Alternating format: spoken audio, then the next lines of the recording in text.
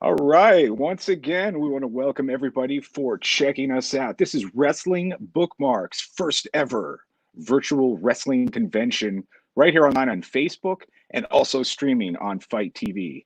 I am the nifty but shifty shaman of Shindig, the Prince of Passion, Kenny Casanova. I helped organize this to try to get something out there for the fans, along with another guy named John Cosper, who we'll see some of today, or a couple of authors that tried to put something together for the fans in these trying times. And as you can see over to the side here, that's my buddy.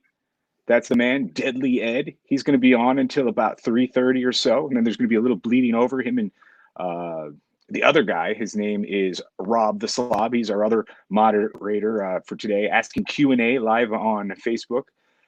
We'll do a little bleed over with Leap and Lanny as the second shift happens. So there'll be two parts today. Again, once again, if you're watching on Facebook Live, if you're watching on Fight TV, this will also be available later on video on demand.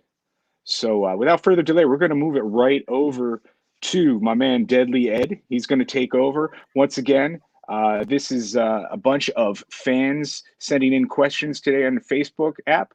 If you want to ask a question, go to our wrestling COVIDCon Facebook page, which is, let's say, I got to say the whole link now. It's facebook.com/groups/wrestling bookmarks. Okay. So thanks again, Ed. You want to take over? All right, thanks, Kenny. All right, Thank we're you, gonna bring on our first guest here from straight from Austria. We have Gernot Friedberger, and I'm sure I just butchered that name. Hello. Hey, Gernot, how are you? Did I pronounce your name right? Yes, I'm fine, thank you. I'm a little bit nervous. Okay, canceled a little bit, so You're nervous. I'm nervous. I want to say hello and good morning to all the guys in America and Canada, and in Austria we are already on the afternoon. So I want to greet all viewers and fans in Austria and Germany. Guten Tag, grüß euch, servus. So, Gernot, how are you today? What do you have going on in your world? Yes, I'm fine, thank you. It's a sunny day. Okay. 6, 7, 2 weeks in a row, sunny days, so it's fine. We have to stay at home also. Yes. But since the 1st of May, we can go outside. The shops are open since yesterday, but you can't go shopping because 2 million people does the same. So, interesting.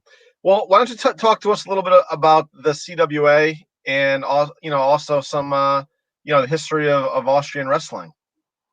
Yes, I'm a fan since 1986 and a collector, and yes, I make my own researches and history about Austrian and Germany wrestling. At the moment, my focus is especially on the wrestling in Vienna, my hometown, capital of Austria. We had a great history. It starts back in the 19th century, but we had a famous place there. It's called the Heumarkt. It was an open air venue, and there is wrestling since 1946 after the war. And at the heyday, there was 15,000 people coming each day to watch in the open air. Yes, and there's a lot of history there, and it's funny to make the research. It's very interesting, and yes, it's my passion there. Yeah. Okay, so what would people find fascinating about that type of wrestling compared to what we might be used to here in the States or other parts of the world? Yeah, the wrestling in Europe, in England and in Austria and Germany, is from the start more like a sport. It was all the wrestlers had more amateur background. We don't have any football players there, so they all come from an amateur sport, and they make it more like a sport. Not there was show, of course, but not only a little bit, and there was not a feud. And they also wrestled good against good and bad against bad, because we had all tournaments where they wrestled each other, and so the audience can see two hated heels wrestled each other, and it was interesting to see one of the heel suddenly was the face. So it was interesting where the people going to whom, yeah. Okay. Is there anyone that we would know over here that had maybe had come from there? Yeah, sure. Uh, Over the years, a lot of famous people wrestled there, and one of the from the 80s, of course, our champion, a three-time CWA champion, was Leon White, wrestled here as Bull Power. Otto brought him from America. He found him in the AWA because Otto had good connection to Van Gagne, and he's looking for for one big name after him. So he built him up in America. He lost the title against him in Denver, and then he bring him over with a big push, and then he lost. He wins back the title and lost it again. And nobody, that was a time. No internet, no magazine, no television. Nobody had some clue about the American wrestling scene. We have to believe that what is written in the newspapers. And you can bought the magazines, not the Ebda one, the George Napolitano magazines in the newspaper shop on a big railway station in Vienna or in other big cities. And I bought them all. And there you also can't find Vader or Bull Bauer, as in Baby Bull, as in known there. So it was totally blanket there. But he was, from the first day, he was a really impact there. You see how strong and how good he is, and you immediately know that his best time and he had a bright future. You saw that. And Otto was in his twilight, so it can't compare with him anymore. So he was much too strong for him. Okay. Somebody wants to know, do you remember the fake British Bulldog and fake R.W. Hawk in the CWA in the 90s? Yes, of course. This is more the fake wrestlers was more in the States, but we had here Johnny Smith. He was the cousin, I think. He wrestled in Stampede for a while. He was the cousin of Dynamite Kid, and he wrestled there as Bulldog, but we didn't name him Bulldog. Bulldog Smith, yeah, but it wasn't really said that he was one of the. It wasn't a fake; it was a cousin. And the other one is Johnny South, a good man from England, a good friend of mine. He wrestled there as British LOD, and he got the permission from original Hawk. He asked him once time if he can use his gimmick there. So he was named here British LOD. He was there in Vienna as Johnny South with hair, and later he wrestled bald and with the LOD attire, And we also had a Neidhart here, Jason Neidhart, who also was named a cousin of Anvil Neidhart. He was Jason Anderson for Canada, I think. He's a local independent guy there. All right, let's see. Steve Dalgish wants to know, what's the story of Otto Wand winning the title from Vern Gagne? Is it true that he was paid for it? As far as I know, yes. He paid for it, and for 40 days or something like that, to make it national-wide, to make his name, yes, that he standing there as a bigger name in the business. But I think this was a common practice. Is it Baba make it for the NWA belt, and I think it isn't a secret anymore. Otto paid for it, but I think there's a question for you. I think he make a good job also in the AWA. It was believable, it wasn't a joke there. So for Vern Gagne also it was good because it was a win-win situation. He make his title more international because he had Billy Robinson, now a champion from Europe. I think it was a win-win for both guys. All right, let's see. Jason Presley wants to know, how and when did Otto begin in wrestling? Otto started in 1968. He was at first he tried it in boxing, but boxing in Austria is like ski jumping in Africa. So, and he wins some national title, and then he comes into wrestling. And at first he had his first fights, I think, in Klagenfurt in Austria for a promoter Rolf Hani. The real name was Rolf Niebauer. And then he wrestled in Linz, and then he wrestled in Germany, especially for Nikolai Zelenkovic. He was the big promoter for the ones. He really pushed him, and then he promoted his own shows in Graz, in his hometown, since 1974, I think. Here we go. We got a good question from Fred Ottman. Wants you to know that his first time overseas was in Graz, Austria, with Otto Vans. Was awesome. Wrestled around, same building every night for weeks. So many great wrestlers. At first, I want to say hello to Fred. He wrestled there as Big Tiger Steel. No, sorry, Big Steel Man. Big Tiger Steel was okay. Big Steel Man. I think that was a gimmick he used in Florida for a while. Big Steel Man. Yes, it was a great match. I think you can watch it on YouTube. I loaded all the matches up on YouTube. Yes, it was a good match with blood and really believable. Otto always had some bigger guys as him and strong brawlers. Bockwinkel is the only other guy. I think he was a technical wrestler. All his other challengers for the title was big, strong brawlers like Bobby Duncombe or something like that. So I think this was more believable for Otto. He was also a good brawler in his younger days when he was a little bit lighter. He was also a good technician. He made the head scissors, not the flying one, but the normal head scissor. And he was a good man. I remember this fight against Big Steelman, yes. Let's see. Chris Doyle wants to know, how long did Finley work for CWA? Finley works, I know in Austria he works until the end. The last show in Austria was in 1997. Then it was 2 years in Hanover and Bremen, but I'm not sure if he works in Bremen in 1999. But I think this was the time when he was in the WCW. I think the last time it was 1997, and Finley started wrestling in the 70s here in the CWA. You have to know the CWA, the title exists since 1977, but CWA as federation, as real name, in the book, was not before 89. We have also promoters. They have their own territory, but it hadn't a name like in America, Mid-South or something.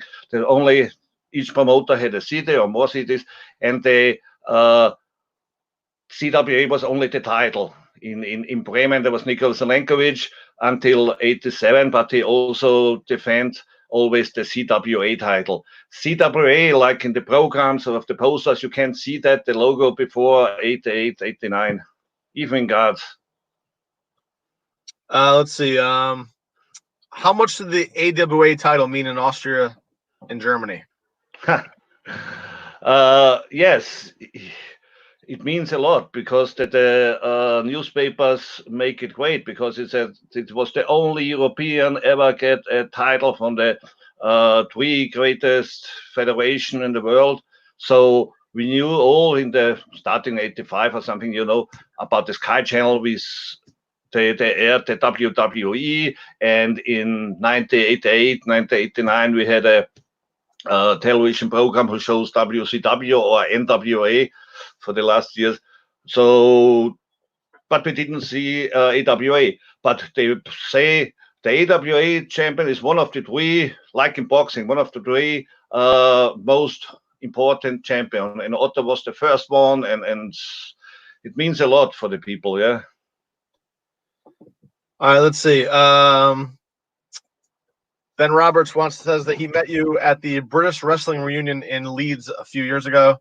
Wondering if you know if the reunion at Wayne Bridges Pub will still happen. Oh, hi Ben, I remember you. Yes, of course, my friend.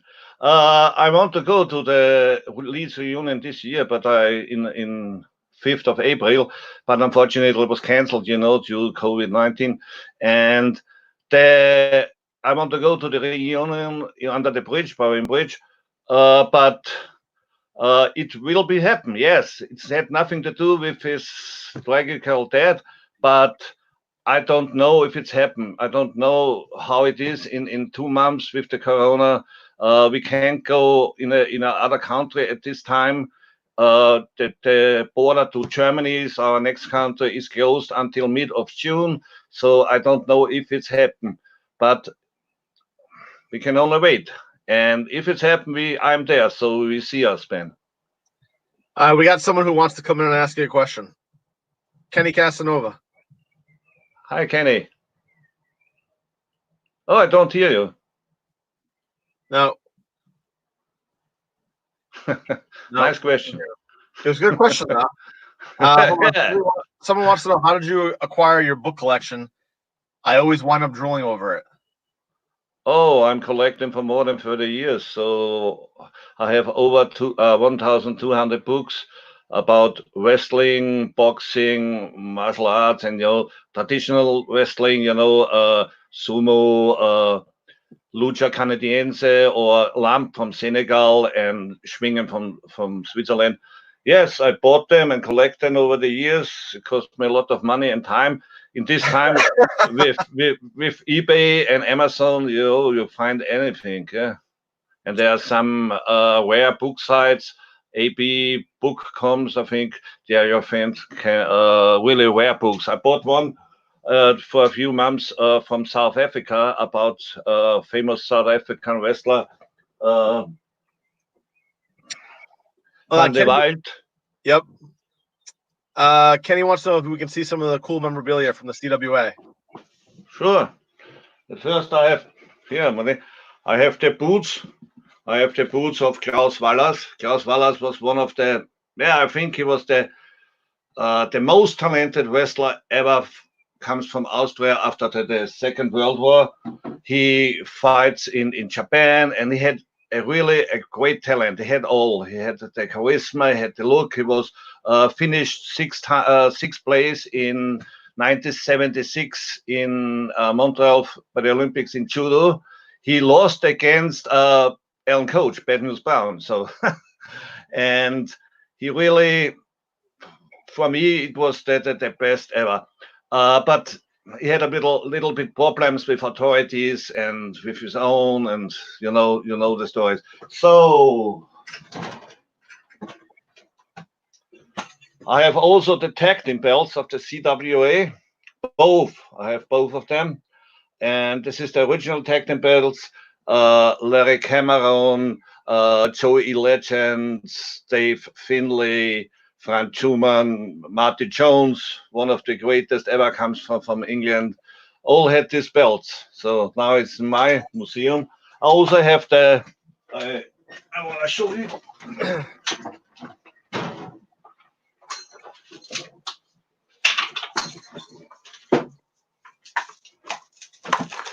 I also have the original chain for the chain matches in the CWA.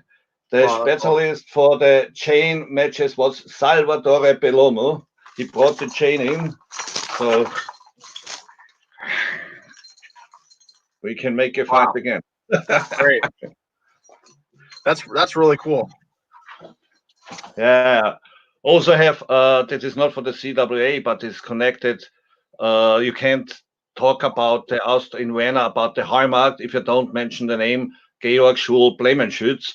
He was the kingpin in the Hallmark from 1957, sorry, 1957 until 1981. And I have also his wing rope, and he was 3 times world champion of his own. Yes, and there was great wrestler there. There was Crusher Verdú at this time, Felix Miquet, and names also was known in America. Let's see. Francis William Meister wants to know, what was the most expensive book you bought, and what is the most valuable to you? The most expensive book. Okay, I have some boxing book from 1860, the 3 parts of the Pulgistica, but I have also, it's expensive. I have the book of Gary Hart. I paid a lot of money for that. It's hard to find it. And the most valuable thing for me is by far the rope of René Lazardes. and I also have his boots, his original boots. He don't had many boots than this one, and this his robe and his boots are 50, 60 years old, and 2,000, 3,000 fights behind them. And René Lassates, one was of the not the greatest wrestler of technical side, but he was the greatest charismatic wrestler in Europe after the war. And he wrestled for a time in the 50s in New York States as Ludwig van Groop, as Evil German. And there he also had his boots and his robe. So then I have also a Lou Tess book signed from him, a second Tess book signed, and a personal picture of Lou Tess. This is a funny story I want to tell. Sure. I had, when I was in 1999, I was in Japan for wrestling, of course, for what else. And and there I bought a videotape with matches from Lou Tess. And there's one against Vern Gagne. And I wrote this in a forum. And after that, I got an email from Lou Tess, and I said, "Oh my God, I got an email from Lou Tess." And I said, "Oh, if I can make him a copy of this tape." I said, "Of course, I'll make a copy for you." And he said, "I can give you my book signed." I said, "I already have your book signed. I bought them on in the internet." And he said, "Okay, I will send you a picture." And I have a personal signed picture from him. And this is for me one of, with the story, it's one for me of the greatest things. So let's see. Somebody wants to know how did you acquire the tag team belts, the chain and the robe? yes, the robe from René Lassates, I got it from his wife, now widow, and it was in Basel, in Switzerland, in the sport museum that this closed, and she said, "Okay, if you want it, I give it to you." I said, "Oh, I wanted. You asked me if I wanted this. Okay." So bad question. And the chain and the tacting belts, I got this from Eddie Steinblock's son. I don't know where Eddie Steinblock used the chain, but he never was a CWA champion, tag team champion. So I don't know where when he got the belts. But after he was died, one day before his last match, it was a tragical story. So I got his tag belts and some other belts and the chain from his son. It was a great honor for me to get these things. Oh yeah, absolutely. So who were some of your favorite wrestlers when you were growing up, or that you had watched? Yes, in the CWA, it's an easy question. It was Dave Finlay. And international, also easy question. It was Terry Funk. And Terry Gordy. I always and will be that a great Freebird fans. Freebird for me always will be that the best tag team ever. And I liked, nothing against Jimmy Garvin, but I liked the formation with Gordy and Roberts. It was great. Let's see. Somebody has a question. Do you know if there's any surviving original copy of the Ringer Kunst? Yes, that I know there is one or two. I know I have a later one edition, but even this is very expensive. The Ringer Kunst is from Fabian von Auerswald from the 17th century. I think the most expensive thing you ever find in for European ringen wrestling, and I talked 2 years ago. I talked in Munich in Germany with a seller of old books and old stuff, and he said he found it once. He found once original. Once in his life he saw one original copy, but I don't know where now. But you can pay it. I think it's up to $20,000 or something like this. Okay, so how long have you been? So you've been a collector for what, 30 years now? You said? Yeah, since '86. Over 30 years. Wow, that's pretty incredible, and it seems like you got quite the collection. Yeah, but it's always when I know I have many things, but when you're a collector, you want always more. That's the hard life of a collector. And when I I I saw the understand. collection of when I saw the collection of Tom Burke or something like that, I always get jealous to the bone. So I said, "Oh, I'm a little fish in a great pond," and yeah, he has an incredible collection. Tom So Burke, you know him? what is the if you could pick one thing that you'd like that you don't already have, what would that be? Ah, oh, I I don't know if I could say that, but uh, Tom Burke has the slipper of Ricky Start. This is one thing I would really like to have. But I'm really working on an odd item. I think you have a different meaning about me now. So I'm working on the tombstone of Georg Blumenschütz because his grave is running out this time, and nobody paid more for this grave. So I asked the cemetery, what are they doing with the old tombstones?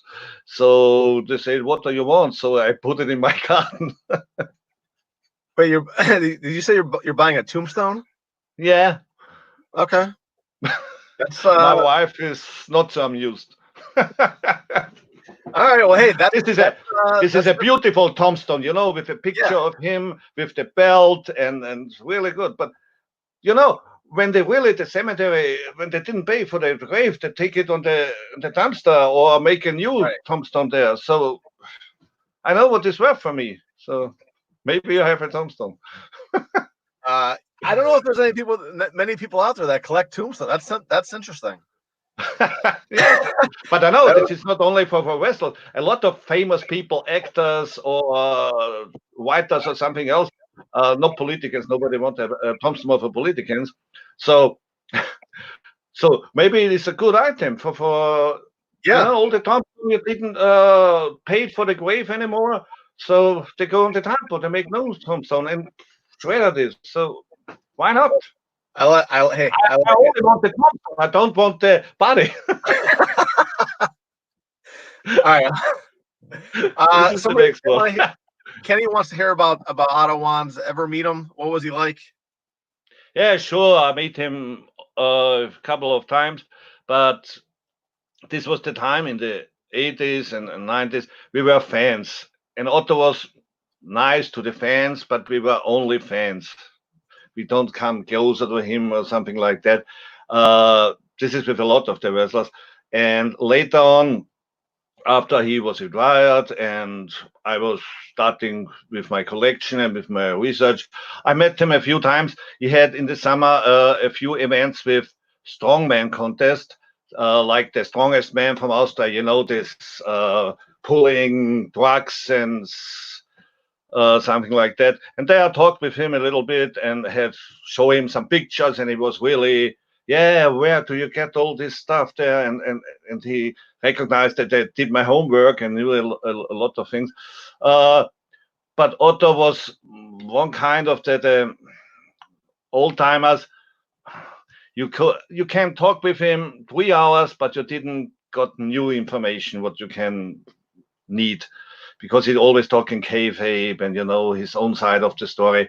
Very few of the old timers tell you the truth, how it really works, and really backstage stories. And so this is, but you have that, yeah, that's Uh, business. So, but he was a nice guy. It was very, very friendly to the fans and always a nice guy. Yeah. all right, we're gonna get one last question in here before we let you get out of here. Cornell, do you know where the Gerhard Schaefer collection is located, or who has it? Oh, Francis, you already have to know it. This is in Hanover in the niche. This is the um uh, I tell him, Francis of German, ist das Niedersächsische Institut für Sportgeschichte, the Niedersachs Institution for Sport History, and there they have all the stuff of Schaefer. I think 3 times so big as my room, and a lot of letters and pics and yeah, all his writings. I have a few copies of his books.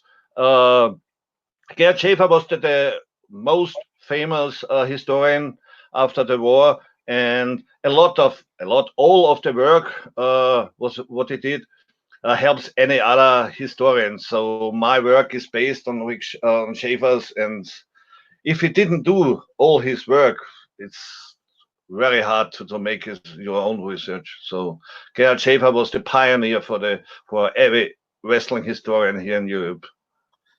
Okay, well, we're gonna let you get out of here. So where can people, read about some of the stuff that you might be working on or anything? Yeah, I'm working recently on a book about the tournaments in Austria, especially on the Heimark. I have now more than 150 pages without pictures. So, but with the history, you finish 1 year and then you find a new newspaper and got new information. You can write everything new, and I think it's a project for the next. I'm writing now 4 years, and so I think I have to write the next 4 years. So okay, but it's very hard to publish here a book in Europe. Okay, well, hey, thanks so much for coming on COVIDCon, and we really appreciate your time today. Thank you also. It was a real honor for me to be part of this event, and I want to greet our next guest. Oh, there you go. Hey, how's it going? Duke the Dumpster. How's it going, guys? Take care. Duke, how are you? Doing all right. Thanks for having me. Thanks so much for joining us today. Right on. I'm on a little handheld phone here, so you're gonna have to bear with me as I move around. Oh, that's all right. As long as the audio and the video works, that's all that Cool. makes the difference. Right on. That'll work. Yeah. Do you want to tell us a little bit about how you got into the business? I got into the business. I grew up in Florida, so I was watching championship wrestling from Florida with Gordon Soley, Dusty Rhodes, Kevin Sullivan, and I was a fan for a long time, like many of us wrestlers, and I just remembered actually one year, the year they finally did the WrestleMania 1. Is kind of what got me really interested in getting into the wrestling business. Before that point, I was really just a fan, and sometimes me and my buddies in the neighborhood would throw each other around in the yard and stuff. But I went to WrestleMania 1. It was on closed circuit television. There was no pay-per-view then. And we went to an arena in Miami and watched it, me and my dad. And that's when I realized that's what I wanted to do. And probably shortly thereafter, I guess, I was still in high school. We found a school in Miami, near Miami, in Opelika, Florida. It was just like a ring in a warehouse. This guy was training people, and this guy Bobby Wales trained me. He also trained Norman Smiley. We were training there at the same time back in, I want to say 86, 87 is when we were starting out. And then you made your way to the WWE eventually? Yeah, I wrestled down there on what would be called an independent circuit. It really wasn't much in those days, but I wrestled down there kind of part-time, and I also went to college full-time at the University of Miami. But I was just trying to kind of build up some experience getting in the ring throughout Florida and a little bit in the Caribbean. But as soon as I graduated from the University of Miami, I had put enough tape coverage together, tape footage, and I created a promo tape and like a promotional package with 8x10s and all that good stuff. And I mass produced this thing. I made 30 or 40 of them or something. And I was going to drive around the country to get a job. And what ended up happening is I was reading the paper one day and I found out that the WWF and Vince McMahon were locally at a convention, the NATP convention in Miami Beach Convention Center. And I called a friend who was an executive at a TV channel in Channel 2 in Miami and got his credentials. And I just walked in with his credentials and walked up to Vince and basically pitched him, asked him for a job. And he asked me a couple questions. And then I got the hell out of there. And they called me, JJ Dillon called me about a week later. Wow, that's awesome. Yeah. Let's see. We got a couple questions there. Jason Thursday wants to know, did it take a lot of convincing to you to become the wrestling garbage man, or were you on board right away? Well, I was wrestling down in Miami before that as the garbage man Rocco Gibraltar. So I already had the gimmick before I went up to work with Vince. I created it actually. I got the name Rocco Gibraltar from some of my frat brothers in college, and I just tried to think of. I knew that the WWF at that time was full of these characters, and if you could come up with something, and what better than a blue collar garbage man? I knew Vince would probably get behind something like that. So I decided to become the garbage man, Rocco Gibraltar. And that was the promo package I put together and gave Vince. And I think that's why he liked it so much. That's pretty great. Let's see. I remember Duke when he wrestled against Triple H on the Royal Rumble pre-show. Yeah, we did the free-for-all to determine who would go in the Rumble first and who would go in the Rumble number 30th. And that was setting up my feud with Triple H that would basically end at a In Your House pay-per-view after that. But Triple H hit me with brass knucks at the end and pinned me. And then they made Gorilla Monsoon was like the president at that time. He came out and reversed the decision. So apparently people are telling me it was Triple H's first loss, even though I never pinned him. But that made him have to go out first in the Royal Rumble. And I got to go out 30th, which didn't do me any good. I didn't win the Rumble or anything, obviously. But it set up the angle for me and Triple H later down the road.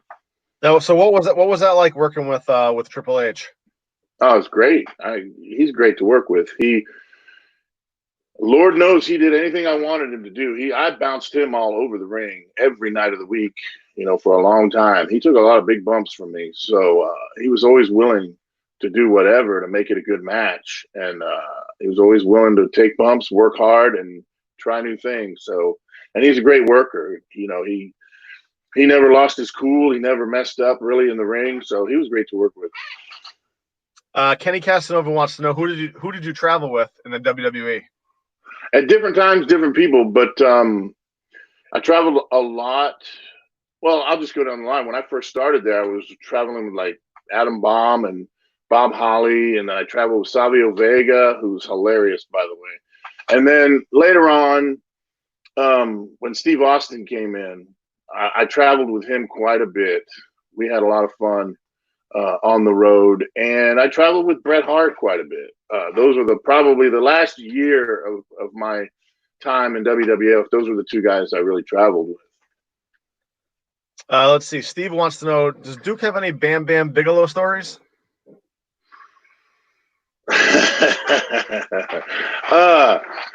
Anybody who knows me knows I don't like Bam Bam Bigelow. I never liked him.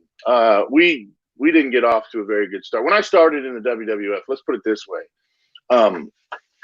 I knew Luna Vachon from Miami, Florida, and I always liked Luna. She was a sweetheart, but she also was very protective of the business. So if she thought you were disrespecting the business in any way, she would handle it.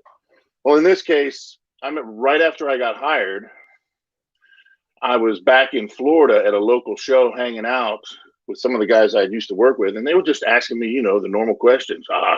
How's this guy? How's that guy? How big is this guy? How big is that guy? And I said something to the effect that I'm as big as these guys. So Luna went back to Bam Bam Bigelow at the next TV and basically told him I was saying I was the biggest guy in the WWF. So now I have immediate heat with Bam Bam Bigelow right out of the gate, right when I start my contract in the WWF. And for the time I was there, me and him never got along. I mean, I was told, like, I'd get back from the ring at TV and like my stuff, my hat and stuff would be thrown in a garbage can with like snot spit all in it. And somebody later on would tell me it was Bam Bam. So yeah, me and him didn't exactly get along. I mean, professionally we got along, but I didn't hang with him or anything like that. So yeah. Let's see. Did you keep any of your original gear or anything from your time with the WWF? No, I did not. I went through gear I wore these coveralls, these Dickies coveralls, and they would get tore up pretty quick. Dr. Romascovich in where does he live? New Jersey. He used to be the WWF doctor, ringside doctor for a long time. He's got a massive collection of guys' ring gear. He has probably one of the last Duke the Dumpster jumpsuits that's out there. Because when I ended up going to work in Austria and Germany, your last guest was talking about for Otto, he changed my gimmick, and it was not a good gimmick, but it wasn't the dumpster. So I never really wrestled as the dumpster again. So I didn't really keep any of the old gear. Let's see. Who would rib the guys the most during your days in the WWF? Well, Owen Hart always ribbed people. I mean, the stories about him are infamous. But then there were certain guys like that were, locker room ribbers. Sean Waltman would rib guys sometimes. Davey Boy was pretty infamous for ribbing people. Those guys, and Owen was the biggest probably. But Owen was always harmless ribs with Owen. It wasn't anything that would damage somebody's property or hurt their career. Other guys like Davey or some of these other people would like get you drunk and shave your head. I mean, that affects you being on TV, that affects your money. But Owen would just pull these little pranks, just enough to piss you off, but it wasn't something that was damaging. So, yeah, it was mainly Owen though. Jason wants to know, how much did you enjoy working with Owen Hart? Working with Owen Hart was always fun because, again, he was a ribber. He would rib in the ring. I told the story about when we did this. I think it was around the time of like the 95 Royal Rumble. And I think they were having battle royals like on Monday Night Raw or something. I think that's where he did it. But we wrestled, and I just remember everybody's in there. And in those battle royals and the Royal Rumble, it's just a big cluster in the ring. And guys are goofing off and making each other laugh and pulling ribs. And Owen pulled me backwards into a corner. He was sitting on the top turnbuckle, and he pulled me into the corner where he was, and he took the strap of his singlet down, and he wrapped it around my face. And it turns out he hadn't washed that singlet in months. And I'm going to tell you, I've never smelled something so bad, and it stayed there. Even after he took it off, I still smelled it. It was so, and he just laughed and laughed and laughed. We're on live TV, like on Monday Night Raw, and I'm still relatively new. This is 95. I'm like, what the hell's going on, man? This guy's screwing off in live TV, but that's just the way he was. But he was always fun to work with. He was very easy, and he was very light in the ring. So, yeah, he was always a night off. Somebody wants to know, how was your time in the CWA in Europe as the Marshal? Marshal Duke. Let me tell you, I enjoyed working over there. I enjoyed working for Otto. I had the opportunity to learn a different style and learn a lot from guys like Fit Finlay and Robbie Brookside and Paul New, who was PN News. He wrestled over there. He had quite a career over there as Cannonball Grizzly. We wrestled a lot too. But I had the opportunity to learn from guys like that. But Marshal Duke wasn't the worst gimmick I had over there. They first brought me over there. They wanted to name me, and they did this, I think, for like one match, maybe in Vienna, Austria. They called me Duke the Winner. Duke the Winner is what Otto wanted to call me. And I was just like, okay, whatever. And they did that a night or two. And then the boys started talking. And I was just like, I'm just doing what they tell me. But then one night I came back from the ring, and Otto brought me in his office. He goes, maybe this isn't such a good idea, because what happens when Duke the Winner has to lose? I said, I don't know. You tell me.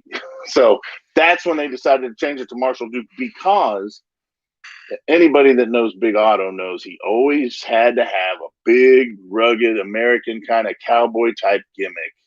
So he wanted to make me that. I didn't have a cowboy hat, but that's basically what it was. It was kind of like a sheriff. That's what Marshal Duke was. And, it was what it was. I didn't care. So, but it was fun to work over there. Kenny wants to know if you could tell your famous Savio Vega poop story. I think he's talking about the one where we ribbed the sewing girls. me and Savio were riding. I think that's what he's telling me. I think that's what he's talking about. Me and Savio were riding together, and it was a TV taping, and on the way to the building for the TV taping, we saw on the same road traveling the sewing girls in a rental car together. And it turned into this thing we call car tag, where we throw things at each other's rental cars on the highway traveling 80 miles an hour. Anyway, so, it was all in good fun. Nobody got hurt, nothing serious. And we got to the building. We do TV. We come out, and our car is covered in milkshakes and salami sandwiches and all kinds of crap they got from catering smeared all over our car. So me and Savio were like, okay, whatever. We didn't sell it. Cleaned off the car, got in there, and went to the next town. And we got to the hotel. And as we were pulling in the hotel, the two sewing girls had pulled in right in front of us. So we realized they were staying at the same hotel. So we sat back and waited and let them check in, and we watched what room they went to. Now, these hotel rooms had like these little wall unit type air conditioners that hung outside halfway. It's kind of like it was on the floor, but it's half of it's outside, the condensing part, and half of it's inside where it blows cool air, whatever. So me and Savio procured some human excrement. We got some shit and some piss together, and we poured it in their air conditioner, and we poured it in down the front windshield and smeared it down the front windshield of their rental car. So all night they smelled piss and shit, and then driving the rest of that loop in their rental car, they smelled piss and shit the whole time. That was our receipt. It was pretty nasty. I think that's what Kenny was talking about. Yeah, that's what he said. Any Yokozuna stories at all? Oh yeah, the famous California. I told this story in I don't remember what town it was in. It was a big building though. It might have been LA or something like that. But I just remember we were all there. It was a house show, and Yokozuna was using the bathroom in the locker room. There was only one toilet in this locker room we were sitting in. I remember I was sitting next to Bret Hart. And we're all just sitting around. Guys are going, getting dressed, getting ready, going over matches or whatever. And Yoko's sitting in there for a while. And the next thing you know, you hear this strange cracking sound. It's almost like I thought for a second there was an earthquake or something. But this crack, it's like crack, crack, boom. The toilet shattered beneath Yokozuna's weight. He was lucky he didn't get cut. But the problem is, immediately this thing goes to the ground. He catches himself and starts laughing. But then this tidal wave of water full of shit runs across the floor of the locker room, and all the boys scattered like cockroaches. We ran out the door. So a lot of us had to get dressed in the hallways because we wouldn't go back in that locker room because it smelled horrible. But he destroyed a toilet, literally destroyed a toilet. What was your favorite moment in wrestling? My favorite moment. Well, I mean, certainly getting signed and that first tour with the WWF was interesting because, before that point, I mean, yeah, I was wrestling in Florida quite a bit, wherever I could, but I was still a fan. And to be in the locker room with all these guys that I had watched for so many years, it was an interesting thing. It probably took me 6 months to get out of fanboy mode, but that was definitely cool. And just wrestling the guys at that level, it was just such a different experience. I mean, you work on the local independent scene. It's a roll of the dice if you get somebody that has any experience or whatever, but up there, for the most part, back then, they were the best of the best from all around the world. And these guys were good. So you had to pick up your game. But yeah, definitely just getting there and starting to work with all these guys that I had idolized for so many years was an eye-opening experience. What was it like working with Iron Mike Sharp? And are all those stories true? Uh, I will say Iron Mike Sharp. He's a very nice guy. Um, they always warned me about him being stiff in the ring, and he was a little bit stiff. Them forearms came down pretty heavy, but I mean he wasn't hurting you or nothing. But Iron Mike Sharp was, he's one of those old veteran guys that at that point he was just doing jobs at TV mainly. He was doing enhancement matches. Um, and you had to be very careful with guys like that because they would, if you were new and you were trying to show the company, your goods and how good you were in the ring, those guys would try to eat you up.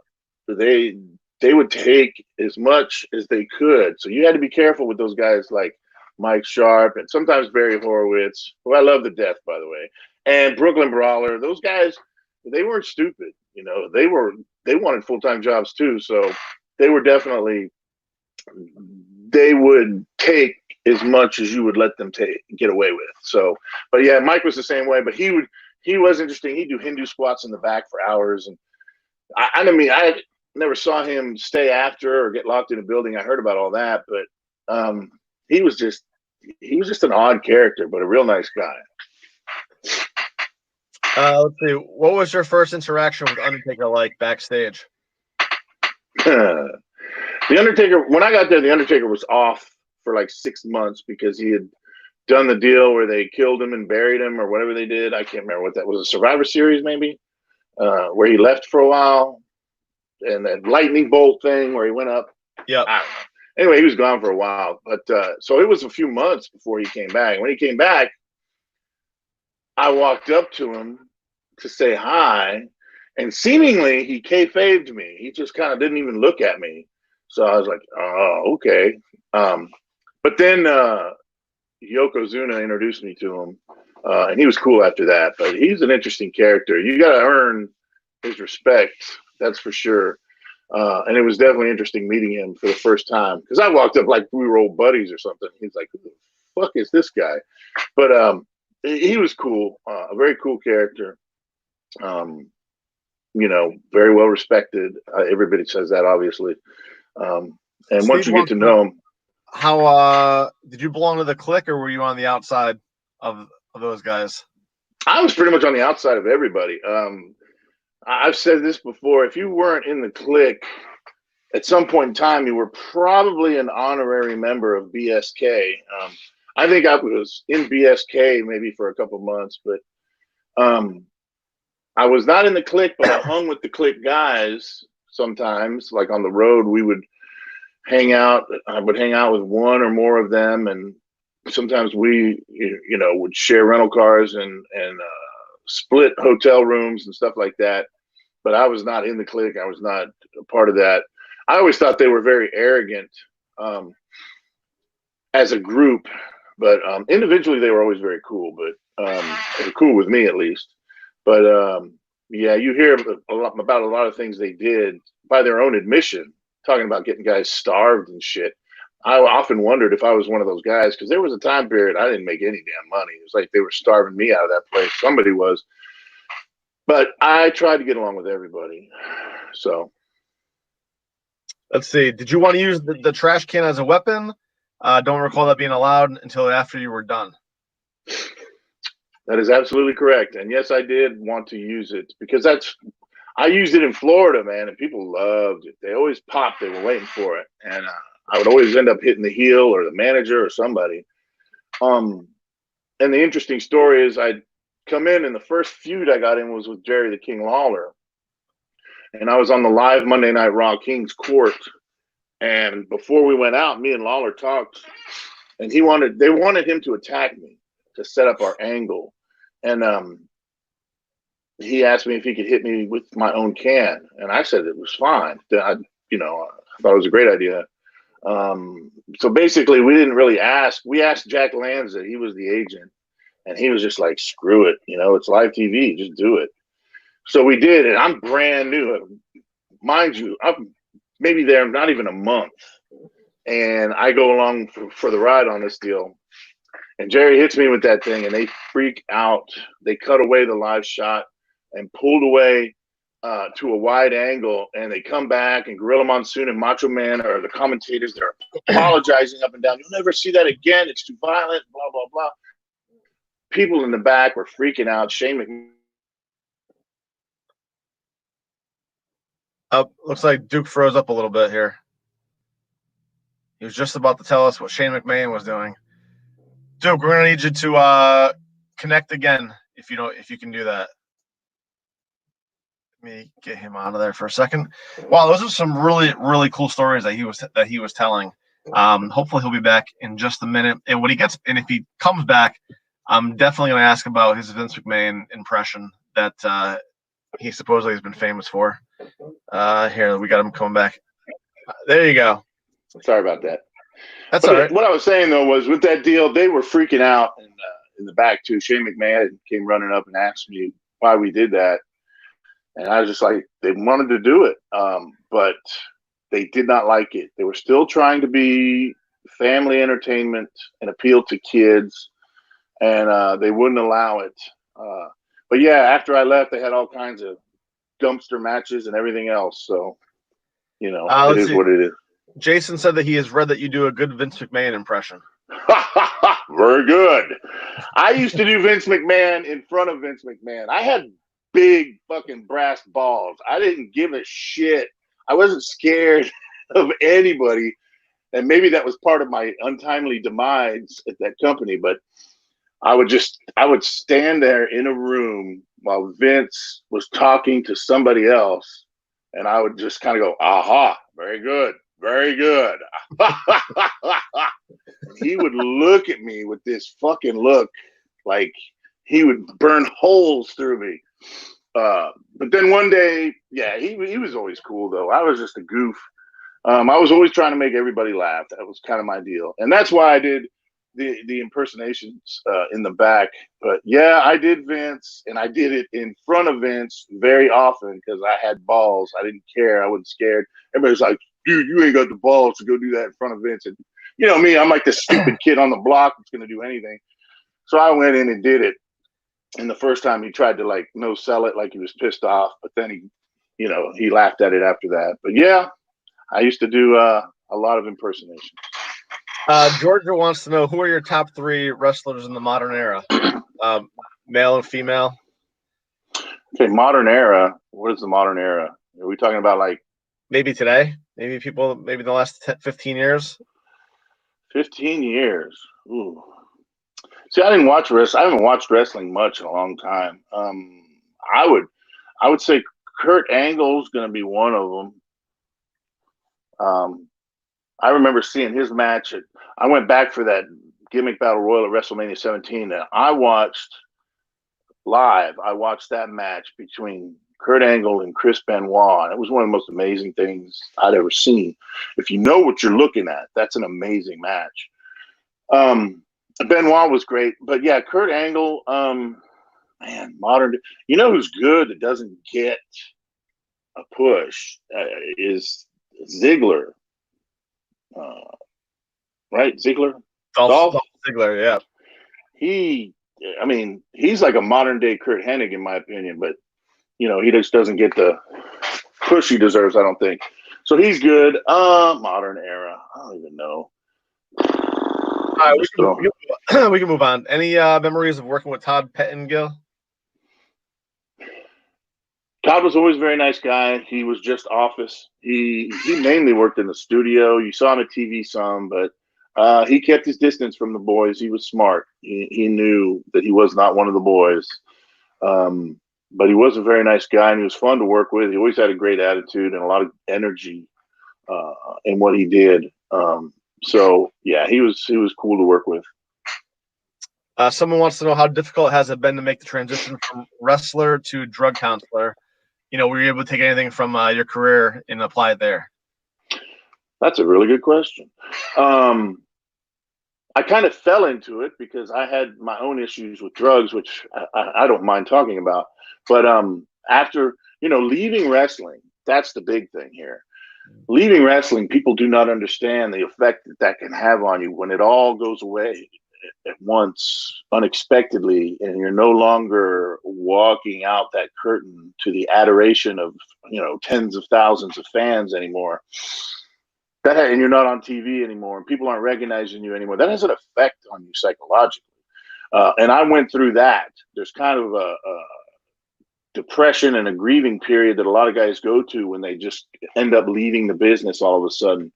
And a lot of them fall into drugs, and I was one of those. So through the trials and tribulations and the poor choices and the mistakes I made, I had to rebuild my life twice. And this last time, hopefully, knock on wood, is the last time. I went through a drug court program here locally in the county I live in as part of a plea deal for these charges I had gotten. And now I work for the drug court program. And it's kind of like being a probation officer and a drug counselor at the same time. I help these people try to make it through that are going through the same stuff that I went through. Just kind of try and help and make it an easier path for them, because it's not easy if you fall into that. So, but that's how the transition was. That's kind of how it worked. I was in a situation where I ended up in 2013 getting in trouble, and I got felonies. And really, even with college degrees and everything, my job outlook was very limited. So when the drug court people offered me a position, I jumped on it. So I'm very happy there. Because it's a labor of love. I enjoy what I'm doing. I enjoy trying to help people make it through this craziness of drug addiction. So when are you talking to mainly like younger kids, or is it anybody in general? Well, our drug court program, it's an adult drug court program. They have an adolescent program. It's very small here, but no, I do not work with kids. Now, on the side, I go with our district attorney. We go to the schools and kind of talk to kids, and I share my story and, talk about how I was a wrestler and the mistakes I made and how I came back from it. And, just trying to teach them not to do drugs or fall into it. Because, like in a lot of places in the United States, here in Tennessee, methamphetamine is a huge problem. It's just everywhere. So we're trying to hopefully save some of them before they fall into the trap, But yeah, we do go talk to kids on occasion. But the program I work for is just adults with charges in the court. Okay, and obviously, I mean, do you tell them who you are, like who you were in your? Yeah. Or do they? Okay. Oh, that's cool. Yeah, I tell them. They're always really impressed because I was an ex-WWF, WWE wrestler. A lot of them don't know who I was, obviously, because they weren't even born. But, the interesting thing is now all these kids obviously carry around cell phones. And between classes, they start looking me up on YouTube and they realize, wow, he really was there. So they start coming back in and asking for autographs. And wow, that's so cool. So, hopefully it has an impact and these kids don't start falling into using drugs because it's really difficult. I mean, in this day and age, a lot of people try to make it seem so cool to live the drug life, and it's just ridiculous. So, yeah, in that respect, it's interesting because at first they don't know who I am, and then they just check out the old YouTube, and there it is. So, it's always cool. Well, you mentioned, walking out of the curtain and hearing the fans scream. I'm assuming that gives you an adrenaline rush, which allows you to take bigger bumps, right? So what do you think about them wrestling with no fans right now? Do you think that's harder to do? It's definitely different. I mean, we've all had to put together matches without people there in a wrestling school or whatever, but yeah, it's definitely not the same. It's because it is a rush. Like Hawk from the Road Warriors used to say, "What a rush!" I'm telling you. Yeah, you walk out and the people are cheering. That has an effect on you. That's why for a lot of people it's so difficult to leave. It's like a drug in and of itself. So putting on a show with no fans is got to be awkward. It's definitely got to be awkward. Let's see. One last question here. Were you ever ribbed by Mr. Fuji, or did you ever witness a rib by him? No. When I was there, Fuji was on the tail end of his career. He was managing Yokozuna. He was having multiple knee surgeries. He could barely walk. So Fuji was not ribbing people he was just kind of staying to himself. He was at the building or at his hotel, and you didn't see him out and about or doing anything. And you didn't see him ribbing guys at the buildings, at the locker rooms or anything like that. Fuji was a real nice guy. But yeah, I've heard of his ribs.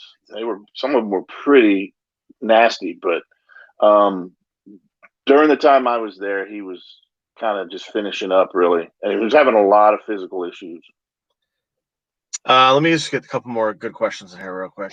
What are your thoughts on the groupies or the ring rats in the business? Well, you see, me, I wasn't married or no girlfriend, no kids when I was there, so I loved them. I guess it just depends on what somebody wants to do. If a girl wants to do that sort of thing, or a guy, because there's a lot of female wrestlers now. I don't know if they have groupies or not. That'd be interesting. I'm sure they do, but that was a part of wrestling. And I was single, and it was fun. I had fun, that's for sure. But things have changed a lot, in these years, and there's a whole lot more in the way of communicable diseases that you can catch and stuff like that. So people have to be a lot more careful, I guess, these days. But yeah, it was fun, man. It was like being a rock and roll star and a professional athlete at the same time. Yeah, that's awesome. Well, Duke, listen, I appreciate your time, and the fans, of course, appreciate it as well. Thanks for coming on and being a part of this, and wish you nothing but the best. Where can we find you next? Basically, I'm on social media. You check me out on my regular Facebook page is Mike Drosy, but I also have a Duke the Dumpster official fan page. I have Duke the Dumpster official Instagram, and on Twitter, I'm Real Duke Drosy. I sell merchandise and all that good stuff, pictures and trash can lids or trading cards. Or you come on there and DM me. You can read a lot of good road stories that I've posted throughout my social media as well. Let me see. October 3rd, I'm going to be in Circleville, Ohio. I can't remember what it's called, but it's a convention in Circleville. October the 3rd, it got pushed because of the coronavirus, like everything else. It was supposed to be way back last month. But that's it for right now. That's all I'm got planned. Okay. All right. Well, thanks again, Duke. We'll see you later. All right. Thanks, guys. See you. All right. Take care. All right, guys. We're going to be bringing on Paul O'Brien in about 1 second. Hey, Paul, how are you? Eddie, how are you doing? I'm doing great. Thanks for coming on today. My pleasure. All the way from Ireland. Yeah. How are you guys doing over there? Yeah, good. I'm like Duke, writers have a lot of groupies as well. So we have to learn how to manage that. Same as the wrestlers. All right. So, and you were part of the Jim Ross autobiography, correct? Yeah. Both of them, Slobberknocker and the new one called Under the Black Hat. Yeah, it was a strange story. Like I wrote these wrestling novels called Blood Red Turns Dollar Green, and they got a lot of kind of love in the wrestling community. Bret Hart, Mick Foley, Jim Ross, Becky Lynch. They all really liked these books, and Jim Ross reached out to me and he asked if I would go on his podcast, which I did. And then after the podcast, he asked me to stay chatting for a little while. And he said that he was writing a book also, and would I take a look? And I did. So he emailed me a chapter, and I cheekily rewrote it and sent it back to him. And I thought I offended him because a couple of weeks later, I still hadn't heard anything. And then the next phone call I got was from Jim's manager, wanting to sign me up to co-write his first autobiography, Slobberknocker. And that's what we did. So a guy from small town Ireland and the greatest wrestling announcer of all time from small town Oklahoma set off to write his life story. That's great. So what is the difference in the books? Was it just you weren't able to fit everything into the first one, or is the second one going to be based on something different? Yeah, chronological. So the first one was kind of Jim's early career up to the start of the Attitude Era, and then this next one is from the Attitude Era up to about Jim signing with AEW. Okay. So there was so much in Jim Ross's life The hard part was what to leave out, because Jim always reminds me of kind of like Tom Hanks and Forrest Gump. He was there at all the greatest happenings in history. He just happened to be there. So if you're talking about a Jim Ross autobiography, you're also talking about almost like a wrestling history autobiography as well. So we had to kind of figure out what to leave out, because Jim's only kind of want with these books is that they would be snappy, that they wouldn't be kind of imposing to read, and that they would be fun and informative. So what was it like working with Jim Ross? It was intimidating at first. I would imagine. Because Jim doesn't, he doesn't mince his words, which is fantastic. And then we kind of got this like weird relationship going where I became fluent in GREs, I'm just like a small town American guy who's going, by God, he's broken in half. And because it's weird, it took me a year to write the first one, co-write the first one. And It took me a year to co-write the second one. So I kind of ended up thinking like Jim Ross, and what would Jim say and how would Jim react, and putting myself in Jim Ross situations. Yeah. But when you get to know the man, he's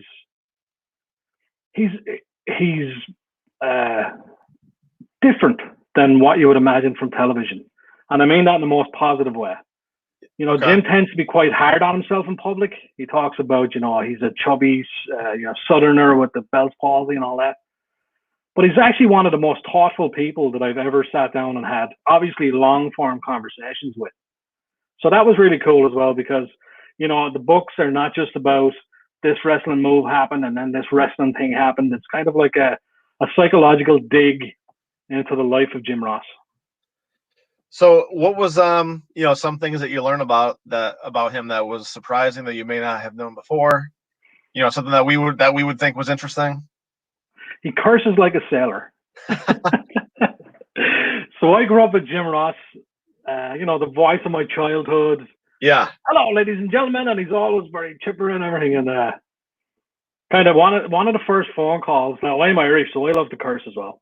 But one of the first phone calls, it was like, I had to actually physically, it was like a cartoon. I held the telephone or the cell phone away from my ear and went, what the? And it was Jim Ross cursing away like a sailor. And it was happy cursing. So that's quite an Irish thing as well. He wasn't cursing in frustration. He was cursing in happiness. So that kind of struck me at first. I think the other thing as well is that just because we kind of know JR, the wrestling person, what really struck me as well is just how deep of a personality he has and how many interests he has in other areas. I find him to be incredibly well-spoken on far more than wrestling and the wrestling business. But I think just because of who he is, he doesn't really get to flesh that out in public. So we got a question coming in here. Hi, Paul. Did you know Jan, and how hard was it for Jim working on such a personal project with him? How are you, Steve? I didn't. I never got to meet Jan. One of the first times I actually met Jim Ross was about 6 days after Jan died. Oh, wow. And we were just finishing up the first book, Slobberknocker. And I flew to Florida. And we weren't sure. I mean, obviously, the book was the last thing on Jim's mind. But we had scheduled this, many months before. So I just said to Jim, listen, Jim, if you want to obviously postpone this, whatever you want to do. And he said, no, I want to keep working. So I went to Florida and I met Jim, and I quite honestly was blown away by his strength. And I don't mean that in a kind of a macho way, that he was macho strong. It's not that. He was inconsolable backstage. So this was just before WrestleMania, and he did one of his speaking tours, and the fans were coming in, and he met the fans one-on-one, but he was crying, tears, inconsolable. He would wipe his eyes, he'd put on the black hat. I could see him kind of steadying himself. He'd walk out through the curtain and he would shake hands with the fans, and he would make sure that every one of those fans felt like $1 million. He'd come back through the curtain again and he would just fall apart. And then the next tranche of fans would come in, these VIP sessions. He would do the same, wipe himself, his face, go back out, do it again. So when obviously the second book was being written, I've written quite a lot of things at this stage. I've never ever been so scared in all my life to write anything as I was to write the chapter where Jan Ross passed away. Jim and I were kind of like doing everything else. We wrote the whole book. We were talking about covers. We were talking about everything not to talk about this. And he never ever like put pressure on me. None of this stuff. He just said, Paul, we need a big finish. Wrestling speak, this. And I said, I'm going to put everything I have into this, Jim. So one day we sat down. I remember it was raining here in Ireland. It's not unusual, but it was just to set that kind of tone. And I just asked him, Jim, can you walk me through the day that Jan passed away? And it was the most revealing, healing, painful, humorous in parts, just because I think there was the police officer who rang him was called Katy Perry. And sometimes, people use little wordplay like that to deal with grief. And then it was my responsibility. I had these pile of words and I had these quotes from Jim, and I had to kind of say, all right, I need to make this one of the best things I've ever written. So I took all those pile of emotions and I tried to hammer it out on the pages, and then I sent it back to Jim and I waited. And thankfully, he loved what we both were able to achieve with that, and it seems that the fans have too. Yeah, absolutely. So what was that like for you to hear that story from him? Is that hard to when you're building that relationship with somebody and then you have to write about such a tragic thing that happens to them? It is, because it's like the as a writer, you're always dealing with the commerce versus art thing, but now you have humanity put in as well. Like, I felt like, Jim, we have to do this to finish a book, an enterprise. So if I can just drag you through all that again so we can finish this enterprise, felt wrong.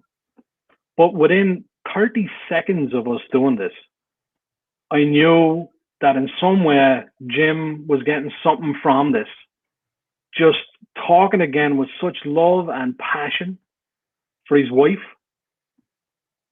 Living through it again, I think, in some way, I don't want to speak for Jim, this is just my impression, but it seemed to help him close some doors on that kind of trauma.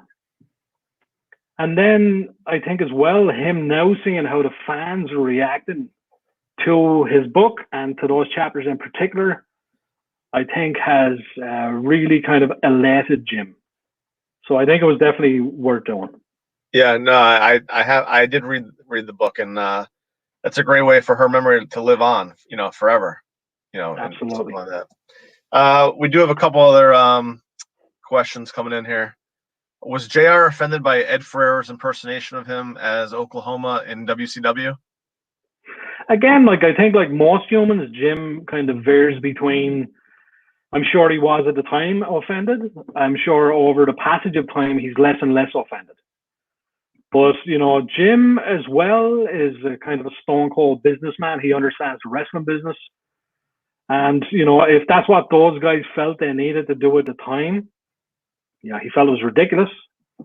But I don't think it hurts as much now. So I'm in this unique position where I get to ask Jim Ross about stuff today that might have happened 25 years ago, 20 years ago. So maybe it doesn't have the same impact on him today, but right. He's made a tough stuff, Jim is. See, does somebody want to comment that I've enjoyed both of JR's books and Paul's Blood Red Turns Dollar Green books too? Thank you, ma'am. So what can we expect to see in the next book? So this is the Under the Black Hat book? Yeah, the Under the Black Hat, yep. Yeah, so this takes, we start off at the birth of the Attitude Era, going right through to WWE becoming public. Also as well, I think that we kind of fully understand the relationship between Jim Ross and Vince McMahon, which to me was fascinating. It to me just encapsulated that there's no person who's all bad. There's no person who's all good. There's no relationship that's all good or all bad. Like, those two men went through everything together. Jim, I feel, was treated very well and terribly at times. But there was that quiet moment that Jim told me between him and Vince, where Vince said, GR, we're just the same. We're just two rednecks living this crazy life. And that to me was very interesting, because obviously Jim and Vince, if you looked at the two of them, you'd say, how can these two guys be anything similar? But I actually think they were. When it's all boiled down, I think that Vince didn't like Jim Ross leaving. That's the way Vince saw was Jim Ross leaving him to go back to Oklahoma. And that to me is a very interesting human character in Vince. So does what other things does he talk about as far in his relationship with WWE? Because I know he's gone back and forth a few times now, right? He has, yeah. I mean, it's a complex relationship, which as a writer makes it so fascinating. Yeah. Like I'm a 30-year fan, maybe longer. I'm a huge Jim Ross fan before I started writing any of these books. And I asked Jim Ross, Jim, why did you go back so many times? Like, how do we get this across in the book that you were treated horribly and you went back? You were treated horribly and you went back. You were treated horribly and you went back. And I think what fans are going to find fascinating between the pages of that is that it wasn't any one decision and it wasn't for any one reason. And at the end of the day, it's like I heard Duke the Dumpster just talking before. The wrestling business is all bright lights and you're a superstar and you have many thousands of fans who want to know you, want to be next to you. And then one day, one person can turn out the lights and you're not that person anymore and you don't live that life anymore. And I'm sure that's a scary situation if that's what you want to do with your life as a profession. So I don't judge anybody for the reasons that they may or may not take work, they may or may not go back to places. But It's definitely a twisting and turning kind of relationship that sometimes is hard to understand and sometimes it's very easy to understand. Let's see here. Did you get to interview many others for the Jim Ross books? And if so, were there any favorites? I got to interview Paul Heyman for the first book. And I found that truly, truly interesting. Paul, if I'm not mistaken, was dropping his kids off at school. And he said, just give me 2 minutes, I'm going to sit in the car. And he sat in his car, which I'm sure is a very nice car, outside of his kids' school and talked to me for probably 2.5, 3 hours about Jim Ross. And it was a performance, like we imagine Paul Heyman to be. But he spoke about how Jim Ross saved his career so many times and how Jim Ross was a mentor to Paul Heyman so many times. And Paul Heyman became emotional. I'm sure he won't mind me saying because we put this in the book, but he cried about how generous and how caring and how much of a mentor Jim Ross was to him. Paul Heyman said, without Jim Ross, there would be no Paul Heyman. And I would not have the life I have and I would not be who I am today. And that was quite jarring in a good way to me because, again, if you think of Paul Heyman, ECW, the whole kind of attitude, the swagger, and then you think of Jim Ross, the kind of more considered Southern voice. How can these two guys have anything in common? And particularly then when Jim was the older statesman in WCW and Paul Heyman was kind of like the disruptor. But they found a common bond in wrestling. So to answer the question, when I interviewed Paul Heyman, it was really, really eye-opening. And it made me realize the effect that Jim Ross has had on the professional wrestling business in general behind the scenes that we fans don't necessarily know. See, Sean Johnson wants to know, what does he say about the whole situation with Jerry Lawler and when he quit? That was quite interesting. We went in great detail. So there's a good chapter in Under the Black Hat about that situation. And what it was, in my interpretation of it, was that Jim Ross was tasked many times with delivering the bad news. And in this situation, as you can imagine, Jim Ross had nothing to do with Jerry Lawler's wife at the time being released from WWF it might have been. But he was the one who heard about it and said to Jerry that you and I are friends and I need you to hear this from me. But Jim was as broken up about that as anybody in the company. But he was the guy who had the hatchet and had to go and do that. And of course, Jerry was upset, not necessarily at Jim, I don't think, but he was upset at the whole situation. And it kind of ballooned out of those things. And it was one of those situations where emotions can make us say things that we can't take back. And I think that situation was one of those days where something, was started out smaller, grew and grew and grew into this kind of multi-month standoff between the King and WWF. What did Jim say about the night when Owen Hart passed away? Because he had to air that. He had to announce it on the air. He did. He was deeply affected by that. I think Jim is still deeply affected by that. It's funny. There were some things in the book that challenging things that was easy for him to talk about, but the Owen Hart situation, I found it incredibly difficult to find a way to get Jim to open up about that a little bit more. I think he carries a lot of trauma from that night. As you can imagine, he's sitting however many feet away from the ring. At that time, they used to sit ringside. And he saw one of his friends, like he said, he saw a flash. But when he looked into the ring, the King slid under the ropes. And Jim knew by Jerry the King Lawler's face that this was really serious, because the King just went white. And he was on the headsets, and as you can imagine, backstage, everyone was scrambling around as well, trying to figure out what to do. So nobody was talking to JR or the King in this whole situation. But all Jim was told to do was to stay on the air. And the camera guys were told not to show the ring. And then, as the night went on, Kevin Dunn chimed into JR's headset and said, we need you to make an announcement that Owen has passed away. And then he said, in 5, 4, 3, 2, 1. Wow. And then they went live.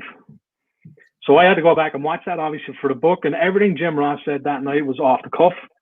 He was hearing about it for the first time as we were hearing about it. He was hearing about it literally seconds before we were hearing about it. And I think of all the things that happened in the wrestling world of Jim Ross's long career, I think that's the one that stays with him the most, in my opinion. Wow, that's incredible. Was there anything that you weren't able to put in, that you just didn't make it into the book? I don't think we ever got that way, because, when Jim and I first spoke about what are these books going to be, he said, I don't want them to be a tell-all. I don't want them to air dirty laundry. I didn't live my life that way in the wrestling business. So I wasn't like standing on corners of hallways gossiping about other people. Anything that I was a part of and that I seen is fair game. But any kind of rumors that swirl around the wrestling business, I don't want to be a part of that. Mm-hmm. So there was nothing. I mean, we go really in depth about, his feelings about Vince. We go really in depth about his feelings about Steve Austin. We go into the night that Jeff Jarrett I don't want to put words, these are my words, not Jim's, but kind of stiffed him at the pay-per-view in terms of the payment and Jeff Jarrett leaving for WCW. So kind of all the big events that fans would know and be interested about are in the book. So nothing was off the table that Jim Ross was personally there for. Rumors and all that stuff don't make the cut. Jason wants to know, in your opinion, what's the greatest match Jim had on commentary? Well, for me, it's WrestleMania 18. What I learned that night was, Hogan Rock, this amazing atmosphere in Canada, I think it was. And as the match progressed, Hogan, of course, started to turn babyface, and Rock, being the master that he is, both of them being the masters that they are, decided to just do those little subtle heel differences. And Jim explained to me that was enthralling for them as commentators, because they could see the situation changing, they could feel it from the audience, and then they started to tailor their commentary to the match as it unfolded. So there was no bullet points before. The match wasn't laid out in great detail. Nobody was told what to say. It was all pure emotion. So with pure emotion in the ring, it was pure emotion at the desk. And for me, it was the greatest marriage of a wrestling match, an audience, and a commentary team that I have ever witnessed. Okay. Let's see. Someone says he appreciates their honesty regarding Buck Zumhofe. I know it's a contentious topic. Was that anything? No idea. It could have been someone talking to somebody else on here. Sometimes that happens, sir. Which book took longer for you to be able to write? Both of them took about the same amount of time, about a year. So how does it happen? Is it strictly by phone call, or are you guys using like video conferencing, or is he just writing it out, emailing it to you, and then you're making it look good? It's everything. It's okay. He was so available, so we would have our scheduled phone calls, so that would happen every week. But then obviously as you do some more research, or you're trying to nail down a particular chapter or going to approach this, I would text them and I would say, Jim, I've come across this thing. How would you phrase that? Jim, can you, in your words, write out this passage? Because, I wouldn't know how to approach this if it was something deeply personal. So we have text messages, we have emails, we have conference calls, we had it all. And Jim was fantastic. It didn't matter where he was, didn't matter how busy he was, didn't matter what time of the night it was, because of the time difference between us. It was always kind of like, nothing is too much, let's get this done, move on to the next. And I think that's why Jim and I got on so well as well, or one of the reasons, because of the work ethic. I mean, he could text me at 3 o'clock in the morning. I'm like, got it, JR, I'll talk to you in the morning. I could text him at 3 a.m. his time, and he's like, yep, let's do that, or let's not do this. So nothing was too much trouble. How long was it between books that you guys had? Was it 3 years? It was probably a couple of years. So what was your relationship in between that time? Were you still keeping in touch? Yes, very much so. I like Jim as a human being. It's funny, like when you kind of take on the responsibility of helping someone tell their life story, you in some way become attached to them and the story, and you hope other people do as well. But Jim, before the first book was written, asked me if I would come and write the second book, because we obviously knew that it was ending around the start of the Attitude Era, the first book. So we knew we had more story to tell. And then, JR kind of like left WWE, he went to AEW, and he was getting over Jan's death, which, how do you ever get over it? So there was kind of that period in the middle. And then I was over in Los Angeles doing other stuff, and Jim's manager met me there. We signed a contract. Jim came on tour to Ireland in between. We sat down, we kind of sketched out what we'd like to do. And then we shook hands, and we knew that when the time is right, we're going to do this thing. So what we waited for them was the right publisher. So we were thrilled to have Simon & Schuster on board with their new Tiller Press. And these guys kind of just are so professional, as you can imagine, with Simon & Schuster, that they helped the end process of getting this out to the people so seamless. So it was a fantastic team we had. Let's see. Was Paul familiar? Steve wants to know, was Paul familiar with Mid-South Wrestling and Bill Watts before the book? I kind of was in a kind of a wrestling nerdy way, but because I'm from Ireland, I didn't grow up with it. So I would be familiar with the names, and I'd be familiar with the territory system. I would be familiar with all that. But in terms of actually watching it week to week, I didn't. I wasn't familiar. So I did go back and I did watch large chunks of what I could get my hands on to kind of familiarize myself with Jim Ross. I mean, you talk about like that kind of era. Like one of the things I found fascinating was that one of Jim's first commentating partners was blind. And I think only in the wrestling business could you have somebody on commentary who was legally blind, but telling the audience back home, essentially calling what he was saying back to the audience. And this is why I love the wrestling business. This is why I kind of fell in love with it, because it's sometimes so ludicrous that you just have to admire it. So it was one of those stories from Mid-South that kind of said, yeah, I think I can find a hook for this book. let's do this. Let's see. Sean has a question. Outside of Stone Cold and Lawler, who else was JR close with in the industry? Oh, well, obviously, there's the relationship with Vince. I know he was close with Bruce Pritchard. Like most wrestling personalities, I don't think the list is long. Like I don't want to speak for Jim because maybe he has these amazing relationships that we just didn't need to discuss for the book. But I know he was very close with Rock.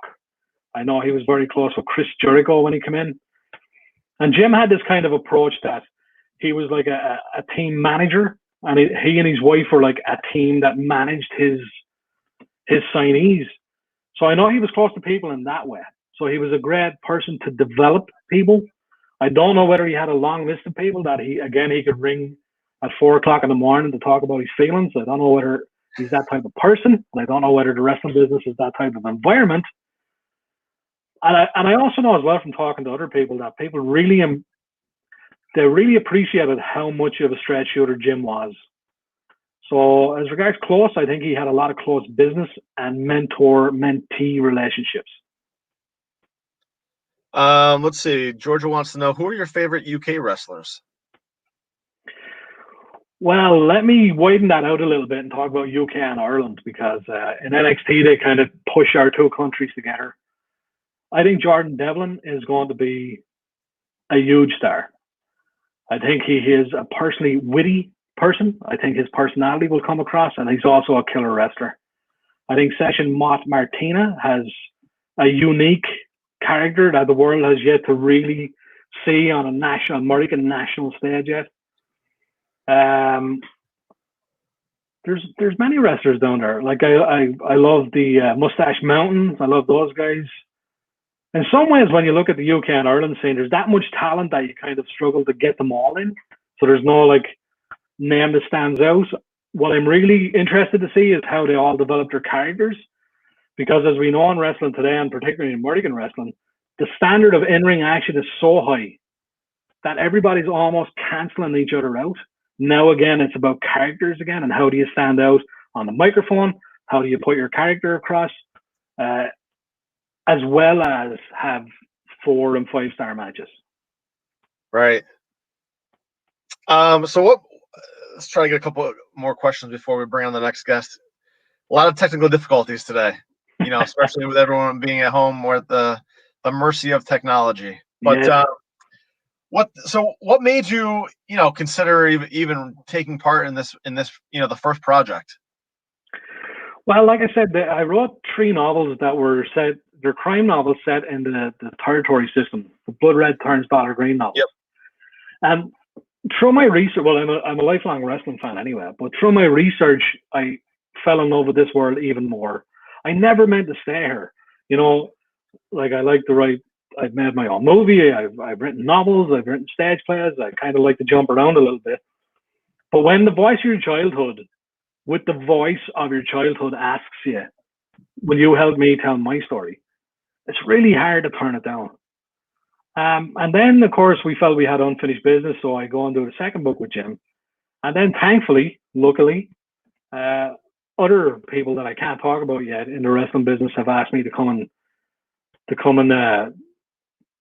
help write their books as well. So I'm going to consider those types of offers too. But we'll see. I love the wrestling business, but I don't necessarily see myself as a wrestling autobiographer or biographer. I think I'd like to just go off and do something different next.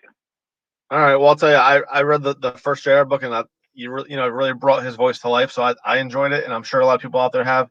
So where can we pick up your books right now?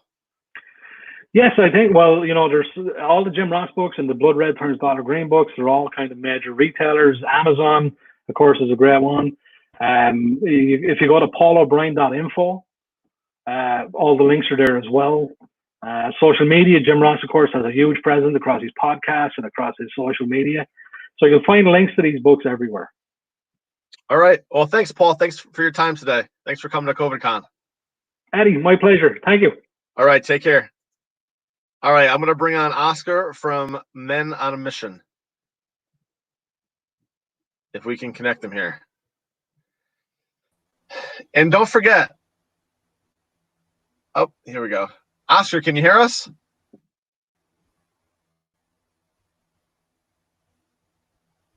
All right. Well, while I'm trying to cue that up, don't forget, guys, that we have our COVID Con T-shirt available at prowrestlingtees.com. Thanks to everybody who went out yesterday and purchased one. Really appreciate it. Everyone trying to put this event on for you guys. And, just want to keep letting you guys know that we're just trying to do something fun for the fans this weekend.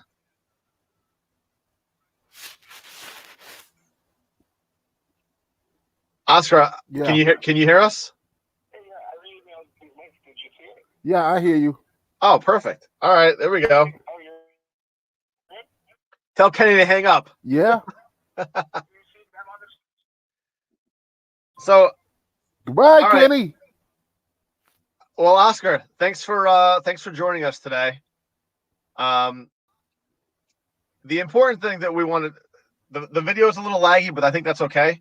Can you tell us how you were introduced to the wrestling business? Because I believe the story is fascinating. Yeah, okay. I started making a mark in the rap industry. Now my dream was to make records like Grandmaster Flash and Run DMC and Houdini, and be on tour and sell records. And I mean, to be honest, I I became a rapper and started getting good at it to meet girls. It wasn't really nothing to do with money and nothing like that. I just couldn't imagine. I just wanted some New York fame, which is where I'm from and where I lived at the time. So I started working out and rapping at the big rap hip hop clubs in New York and places like that. My family wound up moving out to California, and that's when I really made my mark in rap, because uh, um, the rap traffic wasn't as nowhere as bad or cluttered in California at that time as it was in New York. I mean, you had, a couple of cats. You had Ice-T, and then you had Eazy-E, NWA, and, everybody like that emerging at the time. But, and I got to California, and as I couldn't really make my mark in New York because those cats were so much better than I was. They wasn't better than me in California. I was like in LA, I was like a rap king out there. I was doing my thing. In the 90s, around 1990,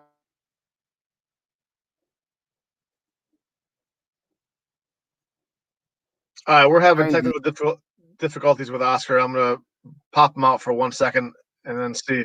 but we never did get to make a There we record because we couldn't come eye to eye on publishing. So that deal fizzled. Later, I ran into a man named Norby Walters. Now, Norby Walters was one of the most famous agents, biggest agents in the making records at the time, touring. We talking about the Jacksons, the OJs, your Teddy Pendergrasses, your Patti LaBelle's. He was their agent, but he became my manager. Being my manager and being who.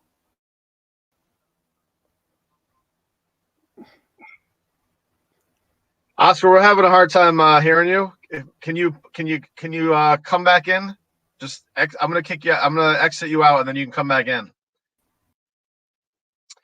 So listen, we're here at COVID Con, and obviously, look, when everyone who's coming on the show is using technology, everybody's internet speed is going to be different. But we really appreciate you guys watching us, and I appreciate you letting me be part of this. I've been a fan since I was a kid, so this is really cool for me as well.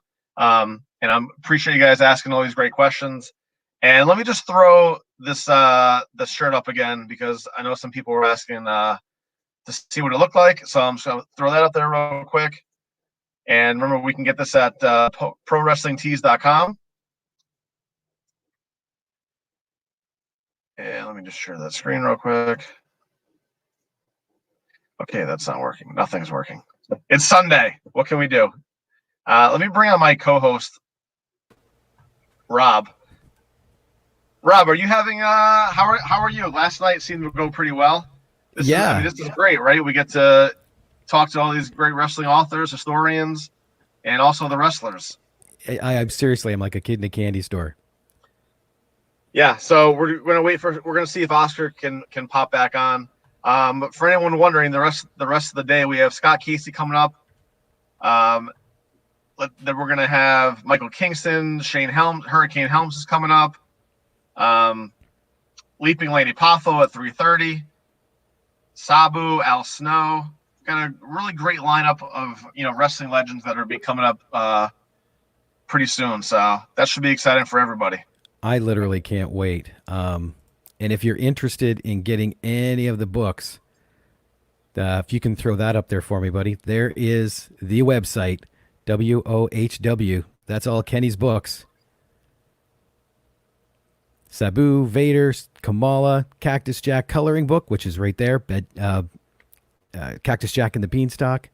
A new one coming out, Blood Time Stories. So any of the books that you're seeing are here, as well as Amazon and stuff like that. Yeah, and I'll tell you what, I wonder if my story is probably the same as other people that are out there, whereas, I was a huge fan in the 80s, right? When I was 8 years old, 1985, WrestleMania 1, right? And then, I get older. I start playing sports in high school and then college. I'm interested in girls, so maybe I don't really follow it as much for about an 8-year period, 10-year period. But then I had kids, and I want my boys to be the fans of things that I was a fan of. Exactly. So I started buying all these wrestling figures that you see behind me. I still had some. I've got 19 of them still in the package, the old LJNs. So I'm, just a big fan, big collector like everybody else out there. And probably got about 50 the biographies that are out there on the market. So yeah, I mean, I totally appreciate it. I know you guys want to see the LJN collection, but I'd have to mess them up if I did that because they're all perfectly organized right now. Oh dear, yeah, I know. I'd have to remove them from the shelf. I tell my kids they're not allowed to touch them, so it'd be hypocritical for me to touch them. Okay, I can understand that. Yes, because I'm looking at him going, I can't wait to get to his house. And it's one of those things where like people who I'm friends with, like, oh, you're spending your money on wrestling toys, but then when they come over and they open up the door and they just see that color blue that you would see in like the Toys R Us aisles, or like Child World or KB Toys. You're going back in time. Yeah, it's like a time machine. But see, and that's just it with people. Like, this is your passion, and you'll go over to the same people criticizing you for buying those toys that have a signed jersey framed on the wall, right? Or a massive piece of art, or all these Chinese not Chinese, but China porcelain figures all over on shelves. And it's like everybody's got their passion, and this is a passion. Yeah, it's definitely my passion. I think I have like 7 more that I need to get, but they only release them in Canada. The Canadians have the best figures. We have some cool ones. If anyone out there in Canada has the black cards and wants to message me, let me know. Well, and see, I think the cool part about this, and I think that's why wrestling blends so well with books, and this is the perfect thing, is because of the stories. When we watch it, we remember the Hart Foundation because of their feuds, like originally with Brutus the Barber and Greg the Hammer, or you remember the feud of Owen Hart and against pretty much everybody. So it's the stories that you remember. So now you get these books and these authors telling these incredible stories. It's just the perfect mix. Yeah, I mean, I love. Let's see. Oh, Georgia said she got her coloring book last night. She can't wait to get here. Oh, that's cool. Yeah, actually, I saw her post that she had just ordered it. That's such a cool idea. And I've actually thought of that before because, there's no way for me to share, my childhood idols with my kids who are 5 and 7, 2 boys, and they watch the old wrestling that I watch on the network. But there's nothing to share with them because these figures they're not cheap. It's a couple $100 to buy one that's still in the package, and it's like $50 for one that's loose. But it's like a coloring book. I mean, that's such a cool idea for me to give to my kids. Yeah, there's the cover there's the cover of the coloring book right there. Oh yeah, let's put it up here. I love it. Yeah, that's awesome. Now, see, I would love to have that picture, and then I get to color it. Right. Yeah, that would be cool. So yeah, so many these. I mean, everyone that we've been talking to, really is doing so many cool things, and it's just really impressive. Hold on, I'm gonna take this. You got the Slaughter mail away. I don't consider Slaughter part of the LJN line because it was made by Hasbro. So even though it looks like the LJN, I'm not going to consider that one. Hold on, I'm going to try Oscar one more time. You got it, buddy. Maybe we'll go to the next guest. Oscar, can you hear us? Yep. All right, we're going to try this again. Yeah, I hear you guys. Can you guys hear me all right? I can hear you fine. Yeah, the video is a little laggy. If you want to stop the video and keep the audio.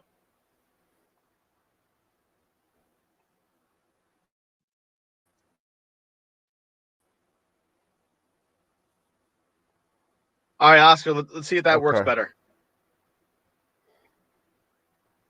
So, Oscar, can you hear me?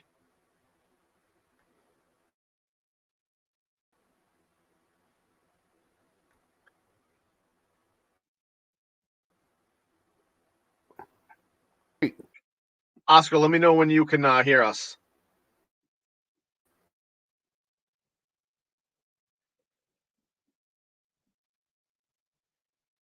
All right.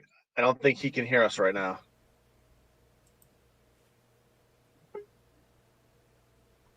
All right, I'm gonna bring in maybe we can get him at another time today. Yeah. I'm gonna go ahead and bring in our next guest. All right, buddy. All right, Rob. All right, we're gonna bring our next guest here, Nick Massey. Nick, did I pronounce your last name correct? Say it one more time, Ed. I said Nick Massey. Is that correct? Yeah, spot on. Yeah, 100% to you. All right. All right. Great. Well, thanks for coming on. Thanks for coming on. I know you're a little early, but we're just having difficulties with Oscar currently. But appreciate you taking some time out of your day today to come on COVID Con and tell us a little bit about what you're working on. Well, I'm really proud to be a part of it, and I think this is something that everyone need with everything that's going on with social distancing and cities being shut down. I think it's great for the wrestling fans, it's great for the wrestlers, it's great for the authors. So I hope this becomes an annual thing. Yeah, well, hopefully we don't have to name it COVID Con. Hopefully that goes away. You're right. Yeah. Scott just joined. I'm going to bring him in as well. Awesome, fantastic. Hello. Scott, can you hear us? Yes, very well. Okay, perfect. I had to get up on I live so far out in the country. I had to get up on a hill to get the proper. Well, at least you're social distancing. You wouldn't believe it. Yeah. How are you guys doing? Oh, we're doing great. How's it going, Scott? Yes, we have Nick on as Nick is on as well. We appreciate you joining us today for COVID Con. So, do you guys want to talk a little bit about the book? So for everyone that's out there. Okay. Absolutely. Well, he's the gift of gab. I'll let him start, then I'll jump in every once in a while. All right. I'm the mouth. I'm the mouth. He's the brains. So I've actually been around the wrestling business for about the last 5 years, Ed, and so I started bringing in talent to conventions and independent wrestling shows along the New York, New Jersey area. And Scott was one of the talents about 3 years ago that I brought in. And Scott and I clicked. And he actually, maybe about a month or two after we worked together, he had a massive heart attack. Oh, wow. And yeah. And Well, the way I excuse me, Nick, but the way I put it, don't worry about the mule, just load the wagon. I'm still here. You know, Well, I had a quadruple bypass, and you know how you watch movies on TV and somebody has a heart attack and they're going through all this gobbledygoogle. Well, that didn't happen with me. It was just like it felt like a ghost or something was tapping me on the shoulder. And I'm looking around. I just walked in from work. I worked a late shift. So I'm looking around. There's nobody there. And then all of a sudden, my teeth started hurting. I mean, like somebody was pulling all of them out. And and then after that, I kept spitting. And I thought, in all my infinite wisdom, something's not right, you know. So I hopped in my car, went 70 blocks. I was in St. Pete, Florida, down to St. Anthony's Hospital, and walked in there, and there's these three doctors there. And since everybody's younger than me, I said, "Boys, I think I got a problem." And that was the last time I was on my feet after I explained what was going on for 5 days. But anywho, it wasn't. I guess you know, like Nick said, it was a massive heart attack, but it didn't feel like anything like that. And I asked the doctor later. I said, "How was it?" He said, "You did fine." He said, "No problem with it." I was just lucky. That's all. Wow. Well, we're End of glad story. that you're doing better now. Oh yeah, I'm fine. At least I think I am. You know, I hadn't had any more problems with my heart or anything like that. n- It's just a- any one of of his those things. problems are not heart related. Huh? All your problems right now, Scott, are not heart related. Yeah, really. It's just I don't know. Pardon me, but when you get to be an old fart, things like these happen. So, Nick, tell us about the book, and how long you guys were working on it for. You know how the whole process came about.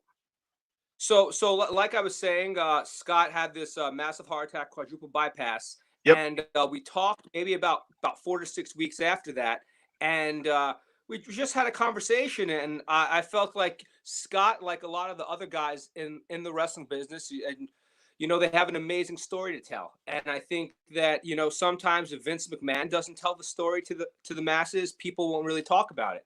So I talked with Scott to see if he was interested in writing a book, and he was, and the process went from there. It was about close to a year from when we first talked and started doing research to when the book came out. And Kenny and John were both actually fantastic references. As someone, this is my first full length book, so I was able to talk to them and rely on them with ideas and suggestions on the best way to kind of mainline the process. So they were fantastic. But yeah, finished Scott's book. It's been out since spring of last year, Okay. and we've done public signings in Texas and Florida, New York, New Jersey. So, and we actually had another one coming up in Texas that was supposed to be at the Pro Wrestling Hall of Fame in Oh, okay. Wichita Falls this May. That's been postponed with everything going on, but we're still making the rounds, and we have links where people are able to purchase the book. Because I mean, Scott had a 20+ year career. He worked pretty much anyone who was anyone in the wrestling business, and he's got stories about a lot of them. Well, as you can imagine, the questions are rolling in for Scott. So let me get to a couple of them. Steve Dogish wants to know, hi, Scott, do you have any Florida memories to share? Say that again. Do you have any Florida memories that you can share? Well, most of them are X-rated. You know, when you're young and stupid like you are. No, I had a lot of fun down there in Florida. We had some of the greats down there. Steve Kern, and obviously, God, I'm having a brain fart here. So all of a sudden, let me get it together here. But we had just everybody, anybody. One Man Gang was down there. What was it? The big Canadian guy that Angelo Mosca. I mean, this guy was a monster. But I mean, and we had so many fun stories. You know, back then you didn't fly so much; you were in territories. And what we did is we'd get together and have 3 or 4 guys in the car. We'd share the cost of the gas, and we back then they called it. We'd stop after the matches and get bologna and cheese and lettuce and mayonnaise and all that crap. And you we called it a baloney blowout, and it was so much fun because we tell stories, and I I'll tell another one later on about Bruce Swayze and me. But I just got through talking to him. He got me on the phone. I had to shut him up so I could get in touch with you guys. But what a fun! The guys back. I don't know how they are now because I hadn't been around them that much. But back then there was so much camaraderie. I mean, you'd give your shirt off the back, or you'd fight, till the sun came up if you had to. That's just the way we were. But Florida was a lot of fun. It really was. And I don't know if you get down there, go to St. Pete. There's a lot of fun places there to eat, and a lot of places to go have a little libation. And it, like I said, it was fun down there. All right. Somebody else wants to know, Scott. Glad your health is improving. What were your thoughts on getting to work the Survivor Series, and was there any resentment for you getting that spot? Well, I don't know about resentment. I was happy as a clam, because I made $5,000 for 3 minutes in the ring, and that's kind of hard to do. But I mean, back then, it's such a big organization that Vince has, and I I was totally surprised. I went to the show, and Vince walks up to me and said, "Scott, would you do me a favor?" I said, "Sure. What do you want?" He said, "Would you work tonight in the big tag match with all the guys?" And I said, "Yeah." I said, "Well, yeah, what happened?" He said, "Well, Brian Blair either had something happen at home, or he got sick or something. I can't remember which one he said, but he said Brian couldn't make it." And I knew I know Brian very well, and we talk all the time. And he's never mentioned what it was, and I didn't ask him. But anyway, it was something happened, so I got to be in the ring, And let me stop here and say one thing. Looking across at all the opponents, I think there was what, Nick, Five, 4 or 5 of us five. on each side, huh? Yeah, there was five on each side. Nick, Five on each yeah. side. All the guys across the ring from us are dead. Toe, tag on the toe, dead, brother. I mean, they're all gone, and that's scary.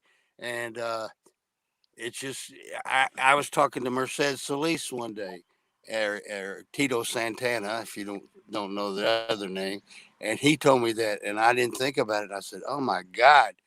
But it was quite an experience. You know, uh, the Giant was there, Dino Bro, Harley Race, um, Rick Rude, Wow. yeah, Rick Rude, Kurt Hennig. and yeah, and they're gone. But unfortunately, that's life. But just a little morbid thought there for you. Who were some of the guys that you traveled with during your time in WWF? George Animal Steel and I were real close, and Really? he is so much fun. And George played the goof, but believe me, the man is extremely intelligent, and he played ball for the Detroit Lions, and I think he went to Michigan. I'm not sure, but I mean, he just, he. I just loved him to death. I miss him, and he's another one that's gone. And you guys don't think about it now, but you will when you get closer to my age. Time goes on, it's a diminishing asset, and you can't get it back, and you can't get, all you have are the memories. But man, it was a lot of fun and a lot of memories. I'm trying to think of somebody else. Oh yeah, the Ultimate Warrior, Jim Hellwig. I travel with him. In the book, I nicknamed him Doctor Depression. I mean, can you imagine looking like this guy and being depressed about anything in the world? He had more women after him than, oh my God. And he was always saying, "Oh well, I was saying to him, I said, look, we're just up here now, and we're all kind of dancing." I said, "But Jimmy, if you will be patient, I guarantee you, I guarantee you that you will be their world champion." Well, about 6 months later, I got my walking papers, And about 6 months after that, guess who was the world champion? There you go. The old man knows what he's talking about. And it's, he would, I mean, he was such a disciplined person with his physique. We're in a show in Cincinnati, and he's got a handful of Oreo chocolate chip cookies or whatever they're called. Anyway, and he's sitting in the corner and he's sniffing them. And I said, "What the hell are you doing, Jim?" He said, "I'm just remembering how they smell." Now that's discipline, gentlemen. He wouldn't eat them, but he would sit there and smell them. He was kind of a nut, but he was a good nut. I liked him. But that's a couple of guys that I rode around with a lot. Well, actually, we flew all the damn time. Now, picture this. If you've never been, and you probably haven't, to one of their TV things in the morning, they have an agent that will give you your tickets for the next month. And I'm telling you, they're about 3 inches thick. I mean, and if you lose them, you're just SOL. You got to pay for your own flight. But that was different. You guys shut me up every once in a while. I'll start rambling. That's all right. No, Okay. we love the stories. Steve wants to know, how influential was Eddie Graham to your career? Well, Eddie and I were kind of, we talked some. He'd ask me how's everything in Texas, and Dory Funk Jr. or Funk Senior got me booked down there. And he would always ask me how Senior was doing and everything. Evidently, they were kind of close or something. But I never got to work with him. I mean, I don't think he was working. This was in 70 or 71. And I don't think he was still working then. I think maybe he'd quit. But very nice guy. And I mean, he looked like a movie star kind of. He had that kind of face and the blonde hair and stuff. And I remember one night he was working with somebody. He wasn't working with me. That's right. I just now thought of this. And he got a fat lip. Well, I came up in my match and I got one. And he laughed at me. He said, "Come on, I'll buy you a beer. We got to take care of these little fat lips." And that's the kind of guy he was. He was a really nice guy. Scott, can you speak about your time in SCW and your matches with Adrian Adonis and Tully Blanchard? You want to know about Tully and who else? I'm sorry, it was breaking up. Adrian Adonis. You saying he was a prima donna? Yeah. No, I didn't say that. If you were, No. Anyway, he was something. Well, hell, his old man owned the territory, and he and Gino were always on top as a tag team. And I'd been in the business by that time for 15, 18 years.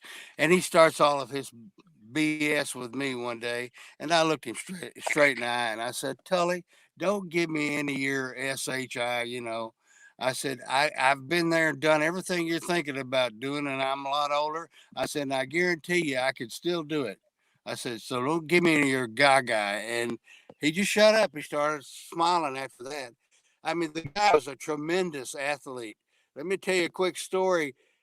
Roger Staubach, the quarterback for the Dallas Cowboys, and for Nate, was training him to become a professional quarterback. I mean, he was that good.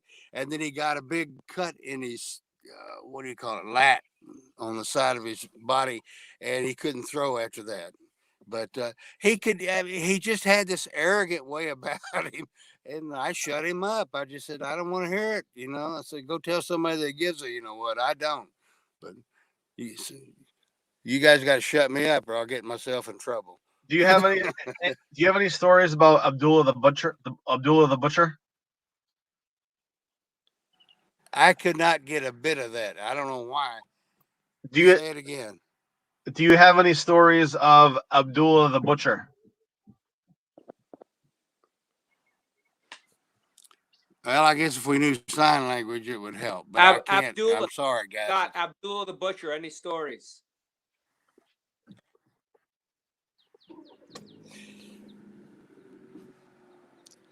I Hold on. apologize. It's just not coming through. I live so far out here. Bigfoot interferes with all of my phone calls. You know, I Well, mean, Nick. if you've never saw, So Nick, this was your Huh? first attempt at writing a book. Yeah, it's my first full length book. Absolutely. I haven't had I have some stuff on the internet, but nothing that's been published and available for purchase. So this was the first time with that, and it was a great process, and it was one of the tougher processes of my life, but very rewarding and something that I'm very proud of. There's a full picture of Scott. There we go. Everyone at home. Can you hear us now? I'm just not coming through, guys. If you can hear me, I apologize, but everything sounds like you're eating graham crackers up there. All right, listen, I'm gonna have you exit, and maybe you can come back in. Well, Nick, why don't you, talk to us a little bit about what the process was like. Well, the process was Scott's 70. Well, now I guess he's 73. It might be 74, but at the time he was 72 when we started working on it. And you know, a lot of his history would be gone with him. So it was just doing a lot of research. I did as much research as I could, and going back and just through the timeline of Scott's career and asking him and getting open up about things. And Scott's very transparent. I'm not sure if that's come across in the 15 minutes or so that he's very blunt. And there, honestly, everything in the book was his truth. There was only one story that I couldn't put in the book, and I can't tell anyone. But everything else. Who does it involve? Rest his soul, Dick Slater. Okay. But I can't tell the story per Scott's insistence. But everything else that we talked about, Scott was an open book, and he was willing to go on the record with everything. And there's lots of stories about everything's about his wrestling career, and there's lots of stories about his life outside of the ring with wrestling, like, you know, road stories and going out drinking with the boys after the show, and his interactions and his stories with everyone he's come across. Not a lot of wrestling books talk about, you know, people growing up and, you know, their experiences as children and teenagers. We didn't do that with Scott's book. Scott wanted to keep it pretty much just his wrestling career and then his recovery from the heart attack. So the book, of course, it talks about him being born in 1947, but it pretty much goes right into, you know, meeting Bobby Duncan one day and, you know, starting his road to become a wrestler.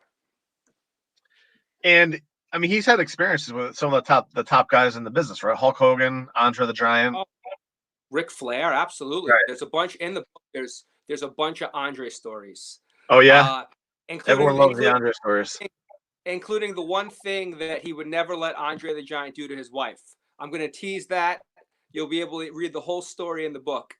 But yeah, he actually, Hulk Hogan, when he was in Florida, watched Scott right around 1976, 77. So when Scott got to Vince in 1987, Scott didn't think Hulk knew him, but Hulk not only knew him, but he was a fan of watching him when Hulk was breaking in. So we did that, and there he is.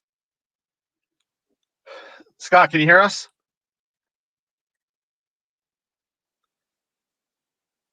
Can you hear us or no? I don't think he can hear us. Yeah, your condition's gotten worse, Scott. That's okay. Scott, thank you for coming on today, though. If you can hear me, we definitely appreciate the time that we were able to have with you. Yeah, he's in Bigfoot country, like he was saying. So where is he? Where does he live? What state is he in? He's in Arkansas. He's in Junction City, Arkansas.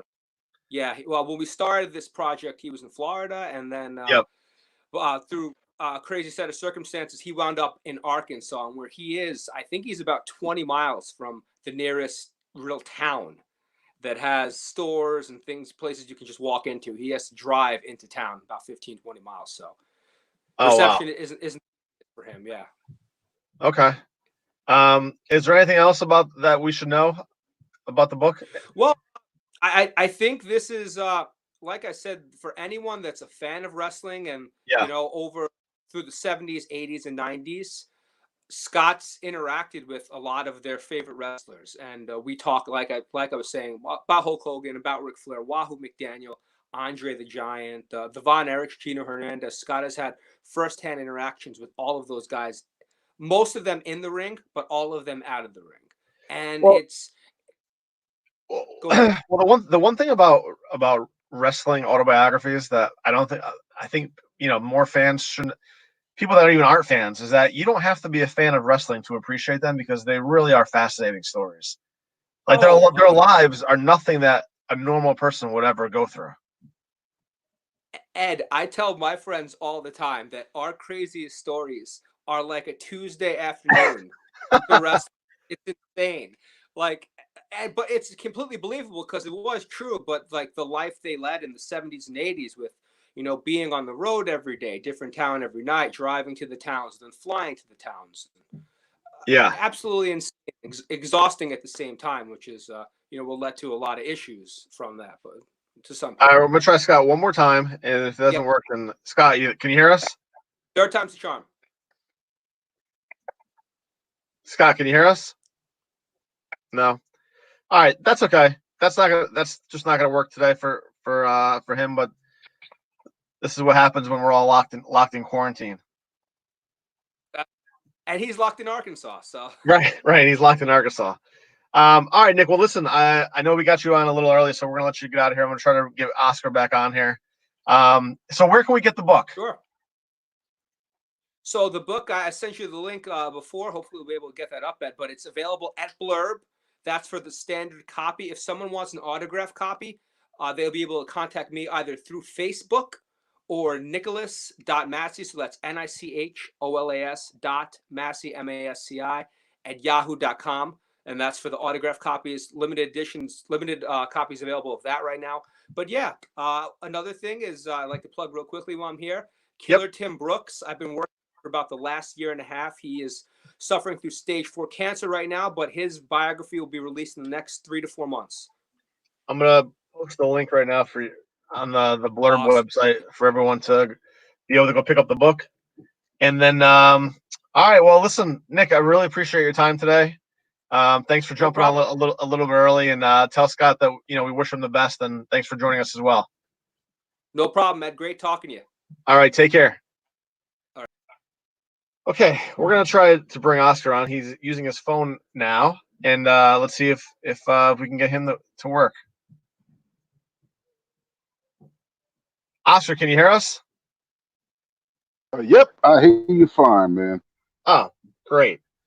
So, Oscar, can you tell us a little bit about your how you first got into the business? Because the story that I heard you tell last night was incredible, and I want to make sure that people hear it today. Okay. All right, it's a long story, but I'm gonna use the clip version. Back in 1977, when rap first came out, I was amazed. I wanted to be a rapper more than anything else. It wasn't about money for a lot of us. I mean, it was just about beating girls. I mean, because when you were a rapper in New York and you did the right parties at the right places, you were pretty much an underground hip hop star in the black community, especially in the hip hop community. So that's what I wanted to do. So all my rap skills as time went on, but the New York rap scene was crowded. You had Run DMC and you had Curtis Blow, you had Houdini, and you had all those guys, and they were the creme de la creme of rap. And I was learning how to rap, got pretty good at it, but the landscape was too crowded.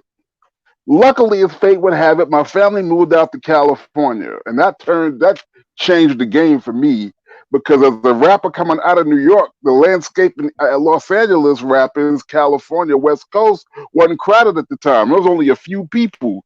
You had Ice-T, you had Ice Cube, you had Eazy-E maybe, and that's about it. Now, truth be told, I was able to rap way better than all of them, to be honest. And I'm not just tooting my horn, and I'll tell you why. Because I was one of the original freestylists in the Los Angeles rap scene, and that amazed everybody. But what wound up happening was, instead of following the footsteps of the traditional rappers, I ran into a white Jewish man named Norby Walters. Norby Walters was the king of the king agent of booking shows for the biggest black acts in music, and we're talking about what we're talking about. All right, can you guys? Okay, can you guys hear me? Okay. Yep, there you go. Okay, we're talking about the OJs. You talk about the Jacksons, Patti LaBelle. I mean, you talking about all of them, and he represented them. And he took me on as his sole client to manage me. He was so impressed by my skills. He said there are things that we can do, and boy, was he right. He had me rapping before I knew it. I was doing shows in Las Vegas. I was palling around with Frank Sinatra and Barbara Streisand and Liz Taylor and Clint Eastwood. I even met the Reagans at a restaurant Wow. called Mateo. But backtracking, my most famous encounter was Frank Sinatra. That one was the top, and that's a funny story. I was in this restaurant that Frank Sinatra's original chef owned called Mateo's. And I would walk up to people, which is how I got my job with Vince, and this will tie in a second. I went up to Frank Sinatra and I said, Mr. Sinatra, I got a singing telegram for you. He turned around and just looked at me. He was having dinner with a guy named George Slaughter, who George Slaughter was the executive producer of Rowan and Martin's Laugh-In, but he also was the Rat Pack's handler at one time, so they were close friends. So George Slaughter laughed when I said it. He said, "Kid, are you any good?" I looked, I said, "I hope so." Sinatra took a butter knife and he banged it on the table and he put it up to my throat.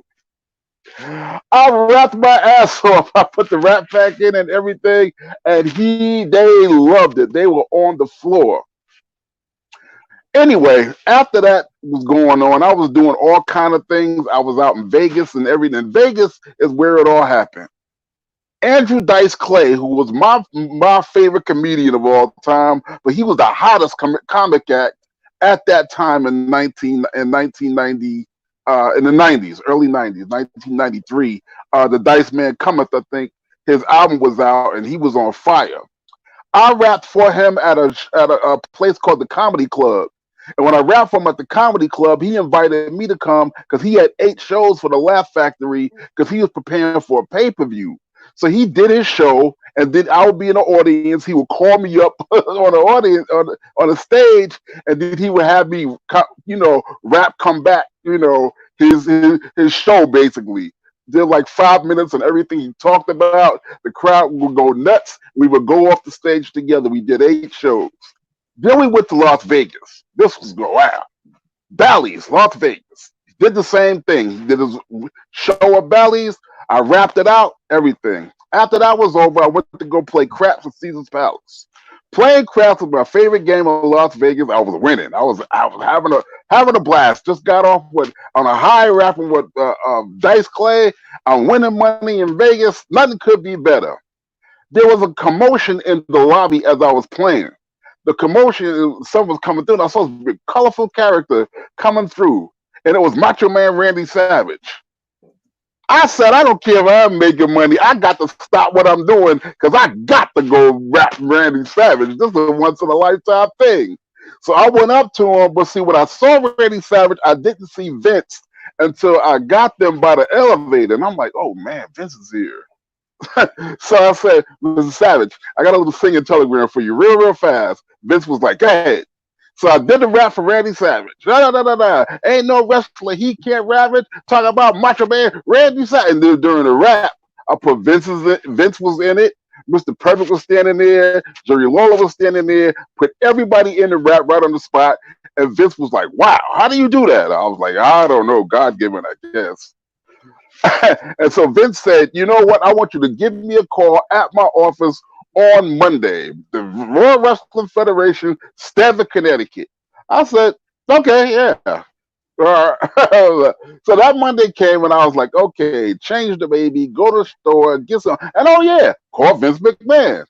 So I called up to Connecticut to his office. They put me right through his secretary. She was like, wow, Vince has been so excited waiting for your call. He's in the air right now, but he's going to call you right back. And I'm looking at my phone like stunned. I'm like, really? 10 minutes to the minute. The phone rang and it was Vince. Me and Vince must have talked about an hour, and Vince said, "My idea is to bring you in as a manager. Let me get WrestleMania 9 behind me, and then we're gonna talk about this further." I said, Vince, why you so feeling so good? Can I get a couple of tickets to WrestleMania 9? He said, absolutely. All right, so we're back to Vegas because WrestleMania 9 was that next weekend. We're back to Vegas. Got my tickets, and as I got my tickets, I'm used to go to the nosebleed seats or the regular seats. No, the usher took me down to this red carpeted area right there right there ringside. And I'm sitting next to Luther Vandross and Natalie Cole. I'm like, this is living. I mean, even the hot dogs were free in that section. And the beer and the soda and the nachos were free in that section. I'm like, I have arrived. I made it to the big time. So WrestleMania 9 went.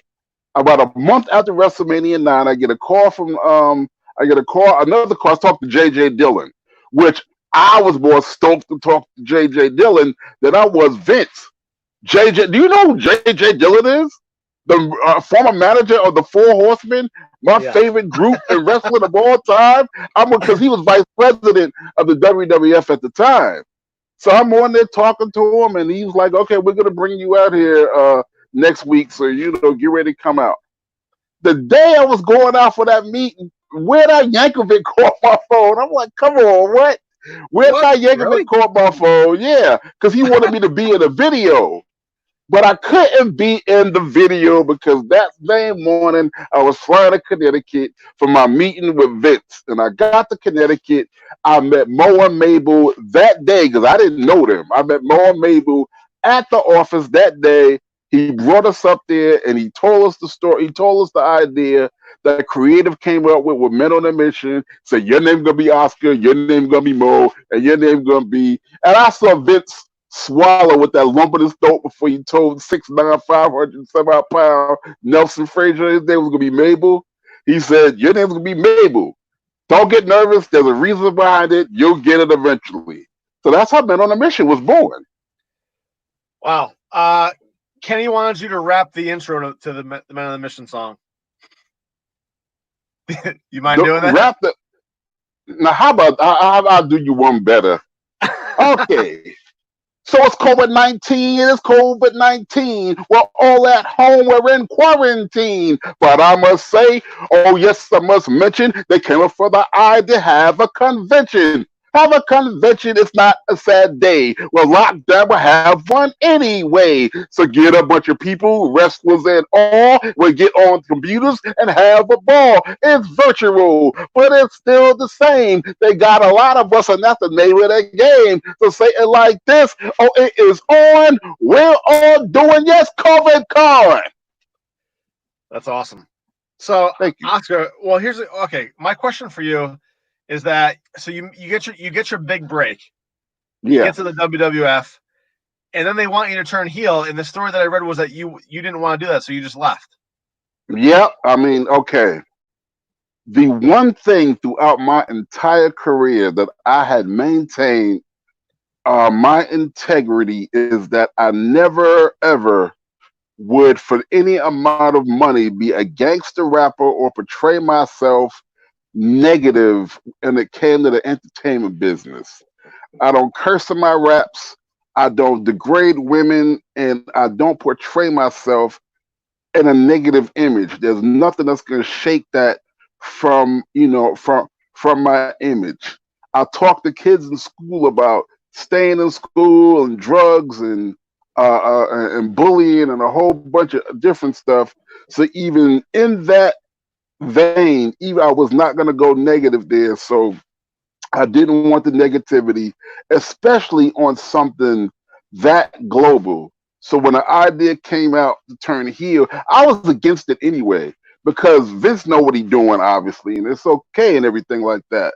But because Men on a Mission made such an impact as baby faces, I also personally thought it was the wrong time to do that. I mean, we could have been babyface champions and we could have held the belt for more than just a weekend and a whole bunch of different stuff. But bottom line, yeah, I wasn't going to have that negative stigma on my persona.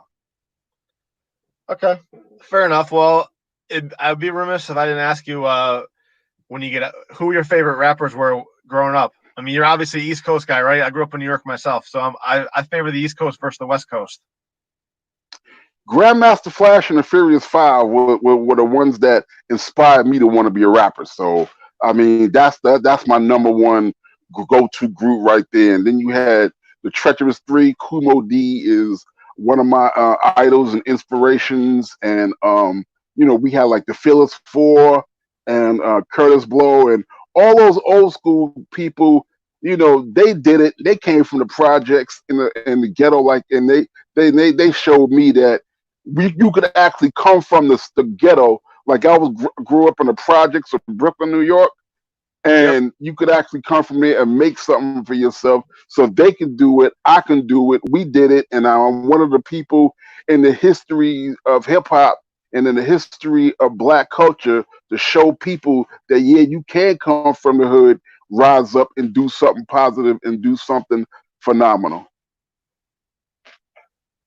All right, one more question before we get you out of here. Did you wrestle anywhere after the WWF, and do you keep in touch with anyone from those days still?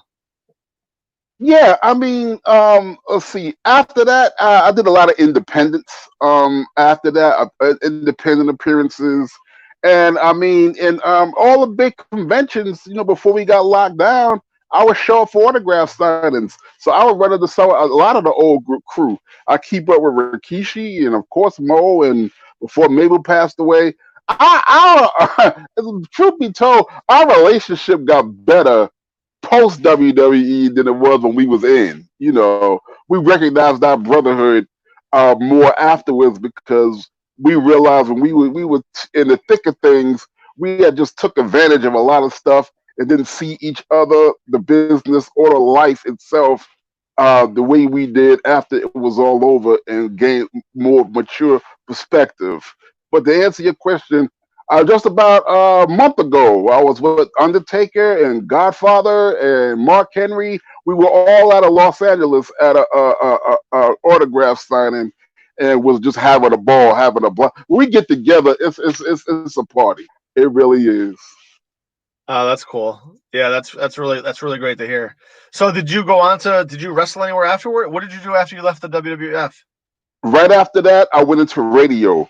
Okay. Chicago, a show called Mancow's Morning Madhouse. Oh yeah, okay. And it would be about 8 years before I even did anything wrestling related. Right after I got out in 1995.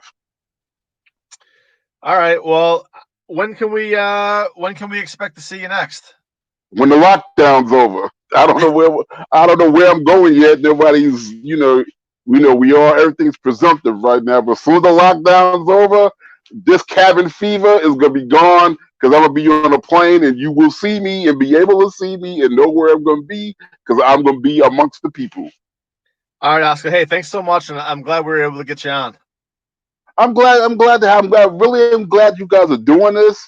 I mean, it's a good thing, and we got to do another one. We will, but I just hope that we can just get out and slap five. You tell Kenny Casanova's big head, I'll see him soon because I done ran into him at a couple of conventions. All right, Oscar. Take care. All right, guys. Thank you. All right, bye-bye. Well, that was Oscar. I'm glad we were able to get Oscar on. We're gonna bring on Pete Bregman right now. Pete. Hey, Eddie. How are you? I'm good. How are you? Can you hear us? I can hear you. Can you hear me okay? You're lagging just a little bit. Let me see if I can kick you on, then you come back in. Yeah. If that will work. All right, well, while he's doing that, let me bring up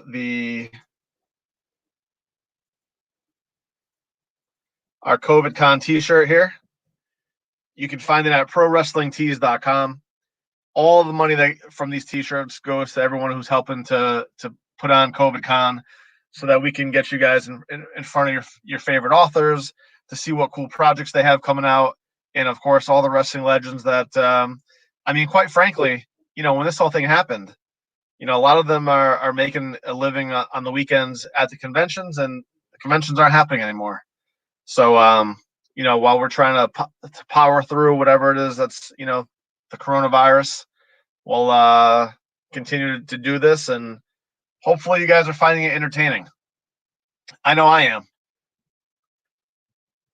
Let me see if I can get Pete back on fairly soon, and I think Kenny Casanova is going to be joining us as well.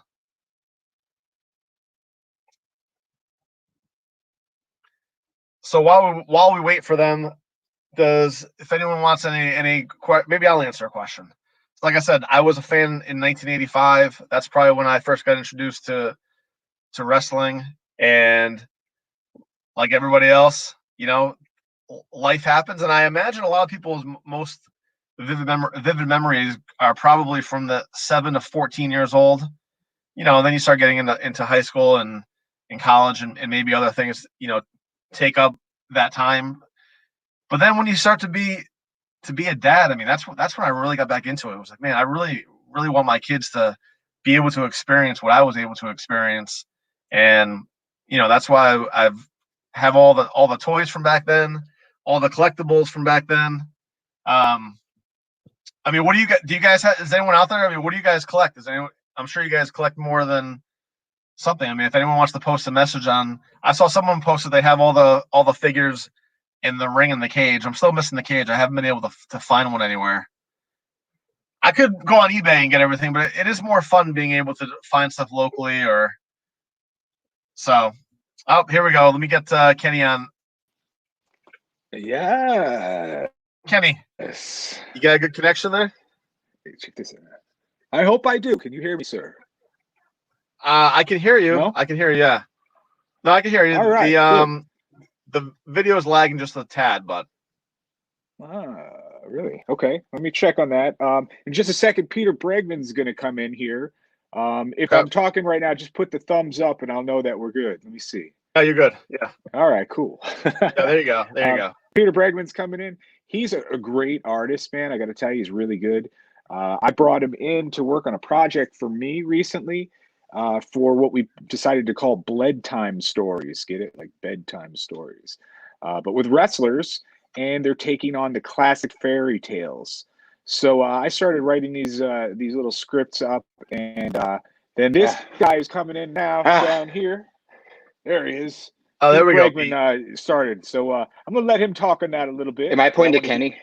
Yes. I wanted to shake your hand. Can I do that down here virtually? Am I Let me see if I lagging? can shake your hand like that. Can I do that? He's not playing along. I'm not sure what's going on. He's not playing along. But anyways, we can hear you, Pete. Can you hear us?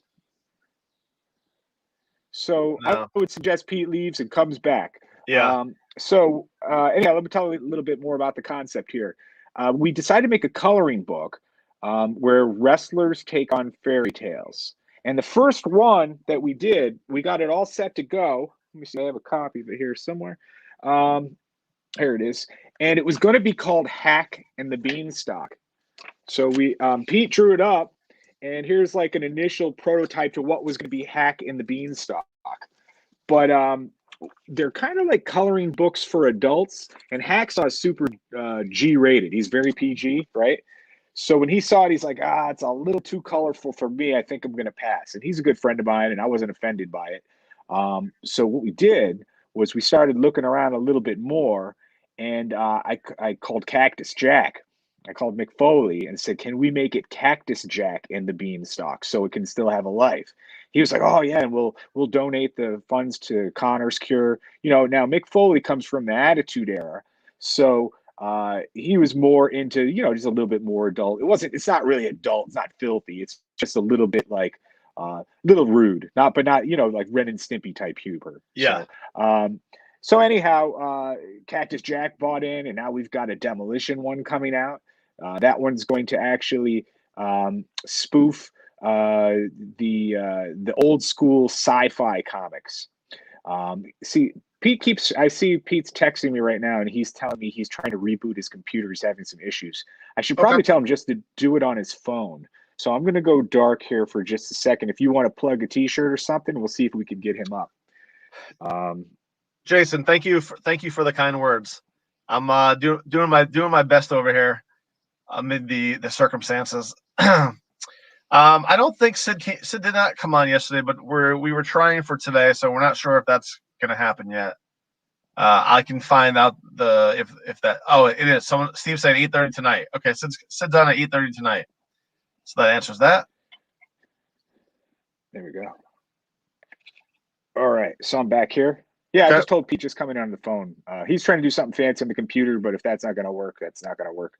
So on top of that, we got 2 more of the coloring books coming out. We've got one called Sabu versus the Big Bad Wolf, and we've got one who I know you're a big fan of, Deadly Ed. I'm doing the Vince McMahon, by the way. You know, I don't know if you ever heard this, but when he brings in a wrestler, he like picks a gimmick name for them, and he never calls them by their other name. He just calls them the gimmick name that he created. So that's what I'm doing here to you. The other one is Brutus Beefcake's coloring book, and it's going to be Brutus Beefcake versus the Big Bad Wolf, which pits him off kind of in a Goldilocks. No, it's not Goldilocks. Little Red Riding Hood situation versus the Big Bad Wolf, which is pretty cool. So yeah, I hope we can get Pete in here in a second to show these. And he's a great artist. He's been working with Lucha Underground. He's been guys. He's making different various posters for people, and he's also from Cartoon Network's fame, the Lego movies. You know the Lego movies. Oh yeah, yeah. He drew all the storyboards for the first one. So pretty cool dude. Works for Tops and stuff. I'm hoping we can get him in here for a second. So if you can plug the T-shirt again, I'm going to go over and grab some more of his works. He should be pitching this himself, though, right?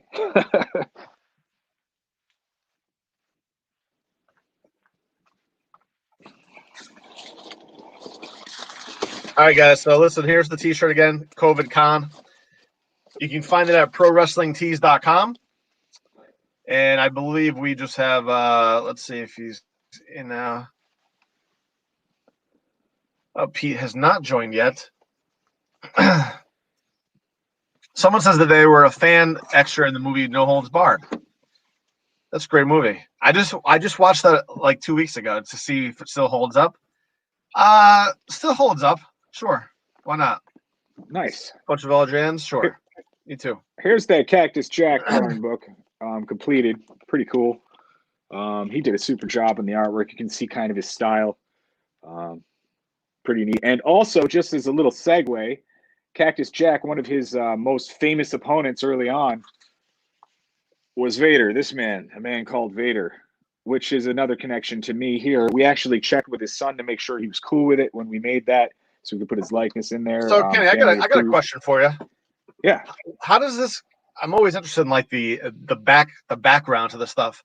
Do you have to get permission from like WWE when you're doing stuff like that, and you're using their names, or at this point have the wrestlers been able to have ownership of their names back?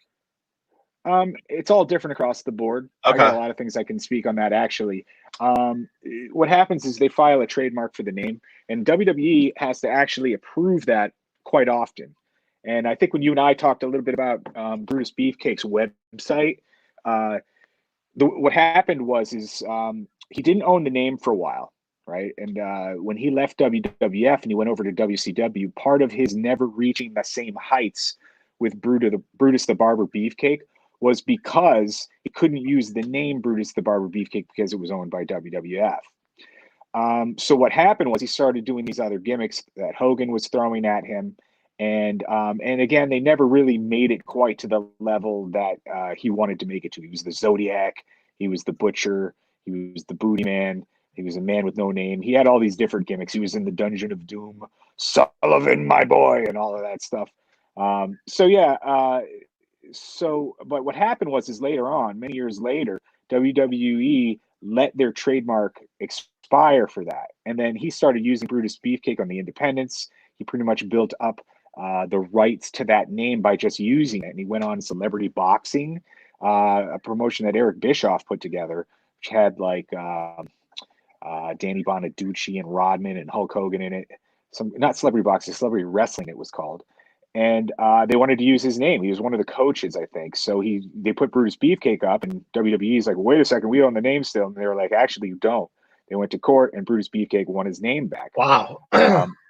But in the meantime, back to the website idea,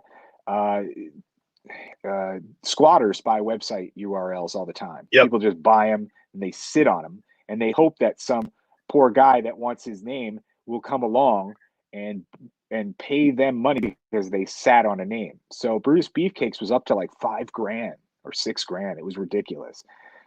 So I watched it for a while for him while we were getting the book together, and I saw, hey, this is going to expire. If they don't pay attention and they don't grab it right away when it expires, I'll grab it. So I used a little service to grab it, and I got him back BrutusBeefcake.com. Oh, nice. And I sniped it for like $60, almost like you would snipe it from like an eBay purchase. Yeah. I waited till the last second, grabbed it before they could renew, and I screwed them out of it. So yeah, it was pretty cool. Hey, I think I got Pete Bregman coming in. Sorry about that, guys. Hey, man, how you doing? I'm doing good. After there you go, Pete. Perfect. After the Wi-Fi fiasco. Jeez, I don't know what's going on. I see that. Yeah. So I was trying to do a virtual handshake. Let me see if I can do that. If I go like this, can you shake my hand? It'd be like, am I on the right? Am I on the right side? Yeah, there you go. Okay. Look at that. Check it out. Towards my partner right here. So we're shaking hands. Okay, make sure to use that hand sanitizer now because you don't know where my hands have been. Thank you, sir. Put extra on if you're dealing with me for sure. It's all over me already. So. So I told him a little bit about the coloring books. I don't know if you had some more you want to share to that. We went off on a little tangent, but I held this up. Oh, okay. I also told them the backstory on the hacksaw. Oh yeah, I showed that. Oh, that. And then it was Jake. Remember Jake in the Beanstalk? Yeah, we talked about Jake. I forgot about that. We pitched it at him too, but we finally got Cactus to bite, which was great. I was gonna do some screen sharing, but it's not giving me the option on the bottom. So it was funny. We talked. Kenny, I'm not sure how much you had told him. I mean, to be able to share it. Could it be because I'm in? Because I could bail out for a minute if that helps him. Hold on, let me see. Can you share it now? No, it says audio, video, flip, chat, and leave. That's weird. That's interesting. Yeah, you should be able to do that. Yeah, very strange. Maybe because I'm on my iPad, but I mean, I don't think that should be. Maybe that could be the reason why. Okay. Oh well, I can hold stuff up too. There you go. And yeah, so Kenny and I met. We wrestled. Am I lagging again? No, you're good.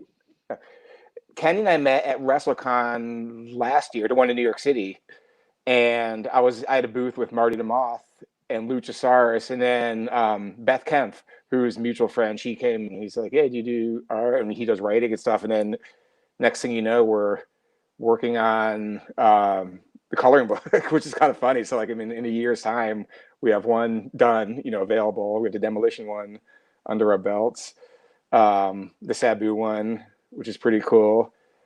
And is there anything? I mean, there's a whole bunch of other stuff that's going on. Yeah, I mean, we're going crazy. I think I was at the table, the Vader table, right? At the time. Yep. So I'm going to plug my book. There's the Vader book. And it was cool. Jesse White, that's Vader's son, had the big Vader Mastodon helmet there, and kids were like getting to put it on and get pictures with it. It was pretty fun. And Pete came over, and a mutual friend of ours, she introduced us, Beth Savage. She's pretty cool. She does a lot to try to help behind the scenes with the wrestlers. Yeah. When we worked on the Tito book, she went ahead and transcribed his old book just so I could look at it and like use little chunks of it and rewrite it and make something new for the guy. So what do you got there, Pete? So I have. Yeah, no, I was going to try to flip to my laptop, but didn't seem to be working. The other thing I am plugging is, Ken, I told you about this. So I have my graphic novel, which is now it's now on Heavy Metal. Heavy Metal magazine now has a new publishing line, or new comic book line called Virus Comics, which is all print on demand. Take me off the screen so you can see his artwork a little better. So this is a Trapdoor Maker prequel to the Phantom of the Opera. There's a lot of actually combat stuff in there too. Basil Gogos, who some of our older people listening, he did all the Famous Monsters magazine covers and the Rob Zombie albums and stuff. Yeah, so Heavy Metal, Heavy Metal magazine, from the classic heavy metal, they now have a comics line, which is print on demand. They're kind of, some shops aren't open stuff. So they're kind of almost the way Pro Wrestling Tees has just kind of reinvented in the industry with print on demand t-shirts. They're doing with comics. So they they launched last week with 7 titles. Mine's like a full book, and then they have some other like periodical books. But it's pretty cool. I'm psyched because heavy metal I've wanted to do. I mean, I've followed them since I was a kid. So now to be able to my book was published years ago, but I I own the rights to it, and it's completely done. It's black and white. It's pretty cool. And so now that's available on heavymetal.com. Everyone wants to check that out. Yeah. I always wanted to do something with Mad Magazine, and we were talking that this coloring book thing is sort of like a Mad Magazine strip gone, long, like going full feature. But are they gone now? Or are they back? I heard they were leaving. No, they're gone. They went digital for a while, and then they had a few. I mean, you'd still go even not too long ago, or last year you go into Barnes and Noble and see them. Now they're just gone. I think they are still doing. They're going to re-release reprint stuff, on as digital, and then I'm not sure if they're going to do actually paper ones. It's sad. That's another bucket list thing. Since I was 4 years old or however long, I always wanted to do that. Now, Pete, do you hand draw everything, or do you do that? Do you hand draw everything, or are you using it on the computer? I hand draw everything, and then I used the trapdoor maker. That was pencil. That was old school pencil and ink and erasing, which sucks. Now I do everything. The past few years, I've been doing everything in Procreate. So and it's digital, and you can basically Procreate. You can do any kind of brush, any kind of ink pen. I mean, everything. It's awesome, and then it's print ready essentially. So now I do, and that's changed the game because I hate erasing stuff. I hate it. So everything's digital now. All the coloring books are done digitally. I'm still drawing with I still use an Apple Pencil on my iPad. So everything's done on my iPad. And this is the only tool I use now. Oh, okay. Yeah. So it works like a stylus type of thing? Yeah, exactly. And you can literally pick any medium if you want to do, black ink. Any kind of ink pen, any kind of pencil. Here's my family walking by. I thought you were being attacked. No, I wasn't being attacked. I was gonna tell you to look behind you. There she goes. Shoot. No, silly.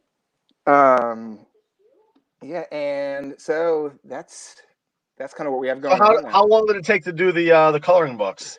The coloring books we started those. On and off. This guy, have a full-time job and stuff, so I'm kind of doing it between the raindrops.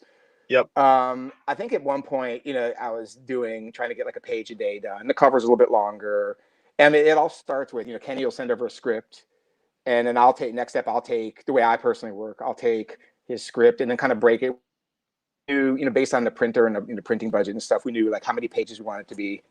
And the Cactus Jack one, I think, is 28 pages. So I kind of broke down the script into, what's on each page, did some thumbnails, send them to Kenny. And then once we sign off on that, I'll just go to town, do the full ink. I call it ink, even though it's digital. The cool thing, because I have an animation background, so it's kind of like, I always think of stuff. It's just real about storytelling. So it's kind of like, this is almost like shooting boards for if this is going to be animated, if this is going to be a cartoon. I kind of think of that like that. So, it can be now with stuff's digital. It's a lot quicker for me. Some people just don't like doing stuff digitally. So really, again, if I didn't have a full-time job, we could crank on these. I draw pretty quickly. I was hoping to do some live draw, but it's not. It's not giving me the option. So we've been doing. This one, Kenny. How long do you think it took? About a few months for which one? The Cactus Demolition. One. Cactus was quick, wasn't it? You had that done in a month or something. It was ridiculous how fast. Yeah, and then we redid it as Mick. Yeah, so we did it 2 in a month. Yeah. Oh, Pete, you got a question coming in here. From Brian Wayne Powell? Any plans to do any animation projects featuring pro wrestlers? Hey, Brian. Brian actually is. I met Brian years ago. So one of something I did was Jimmy Valiant, handsome Jimmy Valiant, Boogie Woogie Man, he's one of my favorites. Brian does some comic book stuff too. I started doing years ago something called K-Fables. So because I had Jimmy Valiant had, I had his biography, and there was just great stories that some of the guys tell. So I was just doing there was a great story about Jimmy and Bobby Heenan, Ernie Ladd. They were at Dick the Bruiser's, or who was the booker? Was it Bruiser or Crusher? I think it was Dick the Bruiser in the Midwest. But then there's some great stories about that. So I've done a comic adaptation of it. And then we have some other stuff. I'm doing I have an emoji app called WrestleMojis, which is it's on iOS, on the Apple or App Store and on Google Play. It's just an emoji app, and there must be like 300 different emojis there now. I'm kind of just kind of slowly building that up. We have everybody. We have Jimmy Valiant, Manny Fernandez. We have John Hennigan. Pretty much everybody in AEW now is in there. Luchasaurus is in there. LAX, Marty DeMoth, who's been a huge help in that. Little Cholo. I mean, and stuff. And then I'm downloading it as we speak. I said I just downloaded it. Fun. It's very graceful to allow me to do stuff, and then all the people in it get their art for whatever they want for their own. And I'm doing a bunch of stuff with you had Kevin Kleinrock and Little Cholo on. That was great. I'm doing a bunch of stuff with Mass Republic now that we'll be unveiling soon. But I'm psyched to do some of that stuff. And to answer Brian's question, I want to do more. Again, if I could do this all the time, it'd be great. But I still want to do more. Kenny and I are gonna be doing a lot more coloring books and take it. And then even I was talking to Marty the Moth the other day, who's again been just a great help promoting the stuff. Just some stuff kind of we're trying to just kind of innovate things a little bit and just try to do stuff that nobody's doing. That's why I like working with Kenny. It's like no one's really doing wrestling coloring books now. I mean, I've done coloring books before, but with a lot of like insider or just kind of almost Easter eggs, from wrestling's history is fun. That's what I like about doing that stuff. Well, that was the one thing that I mentioned was, I wish that they had stuff, from the 80s or 90s that you could purchase for little kids today to get them introduced to it. Because I'm the perfect age. I'm 42. I want to be able to buy stuff for my kids.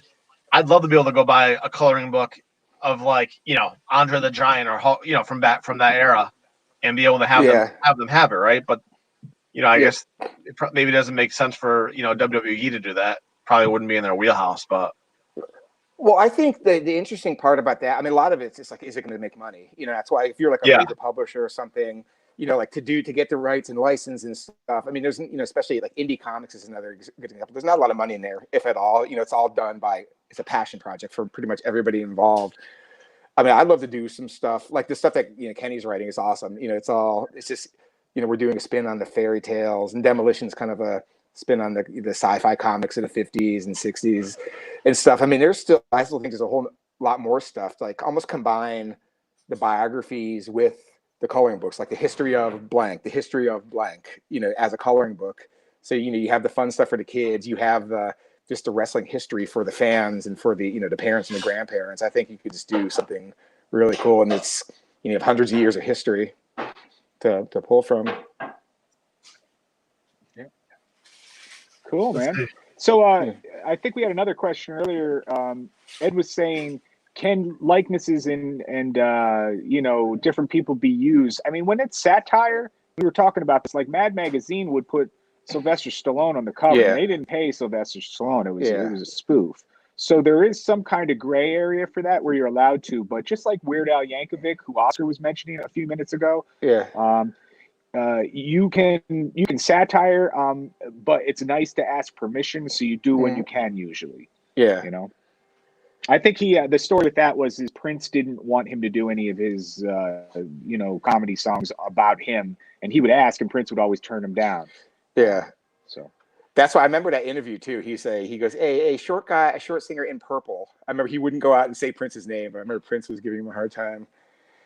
Yeah, and then and what's cool about the stuff Kenny's doing, obviously, he's done in partnership with the wrestlers. The money, they get the money, and the WrestleMojis app. That's all done. With the wrestlers themselves. So I have, a matter of fact, when you're doing app development, when I first did that, so the first one I did was John Hennigan or John Morrison's Boone the Bounty Hunter. We did Boone Mojis when that was my first emoji app I did, and. Actually, Apple, you need to if you're using any kind of property or likenesses, I actually had to provide documentation that I have the rights to use these images, which is so they're really strict about that in certain things. So that's why like every wrestler in the WrestleMojis app, they've actually have a written thing saying we can use their likenesses and stuff because there's a lot of protocol there. Cool. So I think we're gonna let you guys get out of here. Okay. And then, so where can we find you? See the next guest is. Yes. Okay. So the coloring books are WOHW.com. Okay. And then the Trapdoor Maker, if you just go to heavymetal.com and just go to the shop, and you'll see Virus Comics, which is that's their comic line.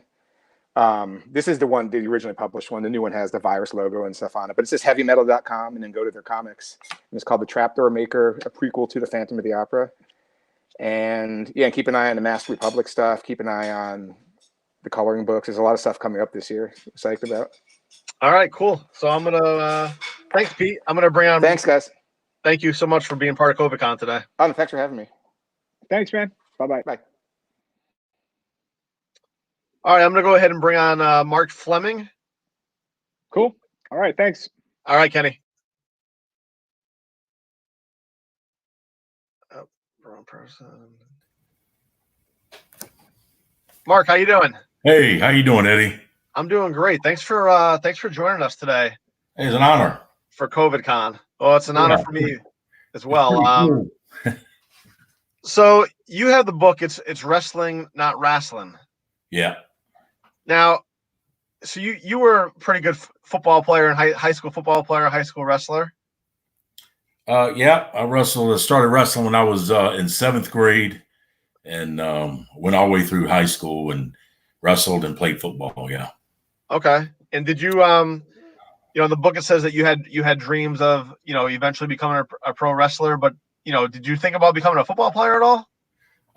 No. Wrestling was my first love, and that's all I thought about as a kid. And when I got in school and got involved in the junior high and the high school wrestling programs there, wrestling was my first love. And actually, I just played football to stay in shape for wrestling.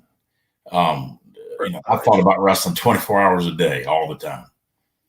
And I've always wanted to be a pro wrestler since I was probably, 10 or 11. First time I saw it on TV. And, it's like an old saying, when a kid says he's going to be a pro baseball player and you tell your friends and they all laugh. Well, that was me with wrestling. I always said, I'm going to be a professional wrestler when I grow up and all this. And, they would always laugh. So, it's hard to make a dream like that come true, but I'm proof that it can be done. So you grew up in Virginia. Yeah, it's North Virginia. Yeah. All right. So who were some of the people that growing up that you rooted for, that you liked?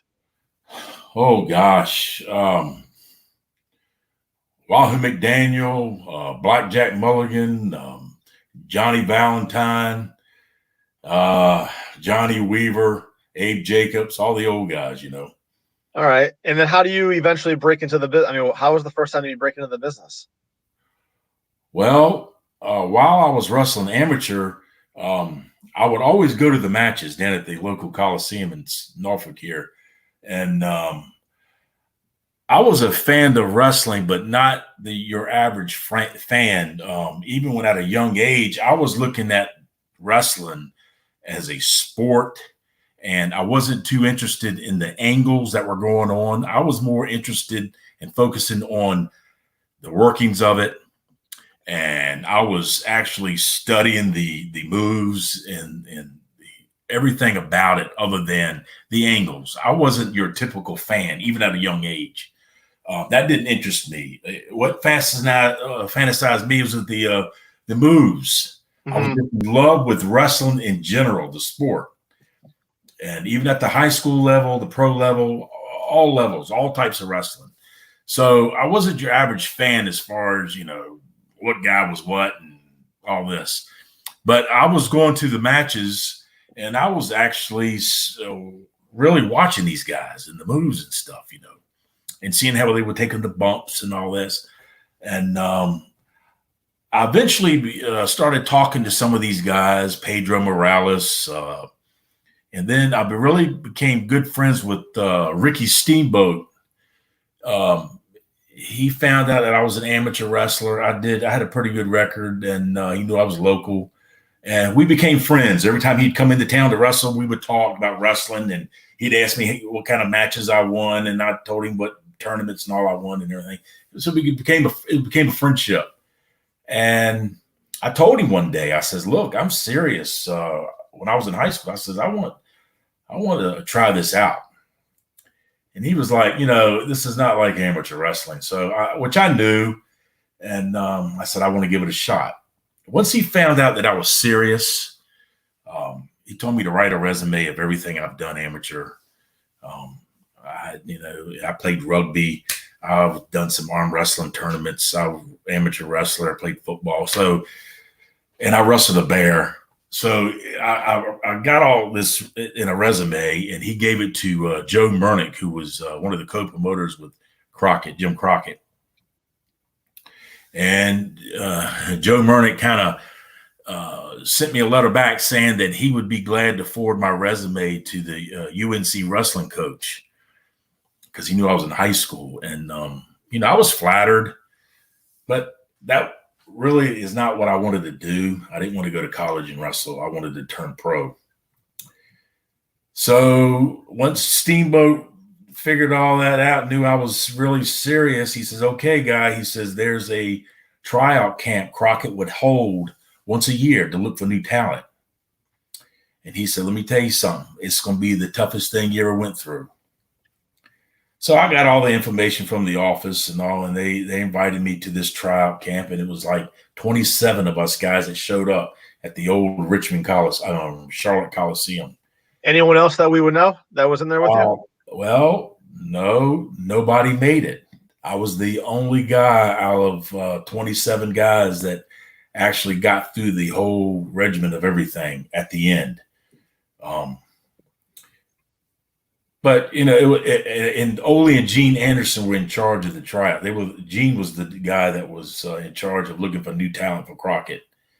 And man, it was the hardest workout I'd ever been through. It was a day-long workout.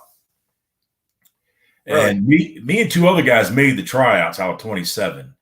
And we started training with Ole and Gene, and about a month or so later, and the other two guys ended up quitting because it was so rough. So I was the only one left, and I just kept training with Gene and several wrestlers down there. And how far out of high school were you at this point? I just graduated. So I graduated in June, and I made the tryouts in that December of '81. So you're used to doing 2-a-day football practices, and you're telling us this was the hardest thing you've ever done. Hardest thing I've ever done. Let me tell you something. They had it was a couple of college football players from the University of South Carolina there. There was power lifters, there were amateur wrestlers, there were bodybuilders, all types of athletes that were there at this tryout.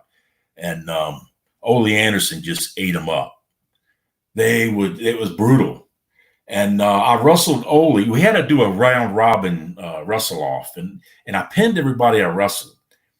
And I think that kind of impressed Ole. So Ole says, I'm going to get in there with you and see what you got, kid. He said, you think you're tough? Let's find out. So, I was scared of that. I was intimidated. And how big are you at this time? I wasn't but 200 pounds at the time. Okay. And Ole was like, 260. And these other guys, I was the second smallest one of all of them because they weighed us in. And I didn't think I'd had a chance. But, man, my heart was into it, and I really worked out hard. I was in shape. And I wrestled around with Ole, and I switched him, got behind him, and I think he was a little impressed. He started choking me and elbowing me and hit me in the face and all that. I kept fighting him back. And he finally, Gene, blew the whistle and said, all right, break. And Ole let me up. And then as soon as he let me up, he took me down again, and I started on him again, wrestling around with him. Of course, he was too strong for me, and he was really rough. He was slapping me around and elbowing me, but he knew that, and I was fighting back, so he knew I had heart, and that's what he was looking for. He wasn't looking for so much size; they wanted heart. The Anderson brothers were like they weren't too impressed with the steroid guys. They wanted somebody that knew how to wrestle, and I guess they saw that in me. So it just went from there. I started training with Gene, and he would bring different guys to work out with me, like Mike Rotundo, Jake the Snake, Don Kernodle, different guys like that I would work out with, plus Gene and Ole. And after about, I think it was about 9 months maybe, Gene came up to me and told me, he says, look, kid, I'm going to put you on the road and start booking you. And I didn't think I was ready. So they kind of threw me through the wolves, you know. So I started traveling the Mid-Atlantic circuit. And, you know, pardon the expression, I got my ass handed to me every night.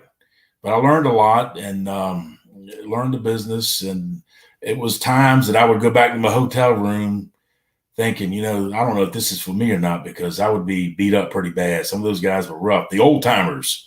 Who were some of the guys that you were able to get into the ring with? Well, I started off, you know, in the preliminaries with Frank Monty, wrestled him a lot. Larry, Red Dog Lane. I would once in a while I would tag with Johnny Weaver. Wrestled Jerry Briscoe. I even wrestled Jack Briscoe, Don Cornodle. You know, Vinny Valentino, Keith Larson. So I would wrestle Abe Jacobs, Jim Dalton, and a lot of these guys were old timers from the old school. And the way back then, I don't know how it is now, but back then these guys would look at new meat, look at me as new meat, you know, saying, damn, this guy, he can come in and take our bookings, you know. He's younger, I'm older. And so they would try you. They would try and see what you had. They would really try you. And, you know, you just had to show them and get their respect. I don't know if it's like that now, but back then it was rough. Some of these guys would really shoot on you and smack you around just to see what you were made of. And once they found out that you could handle it, a lot of it was a mind game. Once they found out you could handle it and were tough enough, they kind of opened up to you and would start helping you. You see what I'm saying? Yeah. But it was a close camaraderie back then. Nothing like it is now. So tell me, I'd be interested in knowing, what is it like when you're in the ring with somebody and they do shoot on you, and you're in front of a live crowd? I mean, how do you not react to that? Well, you better react to it.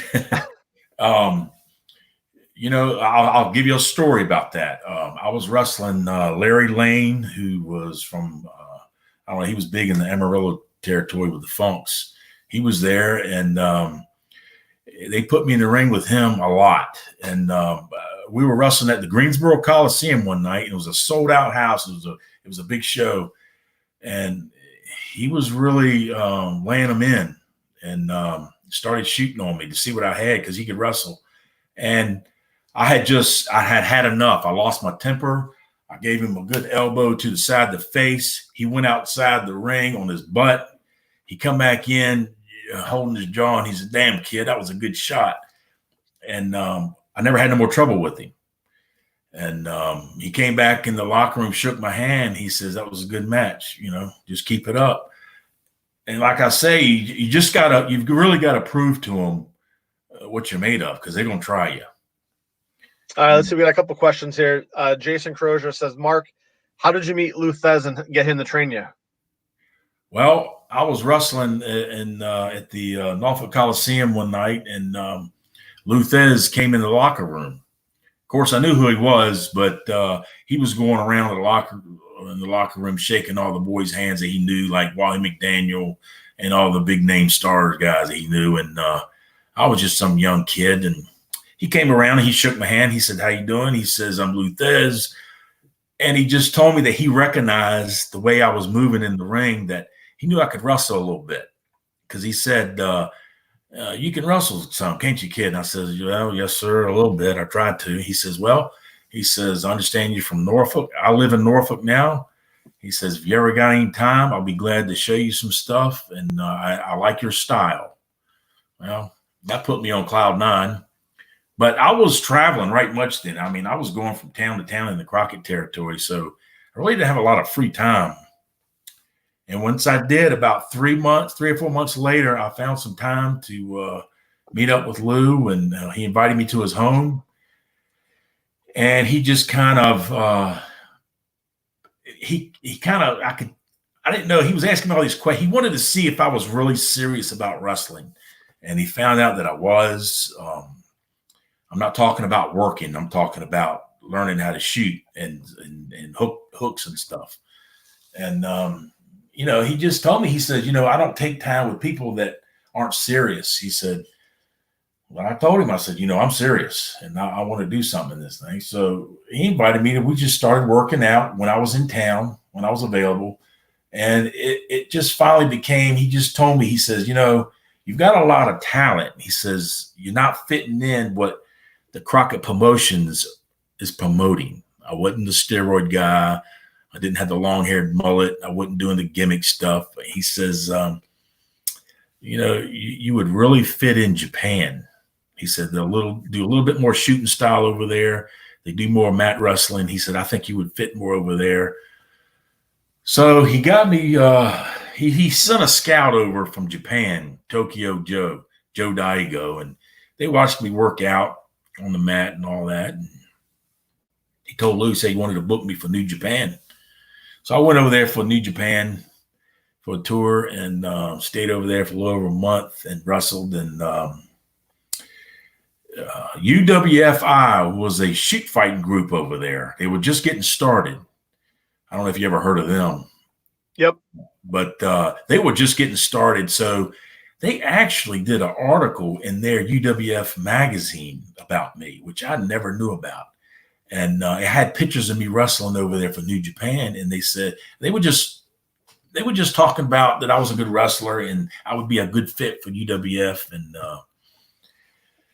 finally, when I went back, Lou was training me, and I got away from Crockett. Lou said, you got to get away from Crockett. They're not your speed. You got to do more serious stuff and everything. So I started working some independent. Lou even put a mask on me to get my name out there for a little while. And he said, you don't need to be doing jobs for guys that don't even know how to wrestle. He didn't like that. But so he got me out of Crockett, and I started doing some independent to keep me busy. And then Luce was training me at his wrestling gym, and I eventually started training guys for him.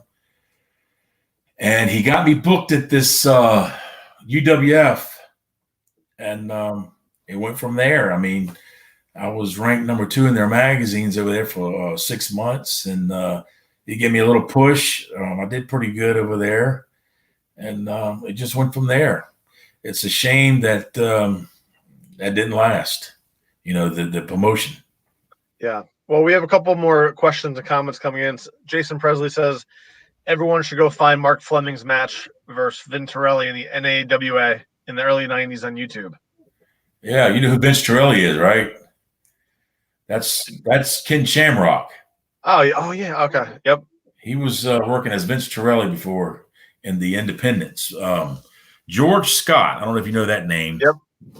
He started this NAWA with I think it was Paul Jones, George Scott, Johnny Weaver had something to do with it, and I don't know who else, but they contacted Lou, and Lou told him, he booked me there, and I worked for them for a while, and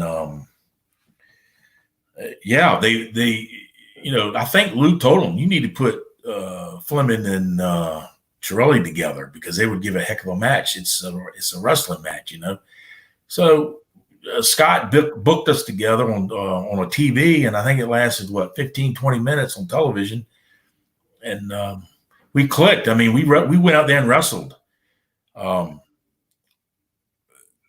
they would never book us together on the road. I don't understand that, and Vince never understood that either. But yeah, I worked for them for a while, and Lou told me, he says I was born probably 50, 60 years too late. My style and how I wrestled, and I took it serious. I didn't take it as a gimmick or a show. And I wrestled that way. And, a lot of promoters didn't like that. All right, let's see. Ben Roberts wants to know any memories of Ivan Koloff. I wrestled Ivan Koloff so much. I respect that man. I'll tell you what, he was one of the toughest guys I ever met and wrestled, and strong as an ox and a true athlete. I can't say enough about Ivan Koloff. A great guy. He was always willing to help guys. But let me tell you something. When you got in the ring with him, he was all business. I mean, he laid them in. but a true athlete and a great guy. Steve wants to know, Mark, did you ever get to wrestle Harley Race? I was around Harley Race, but I never got to wrestling. But Harley Race and I got together on an independent match show. I was wrestling Tully Blanchard in the main event for the Virginia heavyweight title. And J.J. Dillon was in Tully's corner, and Harley Race was in my corner. That's how they build the match. And I got to know Harley Race in those series of matches, and he was a heck of a guy. Gave me a lot of encouragement. There again, he told me, he says, I'm a throwback. He said, golly, you're doing moves that I hadn't seen in years. He said, guys don't even know what you're doing. He says, it's a shame, but that's the way wrestling should be. So that kind of made me feel good, you know. Nathan Hatt says, I'm a huge fan of Mark's book. Such a great read. The foundation of professional wrestling was built in the background of authentic wrestling skill. What were the keys to being a solid shooter in the old days? Well, you had to know how to wrestle, and you had to know how to hurt somebody if they were getting the best of you, because Lou always told me, he says, you'll know when a guy starts, you can tell just by a guy's stance if he's going to start shooting on you or not, and you better be ready. He always trained me about always be in shape, be ready at all times, and if you have to hurt somebody, go ahead and hurt them. You don't try, you don't mean to at first, but if they want to shoot on you and try to make you look bad, sometimes you just got to hurt them. And that's just the way Lou trained me. Steve wants to know that he says Mark wrestled against Brody. Any stories about Frank? Yeah, he was crazy. He didn't give me a chance to breathe. He picked me up and pile drived me before I could even blink an eye. He was a big, strong guy. He was kind of hard to work with, but at the stage of my career when I wrestled him, I really didn't know that much. It was the first year I was in the business, so he was tough. He was wild. Ben wants to know, is Yoshihiro Takayama as crazy as he looks? No, I mean, all these guys are good guys, good athletes, but they're good guys. Let's see. Jason Presley says, as a student of wrestling, were you ever able to meet or work with Billy Robinson or Carl Gotch? I never met Carl Gotch. I wish I had. I've heard a lot about him through Luthez, but I did get an opportunity to hang around Billy Robinson. He was in Japan. Him and Nick Botwinkle with Danny Hodge was with us during the shoot fighting group, the UWFI. And I traveled with them through Japan on a couple of tours. I had the opportunity to roll around on the mat with Billy Robinson at the Japanese dojo there we were working out at. And oh my gosh, these guys, just sitting in their company and talking to them, you can learn wrestling. But yeah, it was an honor for me to roll around with Billy Robinson. What a great wrestler. Any stories about Ricky Steamboat or Ric Flair or any of those guys that you happen to know? Once I got into business, Steamboat was on top at the time. And I really didn't, I would see him in the locker room and talk to him, but I really didn't travel with him. I did all my early traveling in a car, where some of these guys, would fly, the big name guys and all. I could never do that. I was in the car and traveled a lot by myself. But no, I've worked out with Steamboat in the weight room before, and Ric Flair was always a very gentleman to me and professional. He would come in the locker room. He would walk around and shake all the boys' hands before every match. And, he always was a very professional to me. I never had a problem with either one. Not at all. Julie Hankinson wants to know, who was the best guy you wrestled in New Japan? Well, I wrestled Antonio Inoki. I wrestled Sagaguchi. Probably the toughest guy I wrestled there, who I thought, in my opinion, is their best shooter, was Fujiwara. I wrestled Fujiwara about 4 or 5 times, I believe. And he was a heck of a hooker and shooter, man. And after every match, he would come to the locker room and bow to me and said, thank you for the good fight. And he was the toughest. He was tougher than Inoki. I thought he was the best wrestler. All right. Well, listen, Mark, we're gonna get you out of here. So where can we find your book? Well, you can get my book through me, or you can go to Scott Teal's Crowbar Press. Okay. And he sells it there. But Scott Teal is a heck of a writer. It took us 2 years to write this book. It's like 20 chapters, and it's got a photo gallery in the back. It's got a lot of photos throughout the book from my amateur days all the way up to when I opened up Fleming's Gym. A lot of Japanese pictures, a lot of pictures from the Crockett days. So a lot of pictures of guys I wrestled. But yeah, you can get it through Scott Teal at Crowbar Press, or you can contact me, message me through Facebook, and I can send you an autographed copy. All right. Well, thanks, Mark, and we really appreciate you coming on COVIDCon today. Okay, I thank you. I enjoyed it. All right. Take care, Mark. All right. We're going to bring on our next guest, Ray Lloyd. You better know him as Glacier. So let's bring him on right now. Here we go. What's going on, Ray, man? how are you? Oh, great. Just hanging out down here in sunny Orlando, Florida. That's great weather. 0 chance of rain today. So, well, hey, thanks for joining us today. Really appreciate it. Oh man, it's my pleasure. Thank you guys for inviting me to be on. Let's see. So what's going on? Yeah, sound, video, everything is good. So what do you have upcoming? Anything exciting going on in your world? Oh man, I tell you what, when Kenny reached out to me a couple of weeks ago, I told him, I was like, it was kind of just by chance that it's something I've been working on for a long, long time, and you know how hard it is to keep anything quiet in the wrestling business. But I have kept this relatively quiet for the last few years, and it's a project that started well over 10 years ago with my buddy Luther Wilson. He's known in the wrestling world as Luther Biggs. We met while training at the power plant, WCW power plant, back in '96, I believe, and he has become one of my best and greatest friends in and out of wrestling since then. And he came up with this idea for this film, and we both had been doing some acting. And but as we started talking over the years, if you look at it right now, as much as I'm proud to be in the wrestling business, and I've been now, April was 33 years for me, and I've been very active. I've never taken a year off. 33 very active years, and I'm incredibly proud of that. But what we did, and to give you I know we only have a little time here, so I'll give you the very condensed version of everything. But basically, he came up with what we thought was a great idea for a film that really displayed professional wrestling and professional wrestlers in a really good light.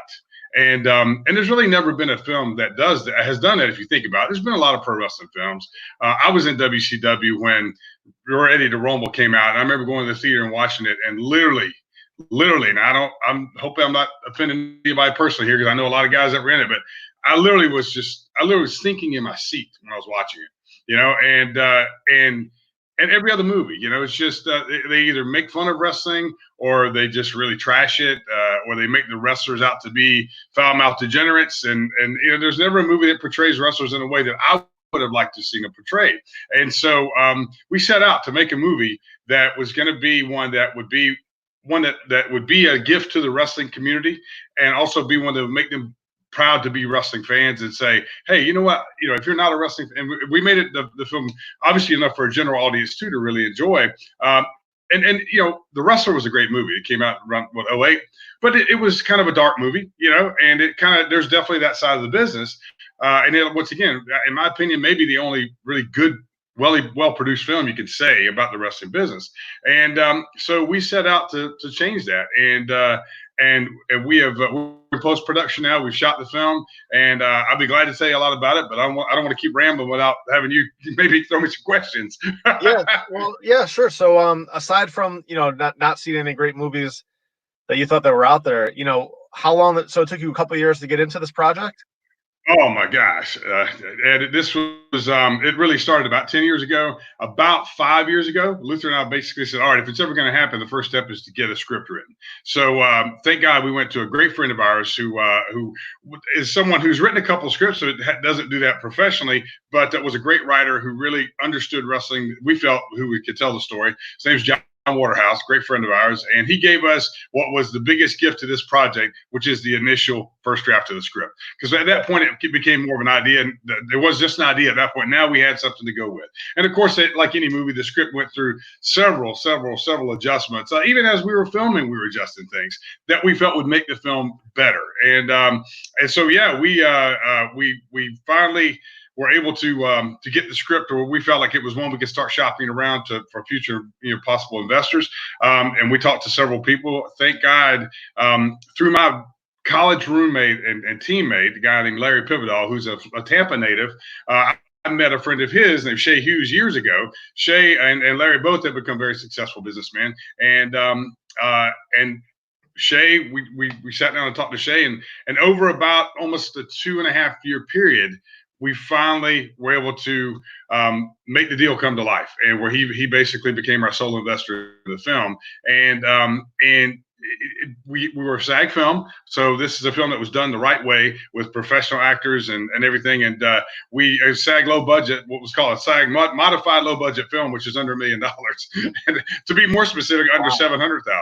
But it is, I'm telling you, we were able to pull off something that I really believe. I've been sitting at home here the last few days looking at the rough cut footage, and it's just, I'm so proud of the rough cut footage. I know the final cut version of this is going to be something that the wrestling world is going to be really proud to say, hey, this, I'm glad I'm a wrestling fan. This movie is something that I can enjoy, hopefully for years to come.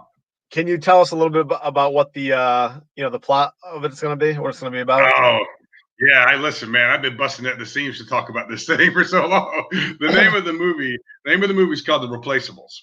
And and that comes from, of course, in wrestling, anybody it's funny. I was looking at a article on WWE just recently, and one of the first things that they were talking about how transition of people coming and going in the business, and it said, it's one thing everybody needs to know is in this business, everybody's replaceable.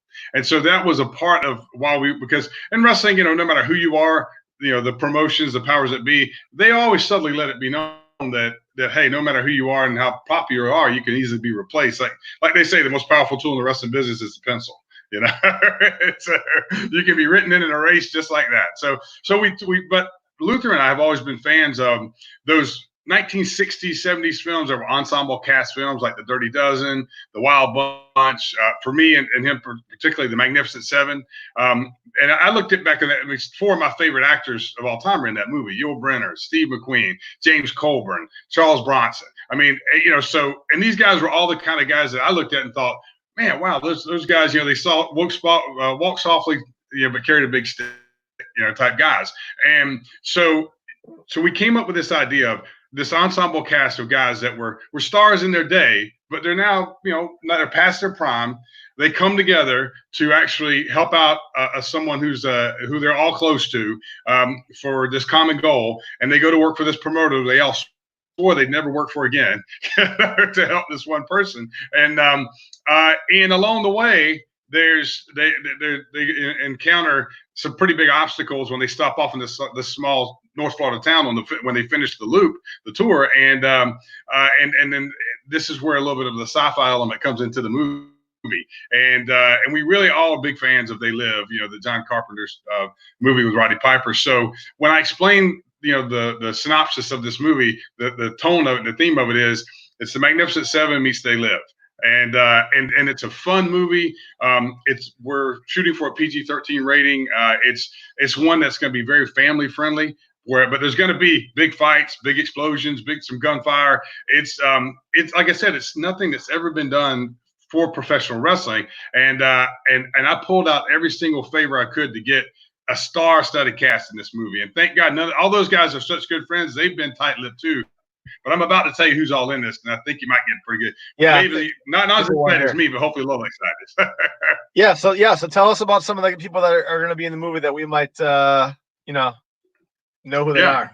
Great. You know, it's first of all, being that it was a Screen Actors Guild union film, a SAG film, not only did we get just an all-star list of wrestlers, but every other role in this movie is played by professional actors who do this for a living. And so I'll kind of go into some of those here in just a minute. But first of all, there's a group of six guys who start off, and in the beginning of the movie, it's only five, and it's my character who's called his name's Jock Holiday, which is, my buddy Luther came up with that name, and we tried to get some creative and fun names for the characters. But and then he goes on this mission to recruit all of his buddies to go on this tour with him for this, like I said, for someone that they all care about. And he on the way, he goes to recruit his buddy Vernon Love, who's played by Luther Biggs. And Vernon Love is a guy who's a big Elvis fan. He's not an Elvis impersonator, but big Elvis fan. And he was the kind of guy who was a kind of wrestler who was maybe one who was like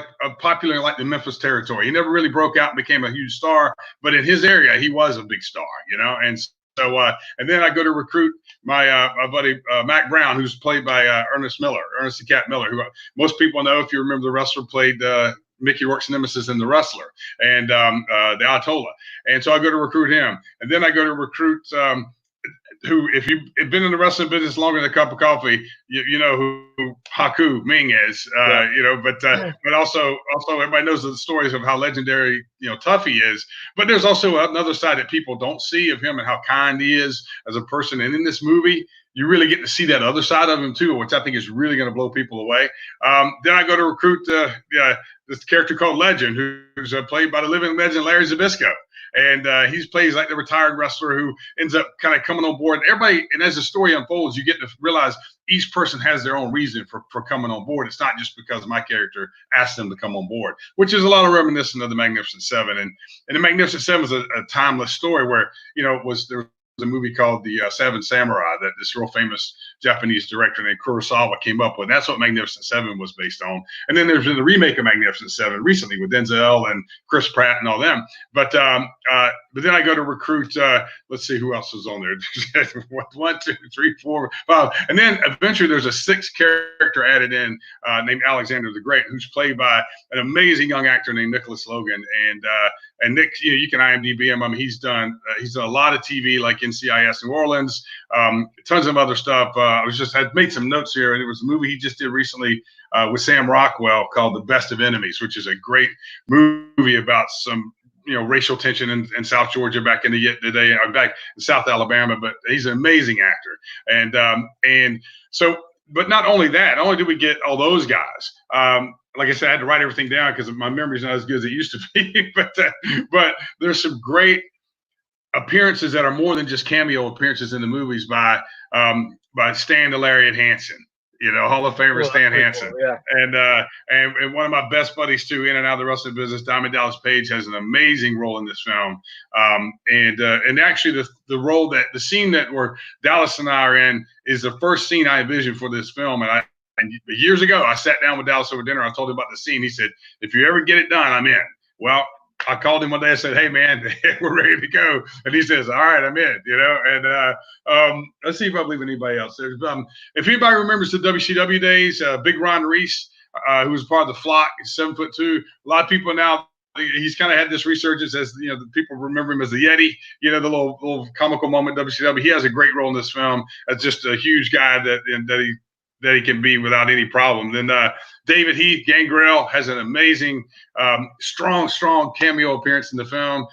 We were lucky enough to get in the movie. There's a scene where we stop at a festival, and there's a grand marshal of the festival, and we were lucky enough to get former heavyweight boxing champion Pinklin Thomas to play the role of the grand marshal. So, and there's several. Cahagas, a lot of people may know Cahagas, who was former NWA World Heavyweight Champion. He makes a great appearance in the film.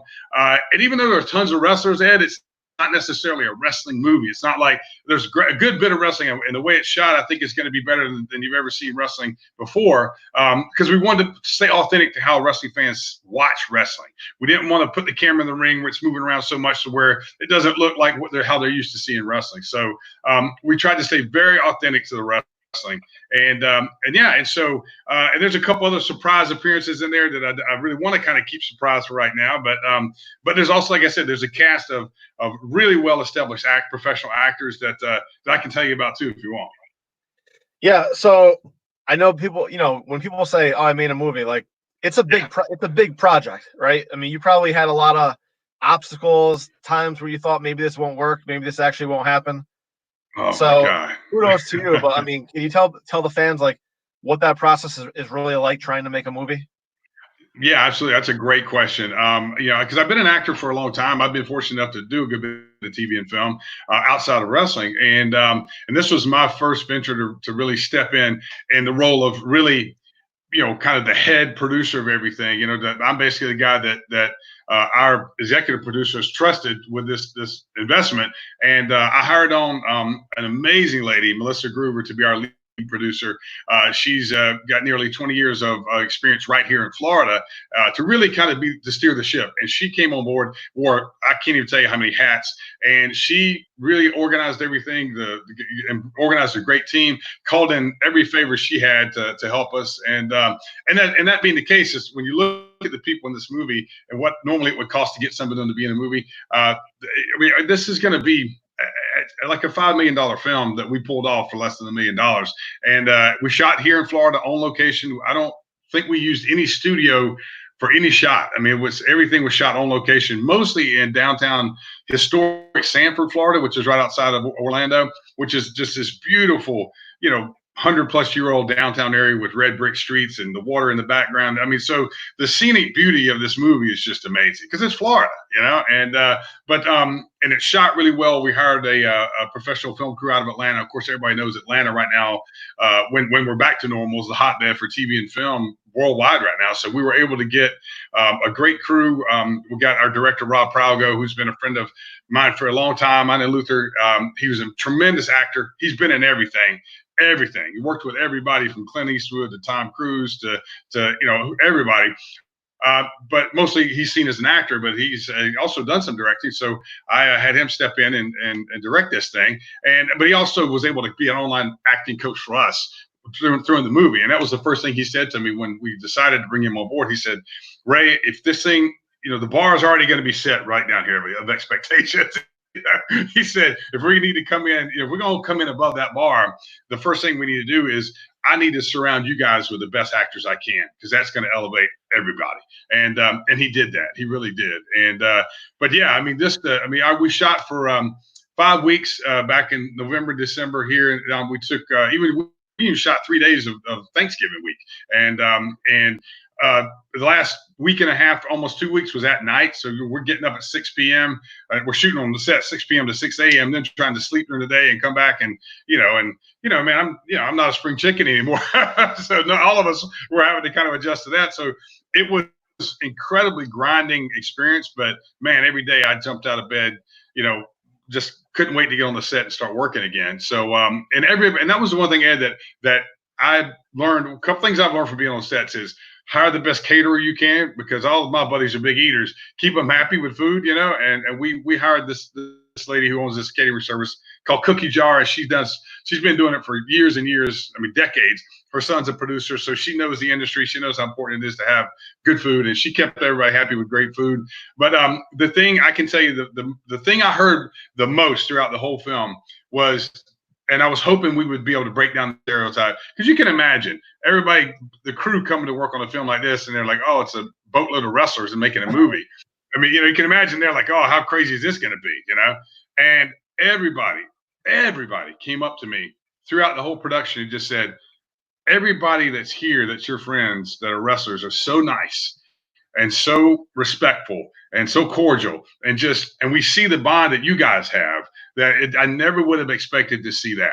And so that's the biggest takeaway that I have from the movie so far, is that we already broke down some stereotypes just by making the movie, and like I said, this movie is the thing that people are not going to expect about it.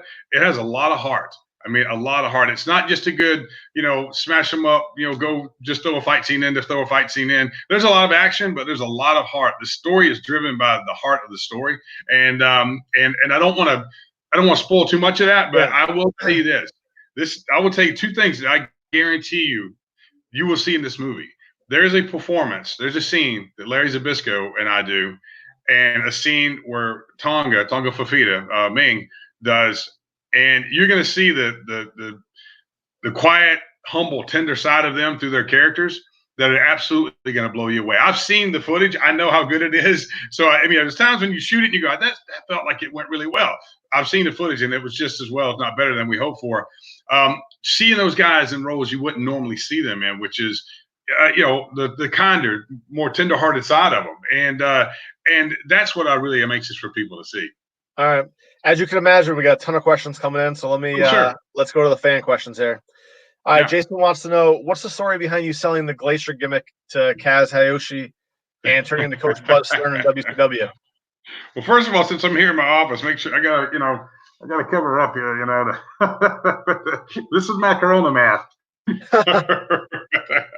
I'm still great friends with Kaz. Actually, with I'm partners with my wrestling school up in Atlanta with QT Marshall, and we've got some big news to be announcing about that here in a couple months. But Kaz actually came over. Sonny Ono arranged for him to come over and do a seminar at our school. I got this. See him briefly, which was awesome. It was one of those things where, a lot of stuff in professional wrestling. This is a time for me to say, I get all the questions in the world you can imagine over the last 20 years about Glacier. And I always, you're going to have fans of it, people that were critics of it. I have learned over the years, the more and more people I meet, that there were a lot more fans than critics. But the critics are the ones who get heard. So a lot of times the ones, people criticizing the gimmick were the ones that the people were just quoting their quotes and stuff. But for the record, I absolutely love being Glacier. I still love being Glacier. And I hope I'm able to proudly be able to be connected to Glacier till my dying day. But like anything else, you can imagine back then, our creative team, back then they still call it booking committee, was changing all the time. And as they just didn't seem to know what to do with Glacier and Canyon and all of us. So there came that time when we all kind of split. And that was, I can't remember whose idea it was, but I know at one point I said to him, if you go back and watch the video, I feel really proud of the fact that was really the first time I was able to kind of have any kind of dialogue or exchange with anybody, as far as being in a vignette. And, and I felt like I was pretty entertaining in that. It was a long vignette. It was probably, 3 minutes or so, and for TV, that's in live, we shot it, but we shot it basically like, hey, we need it in one take, so, but it was just something that they were like, hey, we don't really know what else to do. I had the idea about the Buzz Stern thing, and they wanted to kind of pull me off TV for a while, let people kind of forget and let me try to come back with that totally different look. So it was just a way for us to kind of, instead of just doing it, just Glacier just disappearing with no reason, we decided to do that. The funny thing about that is Kaz and I, we both worked out at Main Event Fitness, which was the gym that Lex and Sting owned in Marietta, and that was where everybody worked out. And so we did the vignette. Of course, he wore it out on a couple times, on Nitro and stuff, and maybe on Thunder, I can't remember. But eventually, he kept on to, after they went off TV with it. He still had it. And so I saw him in the gym one day, and I was like, Kaz, you still got the armor and everything? He's like, yeah. And I said, well, why are you holding on to it for so long? You're gonna give it back to me? And he just looked, he held his fingers up, and he just goes, I'm like, what? You're gonna sell it to somebody? He's laughing, and of course he gave it back to me not too long after that. But always wondered if he might, there might have been a little bit of seriousness in his humor there about whether he was thinking to might put it out there and get it to the highest bidder. I don't know, but I got it back from him before he did that.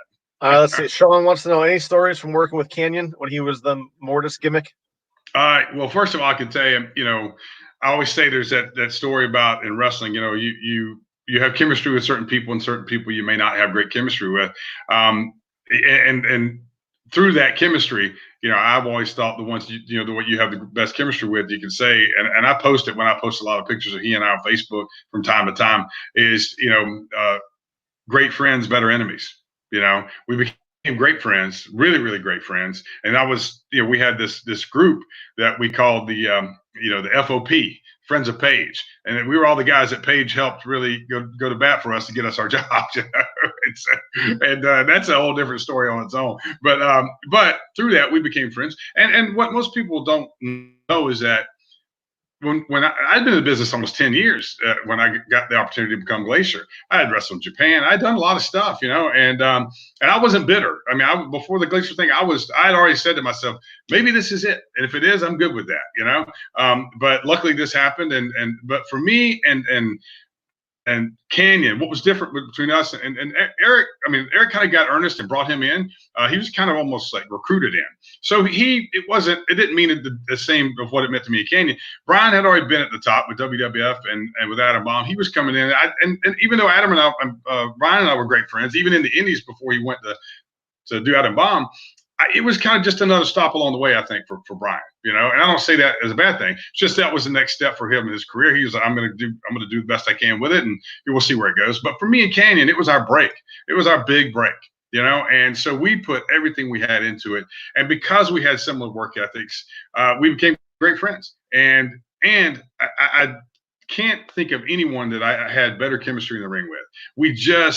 And some of that came from just reps at the power plant, thousands and thousands of reps. It seemed like working on our fundamentals and stuff, which is what you did a lot of down there. But we put in a lot of hours, and that's the thing that I think is lost in today with wrestlers is that even though when we got signed, the real work began, and we were expected because of Paige's work ethic to be at that power plant. And Mortis didn't debut till almost a year after we were signed.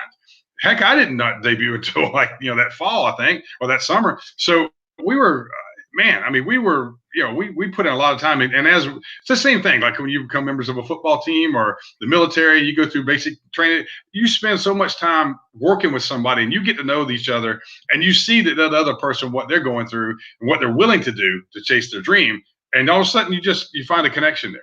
And we became great friends and stayed great friends. And I miss him every day. I remember when Jim Mitchell called me. I was driving in Atlanta, and I remember him calling me when he to give me the news about him, taking his own life. And I pulled off the side of the interstate and just bawled my eyes out. It gets me emotional thinking about it now, but I miss him every day. And I tell you what, me and Luther Biggs, my buddy, we have a few sayings that we say pretty much every day in the Canyon voice, just to keep his memory alive, man. And I really love the guy, and I miss him terribly. Let's see. We got a couple more questions here. Somebody wants to know what your favorite breakfast food is. Well, yeah, as I'm getting older, I laugh because my ideal perfect breakfast is I'm a Southern boy. So you give me eggs and bacon and biscuits with gravy on it. That's ideally my favorite breakfast food.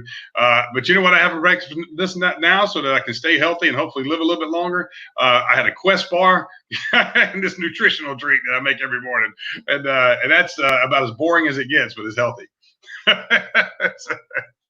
What is it like working for AEW? What is your role now?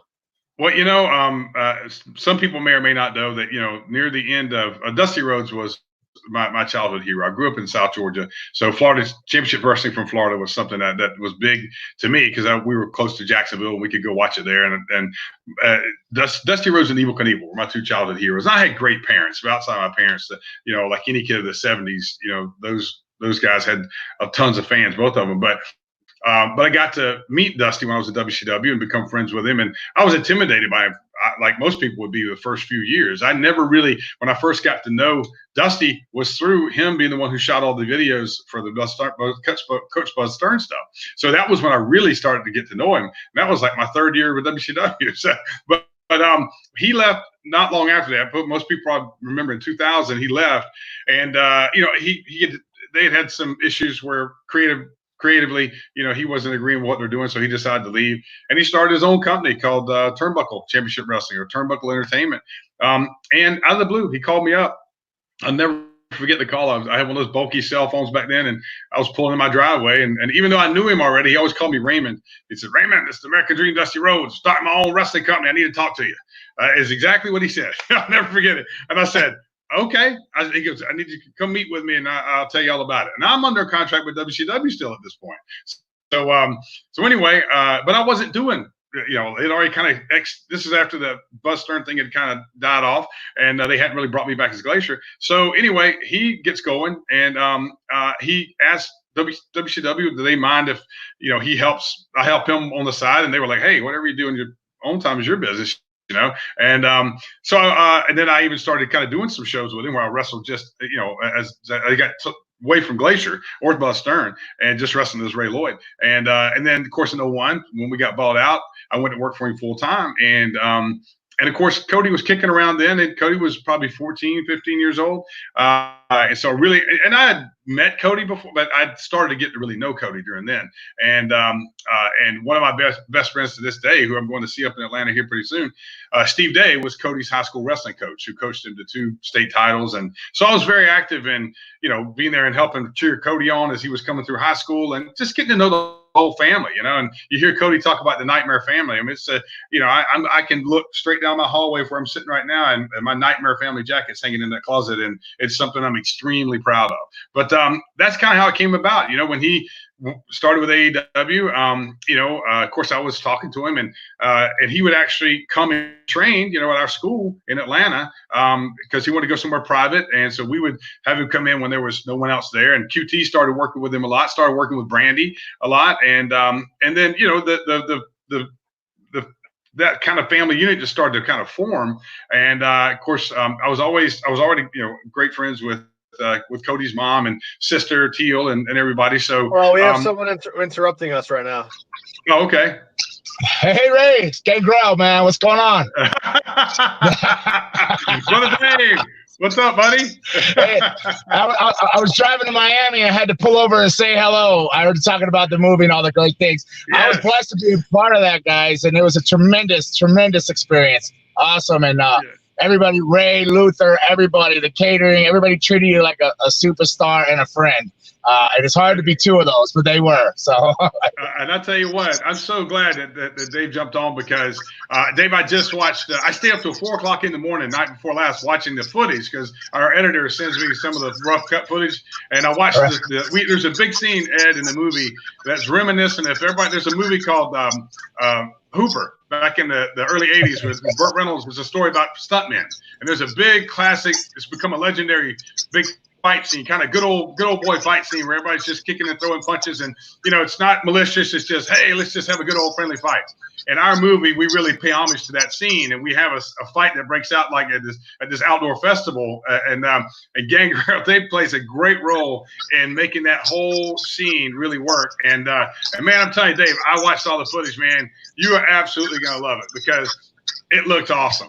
It looks awesome, and even our thing that we thought didn't look all that good, it looks great, because it looks very, very real. And I don't want to tell anybody yet.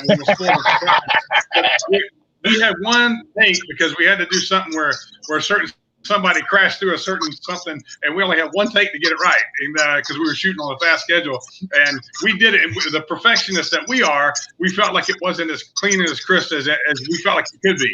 But we had to move on, because we only had one take of it. We were on a tight schedule. But I went back and I just saw the footage, and trust me, man, you're gonna be happy with it. It looks great. Well, thank you. Thank you for having me, man. It was a pleasure, and I just wanted to jump on and say hello and let everybody know. If you guys haven't figured it out yet, Glacier's an amazing human being and a tremendous person, and just a great guy to know, and even rub shoulders or even shake hands with. So I won't stay on long. Thank you for having me, guys. Right back at you, bro. I'll see somebody later. All right, thanks for jumping in. Yes, Take sir. care. See, Dave. Yeah, he's awesome. And I will tell you, our director, when we finished filming the day that he did his stuff, because everybody knows Dave knows. I mean, he can go to 5th gear like that, and he's super intense. And he brought all that to the table, take after take after take. He had the same intensity, and that's what you look for. So when you go into edit, it matches up, continuity wise. And man, I mean, he did an amazing job. Our director was just shaking his head, going, "Wow, man, just couldn't believe how great of a job he did," and over and over and over. And but yeah, amazing guy. Once again, he knows how hard it's been for me to stay quiet about this. But now that we're in post production, hopefully looking to have a screening copy of the film later this year. Everything's pushed back some because of what we're going through. But of course, be glad to keep you guys updated on it. We got another question coming in here from Georgia. What's it like working with Orange Cassidy? I hadn't really worked with Orange that much. Actually, none at all. But like Orange said, I listened to Orange's thing that he does. Where he answers a lot of questions, and I kind of feel the same way Orange did. I didn't really get it at first. But once again, I remember when I actually did get it, I just smiled to myself because I'm one of the guys who constantly preaches less is more, less is more. And then when I really got it, I was just like, man, now I get it. And you know what? It's different. And that's the one thing I always say to our trainees, and when I do a lot of seminars, the one thing I say is our job. And there's a lot. I love listening to Dr. Tom, listening to Rip Rogers, listening to Sim Bodie with the snake pit stuff. Of course, Gangrel and Al Snow, all those guys that I really love pulling nuggets from, because we all talk the same thing, but we all say it our own way. But I love the fact that. I look at, I always say, your goal is to be memorable. As Luthez taught me a long time ago, I was so fortunate to be able to learn from Luthez, as he always say, the real champion is the one that people are talking about on the ride home, not necessarily the one who may or may not be wearing the title, because that's the one who's memorable. That's the one people will get excited about coming to see again, because you somehow touched the chord with them emotionally. And you think about it, that's why people pop for Orange Cassidy. He's different, but he's memorable for a specific reason that makes him different than everybody else, and you look at the ones who are like that, and they are different, in their own, what they do is different enough to make them memorable and evoke an emotion from the crowd. And that's why he works. All right. We got one, let's try to get one last one in here real quick. What did you think of Mark Madden as a WCW commentator? I laugh at it because these questions bring back some great memories. Mark and I have been friends for a long time, but we didn't start off as friends. He was a huge critic of the Glacier gimmick to start with, and it was different for me because I'd never really had any kind of open criticism personally towards me at that level, which I was very fortunate, or at least I didn't know of any. So when people started attacking the Glacier gimmick, it took me a while to realize they weren't attacking me. That they were just they didn't like the gimmick, and that's great. I mean, everybody, that's what freedom's all about, But Mark was one who was openly critical of the gimmick, and man, I took it really personal in the beginning, and actually at the time, he lives in Pittsburgh, has a tremendous show up there, and I was the girl I was dating at the time that lived in Pittsburgh, and this is before me and Madden had kind of patch things up and become friends. I saw him. We were coming out of a hotel in downtown Pittsburgh. He was coming out of a taxi cab with a couple of buddies, and he goes, "Hey, Ray," and I see him, and I roll my eyes, and I walk over, and I said, "Hey, Mark, how you doing?" And I look at my girlfriend, the girl I was dating at the time, and her name was Dawn. I said, "Dawn, this is Mark Madden. I hate him." And he goes, "Oh, Ray, you still citizen and all that." And of course, I didn't hate him, but I needed to let him know, yeah, you know what, man, you struck a chord with me. But after, once we got past that and I started, he's still, he's a shock jock. He's one of those guys who's going to say what he thinks. I think a lot of time Mark still, he likes to be, the guy who's the one pushing people's buttons, and he enjoys that. But listen, he's had a heck of a career doing it. And he and I are on friendly terms these days. Cool. Well, listen, Ray, thank you so much for jumping in today. Thank you, man. So, all right. So when can we expect the movie to come out? Good question. Thanks for asking that. As far as our scheduling right now, we're hoping to have a screening copy of the film ready sometime this summer, so we can start posting about where there's going to be. We certainly are looking to have one in Sanford. There's a great old school theater down there. Obviously, Atlanta would be a good place. Some other places, possibly some places where AEW might be going to TV taping. We might try to come in a day before or a day after and do something like that.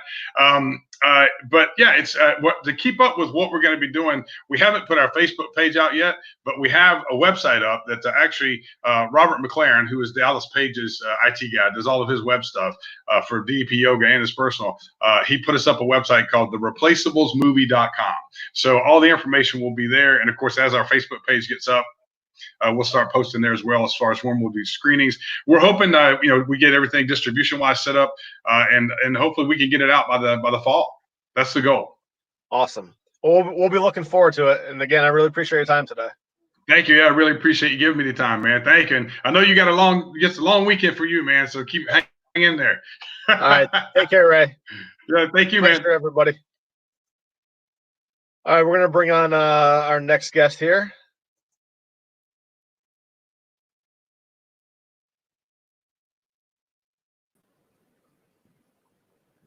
Howdy. Michael, how are you? Can you hear me? I can hear you good. You hear All me? right, I know I'm gonna mispronounce your last name. Yeah. Should I attempt it? Is it Michael Mahalati? Is that it? Machelati. Machelati. Okay, Michael Machelati. Michael Yeah. Starbuck Machelati. Yeah. All right. that's Well, thank you so much for jumping on, for coming in today for COVID Con. Hey, thanks for having me. I'm gonna bring on my my co-moderator here because I'm gonna take a quick break because I've been doing this all day and I'm a human and I have to get something to drink real quick. Rob, I'm gonna step out for 7 or 8 minutes. Is that cool? Is that all right with you? Oh, absolutely. Michael and I can entertain people. Great, thank you. Michael, how are you? Hey, I'm hanging in there. It's a nice day. Right in here. Yeah, I'm in Helsinki. It's right after 8:00 in the evening right now.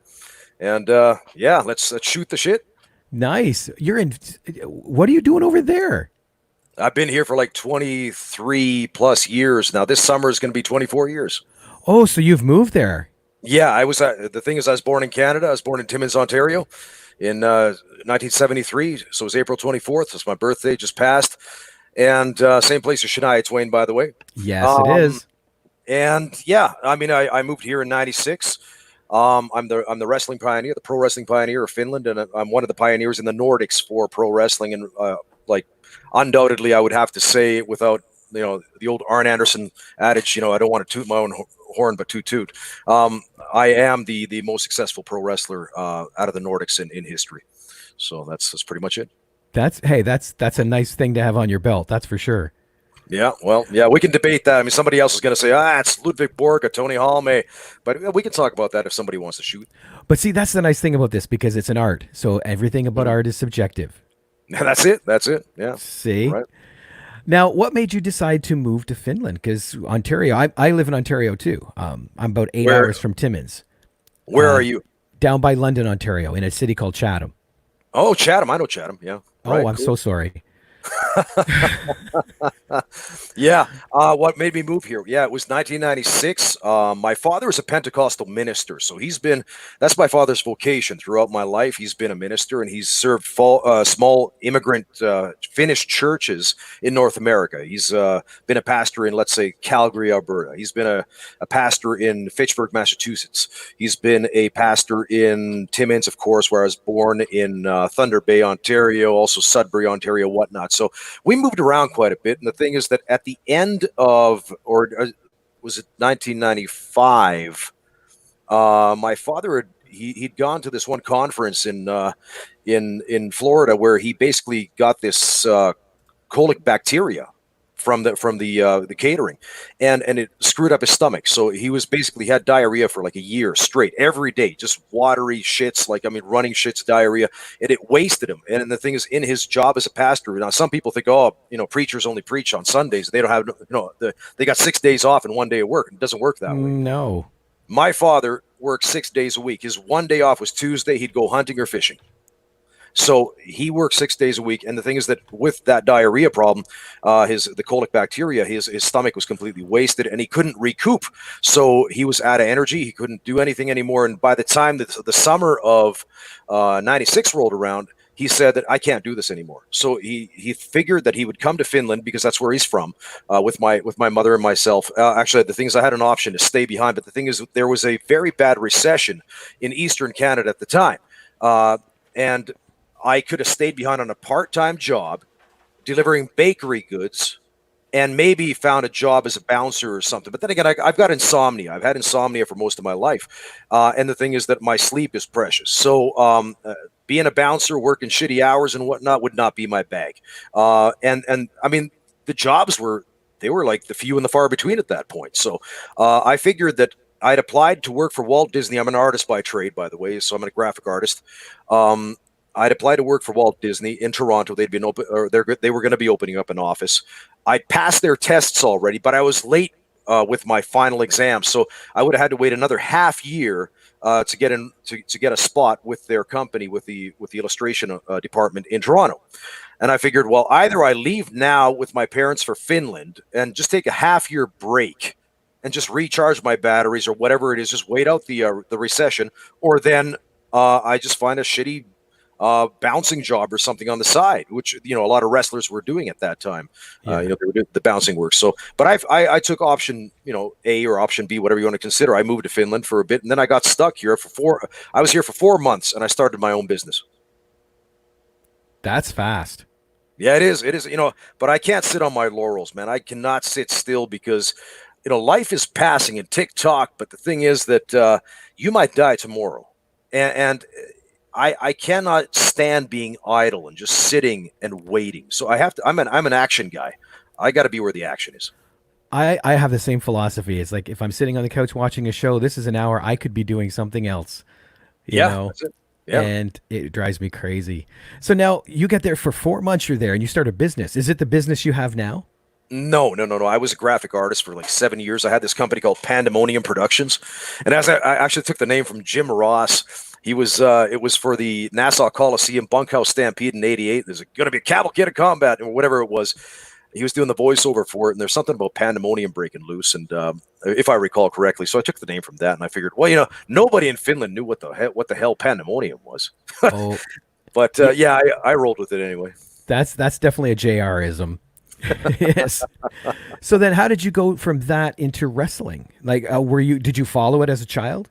Yeah, I was 6 years old. I was living in Timmins, Ontario, with my parents at the time. And I was sitting in the family room of a family friend's place, a living room, sorry, of a family friend's place, and I saw pro wrestling for the first time on TV, and it was some big hulking brute. It wasn't Hulk Hogan. It was like at the end of the '70s, around '79.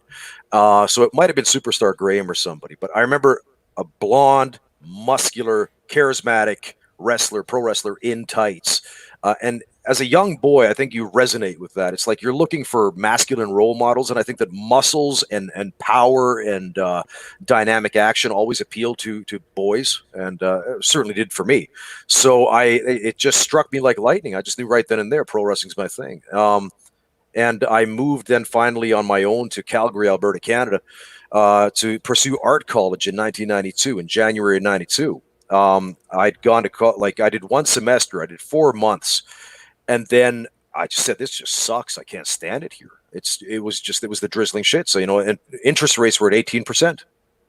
So I'd be paying out the ass until I was about maybe 55, 60.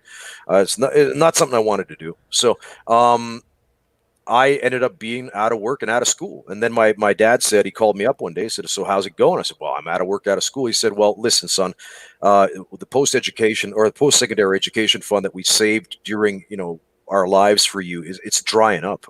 Just think of how little my father made as a preacher. So inside of half a year, the post-secondary education fund had already been drying up. So he warned me. He said that unless you find a job, you got to come back home to Ontario. So I said, oh, okay, no, I gotta tough this one out. I gotta make it work on my own. And so I found a job driving water for this company, like bottled water for this company in Calgary. And I delivered water one day in the summer of '92 to an industrial area, Calgary, called I forget what the name of the area was, but it was a taxi company run by a guy called Abu Wizal, who was a manager for Stu Hart Stampede Wrestling. He was the manager of that taxi joint. And I walked in there as I carried the bottles in and whatnot, and I looked at his walls, and he had these pictures of pro wrestlers on his walls. And I asked him, well, why do you have pictures of pro wrestlers on your walls? And he said, well, I used to be a manager. I said, well, so what was your name? And he said, Abu Wizal. And I said, oh, okay, so Karachi Vice. I knew exactly who he was. And I asked, is there any pro wrestling in Calgary right now? He said, no, but there's a new company starting up this autumn. And he said, if you want, I'll give you the name and the contact information of the promoter. And that was Beef Wellington and Steve DeSalvo. So Steve Strong back in the day. I was going to say, you get into Calgary, you have to hit wrestling. Yeah, and that was my chance, And the thing is, I was a hardcore mark, man. I called up Stu Hart I just introduced myself. It's like I had no pitch, I had no track record, no nothing. The one thing that I do know is artwork, however, because I can draw. And I figured I introduced myself to Stu. I said I'm an artist. He said, we're all artists." And he invited me up to the house. Actually, I invited myself, but nonetheless. But still, I mean, it's an invitation. Yeah, I went up to Stu's house. I met the old man. He put me in a sleeper hold. Luckily, I turned my head in time. But yeah, I mean, it's like I was insistent on getting into the wrestling business. Where there's a will, there's a way. And back then, it was still run very much like the mafia. You know, it was not an open door policy. In at least in Calgary, in beginning of the '90s. So I wormed my way in there. It's like I think that when I met Steve DeSalvo at his realty office in Calgary, I just showed up. I had my briefcase in my hand. I had my artwork inside. He didn't want to receive me. I was sitting in the waiting room of his realty office after hours, and he was stuck in his cubicle and he's waiting for this prick to get out of the office. You know what I mean? It's like I was just a nuisance. But I wouldn't leave. I was like, I came here for an interview. I came here to be heard. And I was insistent. And he finally took me in. So I just come on in. And I made my pitch. And I said, well, I can draw pictures of the wrestlers for your weekly programs, whatever it is that you might have, and this and that. That wasn't what he saw in me. What he actually heard was my voice. I've always had a really good voice. I'm a singer in 3 bands. Right now I've got a southern rock band called Crossfire. That's with a Y. I've got a heavy rock band called Stoner Kings. That's 2 different words. And then I've got this thrash metal band called Angel of Sodom. I sing very differently in each and every band. I'm a baritone vocalist, but the thing is, I've always had a hell of a good voice. They told me back in Ontario, you should get into radio. I mean, you got a hell of a voice. And the thing is that I parlayed that voice throughout my career. I'm one of the top voiceover speakers in Finland today for Native American English. Very nice. Yeah, so it's like I said, where there's a will, there's a way. You're going to find a way. You're going to forge your own destiny, and so that's what I did. I made my pitch, and he heard my voice, and he figured I'm going to make this guy a ring announcer, and he gave me a break as a TV commentator. Excellent. Well, Michael, thank you for chatting with me. I'm going to turn things back over to Ed. He looks a whole lot lighter and ready to rock. Let's do it. All right, thanks, Rob. All right, Michael. Hey, let's get to some. We got some questions coming in from all the fans here. All right. Someone says, "Hey, Mike, I saw your picture facing Tajiri. How hard were those kicks?" I tell you what, if you haven't read my book, it's right here. It's called Battleground Valhalla through Crowbar Press. You can pick that up. I go through all of that stuff in Japan. I've always believed. I said this on Chris Jericho's Talk is Jericho podcast. I was on last year in March, and I said I'm in the make believe business. I make believers out of people. I've always, Chris always said that everybody's a mark for something. And I've always been a mark for realism. And for me, Japan was like my promised land. When I made it there in 2010, I became a star literally overnight. They'd already prepped me. I'd faced Tajiri in Finland a few months earlier, but he believed in me so much that he put me right to the top of the card. He said, this guy, he's got like charisma off the charts. And when I went there, I mean, it's like you paid for your spot on the card. I mean, as a top guy, when he would kick you, he would lace into you. He would just lace into you. And, but the hardest kicks that I ever took in my career were from Masakatsu Funaki, the former Pride wrestler, not Pride, but Pancrase. It was like being kicked like if I was a soccer ball, man. Really? Yeah, no, I mean I'm not in the bullshit wrestling business. I don't do fake wrestling. I never did. I've always worked really snug. I've always worked really tight, and I take pride in my work. It's like for me, I carry my heart on my sleeve in that way that it's like I'm a professional. I'm not here to placate some kind of bullshit. That's not what I do. Let's see. Julie wants to know, can you describe the Finnish wrestling style? Oh, geez. Well, there is really no such thing. I think it's an amalgam. It's a toss-up because the thing is that I've taught these guys here to more or less like the all-around American style. Do you know what that means, by the way, all-around American? Is that what we see today, or? No, geez, no. It's a bit like, so you have your fundamentals, and then you have your technical aspects. You have a bit of brawling. You have a bit of high flying. You have a bit of everything. But it's all around. It's a bit of everything, right? Okay. But but your fundamentals had to be solid. You have to have you have to know what you're doing when you get down on the mat. If your match falls apart, all you have to resort to is actually, grappling and chain wrestling. That's really grab a hold and work out of the hold. That's that's what it is. So I mean that's the way that I taught these guys.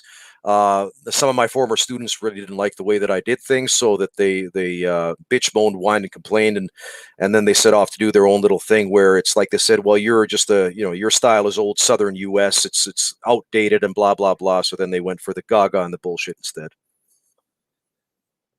Let's see. Steve wants to know: does Mike have any Larry Cameron stories? No, sorry, I don't know. I never ran into Larry. Larry passed before I could meet him. All right. Which company in Japan were you working for? I work for All Japan. I work for Smash. I work for WNC. I work for Tokyo Championship Wrestling and for Asuka Project. Okay. So, did you ever try to, try to get into any of the more mainstream promotions at all, or? Yes. I was offered. A short story about Japan. Now the thing is that I was, like I said earlier, my father's a minister, right? I was brought up with a very high level of moral fiber and moral fortitude. So it's like my word is my bond. I come from the old school, right? So it's like I don't. If I tell you I'm going to do something, I will do it. If I can't, I will pull out gracefully, but I'll tell you the reason why, right? So it's like that's the way that I work. I was offered in 2012 by New Japan Pro Wrestling. I was taken to lunch in Tokyo by one of their office people. I had a friend of mine who was with me, Dr. Hiroaki Terasaki. He's a heart surgeon. Nowadays, he's one of the doctors for New Japan Pro Wrestling. And they sat me down at the table and they made their pitch in 2012. They said that now's your time. You got to change over New Japan.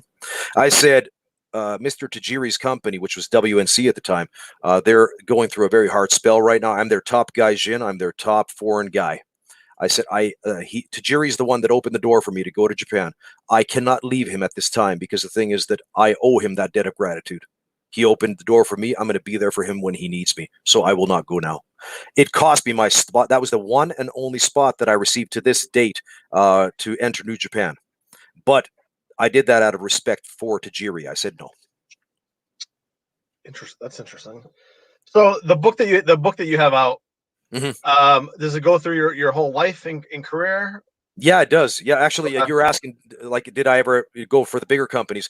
At the before I moved to Finland, Scott D'Amore, who is now with he was with TNA and whatever else, but Scott D'Amore was booking the jobbers out of Ontario to go work the WCW, and through Dave Penzer, that was the hookup for WCW, and then through Jay Strongbow to work the job positions for the TVs for WWF.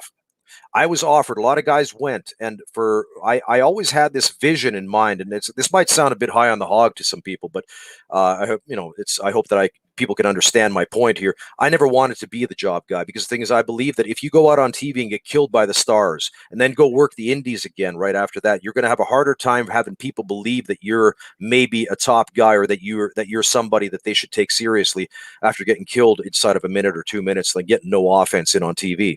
So I never went, and I had some heat with Scott D'Amore for that, and some of the other guys, I guess, maybe thought that I was a bit high on the hog for not doing the jobs. But I was offered to go both WCW and WWF at that time. Then I had an agent. I was part of this talent agency that would place people into ads and into movies in Toronto. And my agent contacted J.J. Dillon when he was working for WWF, and he had already booked basically prematurely, or that's the wrong word, prematurely, but he had already more or less like finagled some kind of an open door invitation for me to go and show my wares to WWF at some point. It probably would have been the job route anyway, but nonetheless, right around that time, I ended up moving to Finland. So it kind of nothing came of that. So, but still, yeah, there were specific moments. But I'll be honest with you, Japan has always been my holy grail. Mm-hmm. And when I made it there in 2010, like I said, I became a star overnight. Inside of 5 months, after having been there from only the 24th of July 2010 to the end of the year, Weekly Pro Wrestling Magazine ran a nationwide reader poll amongst all of their readership, and for like different things, like for example, Wrestler of the Year, Company of the Year, foreign star of the year, blah, blah, blah. I was voted in the top 5 foreign gaijin after being in the country for only 5 months. That's how they took to me. Kenny Omega was on that list, some other people. I was in that list, top 5 gaijin, most popular in all of the country of Japan. Hey, Michael, we have someone who's jumping in, who's interrupting us real quick. Tito Santana. How you doing, Tito? Good. How are you guys doing? Hey, we're doing great. wonderful. How long do you want me to show the book? Well, we just want to see the book. I just read that about a month ago. Great book. Awesome job by you and Kenny. Kenny said that you were going to jump in here, so just wanted to get you on so you could show the book real quick and say hi to the fans that are watching. Oh, thank you so much. If they're wrestling fans, they're Tito Santana fans, and they're okay with me. And you guys have a great show. All right, Tito. Thanks, Tito. Thank you so much, guys. Enjoy. All right, take care. Okay. I was with Tito in Germany actually a couple of years ago. We were wrestling on really? the same show. Yeah. Oh, that's pretty cool. So Yeah. what was that? What was that like? That was for the Deutsch Wrestling Alliance. I'm actually their world champion. I got the belt here. 1 second. I can hold it up for you guys. So it's not the prettiest belt out there, but it does the job, right? So Yeah. DWA. So what made you? All right. So you answer this with Rob, but what made you want to embark on wrestling in a different country or somewhere else? Well, the thing is that I moved here because of the recession, right? So Okay. in Canada, they had the recession. And the thing is that there was I always missed wrestling. As soon as I came here, I missed it. And the thing is that I'm good friends with Chris Jericho to this day. And Chris sent me a lot of what I would care to be, or what I would deem to be care packages. So he would send me CDs, Weekly Gong, the Japanese wrestling magazine, things like this. And then handwritten letters and stuff. Every few months, he would send me these care packages as a friend. And actually, when I started my career, Chris gave me my first pair of wrestling boots, and he lent me my first pair of tights, which were a pair of his old tag team with Lance Storm Sudden Impact tights. That was my first match, right? When I would stay in contact with Chris, and he was really my only connection to the wrestling world back then, because there was no wrestling that I knew of here in the Nordics. The closest place was England, and back then, like I said, it used to be it was a shut system. It was a closed system. It's not like an open door policy like it is today, where you got the internet and you've got, you can just reach out to anybody and reach anybody. It wasn't like that. You had to know people, and being fresh, moved out of North America here to the Nordics, it's I didn't know anybody. And so it took me a while to finally reach a guy called Orig Williams in the UK. He's already passed on now. He's an old promoter. And I was supposed to go over for Orig in 2000. That didn't work out. I forget what reason it was. But anyway, then I ended up going for another promoter called Shaky Stevens. And the worst time of my life, just the absolute drizzling shits in the business. That was the absolute low point in my career. Now, why is that? Oh, the guy was, first of all, he's a convicted pedophile, and he stiffed me for the money. He fucked me over for the money. He basically, I think he had buyer's remorse at the end of the day. I think he was expecting something, which never ended up panning out, and yeah. So anyway, it's they just treated me like shit. It's my time there. It's just I have this real foul taste in my mouth to this day from that. Let's see. Jason wants to know, have you crossed paths with Josh Barnett? No, it didn't pass. No. Of all the shoot guys, I think the closest is my old tag team partner, Geza Coleman Jr., who was a tag team partner. Or no, it's not tag team. He was the sparring partner of Dan Severn back when Severn was UFC champion. He was my tag partner. Georgia wants to know, have you ever worked with Kenny Omega? Didn't work with Kenny. Yeah, but I got a story about Kenny. When my first trip to Japan, so that was July 24th, 2010, right after I won the Finnish championship back from Tajiri. That was so we went out in the evening, and Kenny came out with me. It's because I didn't know Tokyo, right? I didn't know, I was new to town. So we're in the Shinjuku district. So Kenny comes out with me. There's a lot of hustlers out there, right? These black guys from different African countries, and they try to get, they're hustling people to get into the clubs. And you can't trust them. That's what I heard. Is Just do not trust these people. And Kenny came with me, and it's like these guys they saw me with a belt, because I was carrying the belt after the show, and I had my gear with me, and we're walking around, just going back to the hotel, whatever it was. I forget what it was, but Kenny was with me, and one of these hustlers comes by, and he's like, "Hey, bro, we got girls, got the bar. Come on." And Kenny's like, "Fuck off, leave him alone." Right. So Kenny was my guardian angel in Japan, my first trip there. People want to know about Ludwig Borga. Any opinions or thoughts? I knew Ludwig, so his real name is Tony Halme. As I was saying at the start of this whole thing, so when I said that I'm the most successful, the most accomplished pro wrestler in history out of the Nordics, so my career has been now 26 years. I've been in the business for 28, and that's worldwide. So Tony, a lot of people will say, well, wait a minute, Tony wrestled for the WWF. How can you even say that? Well, Tony started his career in 1990, and he finished his career in 1997. He was in the business for 7 years. So he worked New Japan. Yes, he worked for Vince for 1 year, right, as Ludwig Borga. But he was not well received in the WWF. His career in there, like for New York, that was a flop. And even for New Japan, I mean, it's like he wasn't a top guy for New Japan, right? So he was middle of the card, and he was like an attraction guy. And so he was a good guy. I from what I remember about him, I mean, he was nice enough to me. I refereed one of his matches in Finland. Actually, it was the ring broke during the match. He wrestled this bodybuilder called Boogie Mustonen. So, and I think that was Boogie's tryout match to possibly go for Otto Wands for the CWA in Austria. But it was such a bad match that Tony said after the match, "Oh, I can't take this guy." But it was, anyway. So I knew Tony back in the day, but unfortunately, he ended up committing suicide after he entered politics. Let's see. We got one last question here.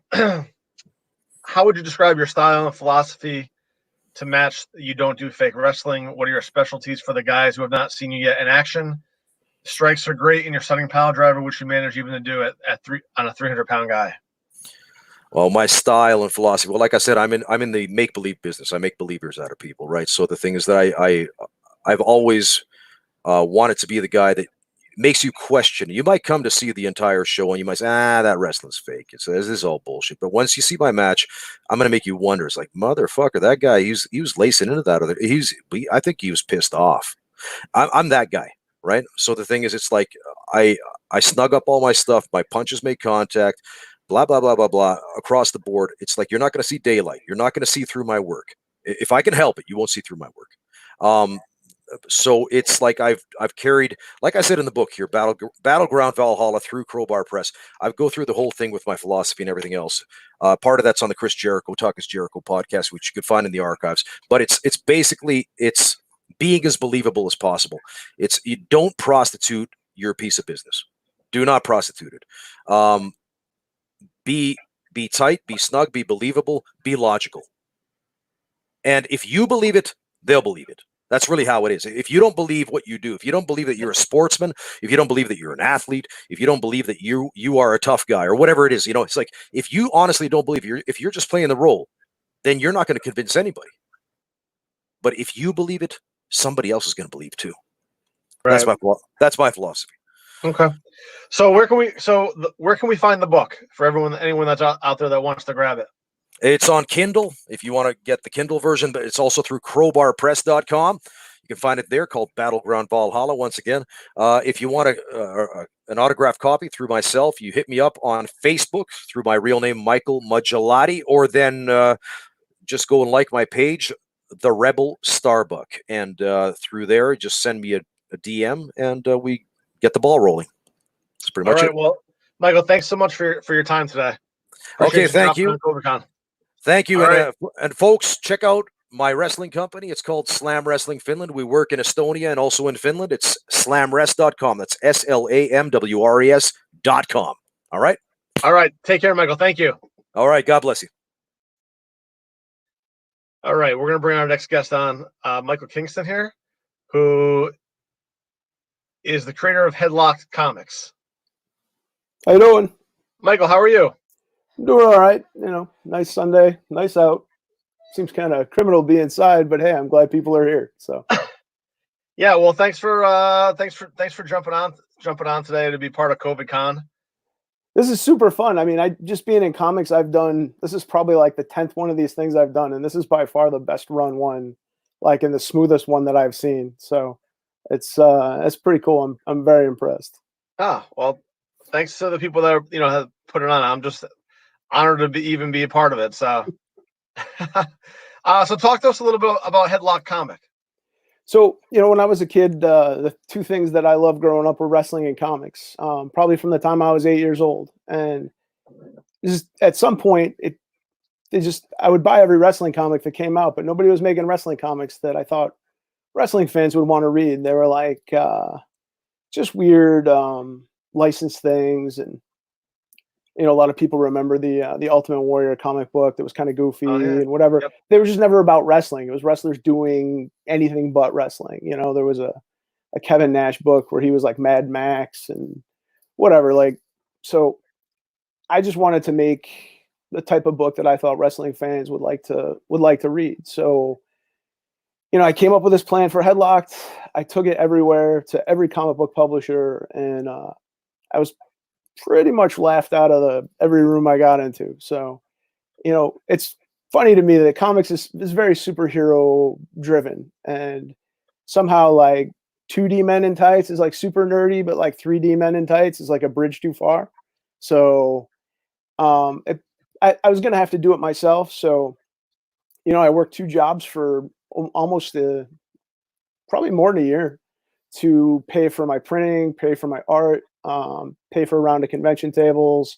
I started selling my book out of my backpack at wrestling shows, like back on message boards and stuff, and started to build a little bit of an audience. And then from there, I attracted wrestlers who like comics. They would be at Comic Cons just as fans, buy my book, and then they'd be like, "Oh, this is really good," and that kind of gave me the impetus to keep pushing. And eventually, I've gotten a lot of guys to contribute to my book. So my book's called Headlocked. It's a HBO style drama about a kid working his way through the wrestling business, like starting on day 0. And he's sort of navigating the underbelly of the business, trying to get to the bright lights and the big stage. This cover, by the way, Jerry the King Lawler does our covers.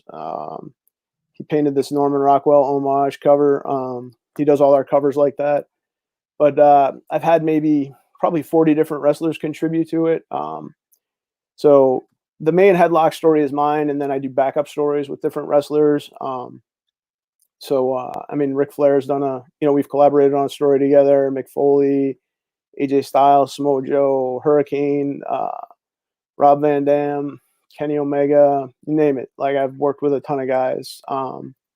So I'm working on a script with Crime Time right now, and I just made 3 other deals like this week to do stories with other guys. So we just do backup stories like in different types of genres and in all kinds of genres, all kinds of stories. I did a story with Gangrel about a guy that trains Bigfoot to wrestle. Mick Foley's is a Christmas story. We did Kenny's is indie wrestling, the video game. So it's 2 guys sit down to play a video game, and he thinks it's a regular wrestling game, but it's all sort of the bullshit that goes on in indie wrestling. So they're just we're hitting all the different genres. We've done horror, we've done romance, anything you can think of. It all kind of ties back to wrestling. So for people out there that may not know, is it a book or is it like an actual comic, like you would think in like the 1980s, like they used to make them?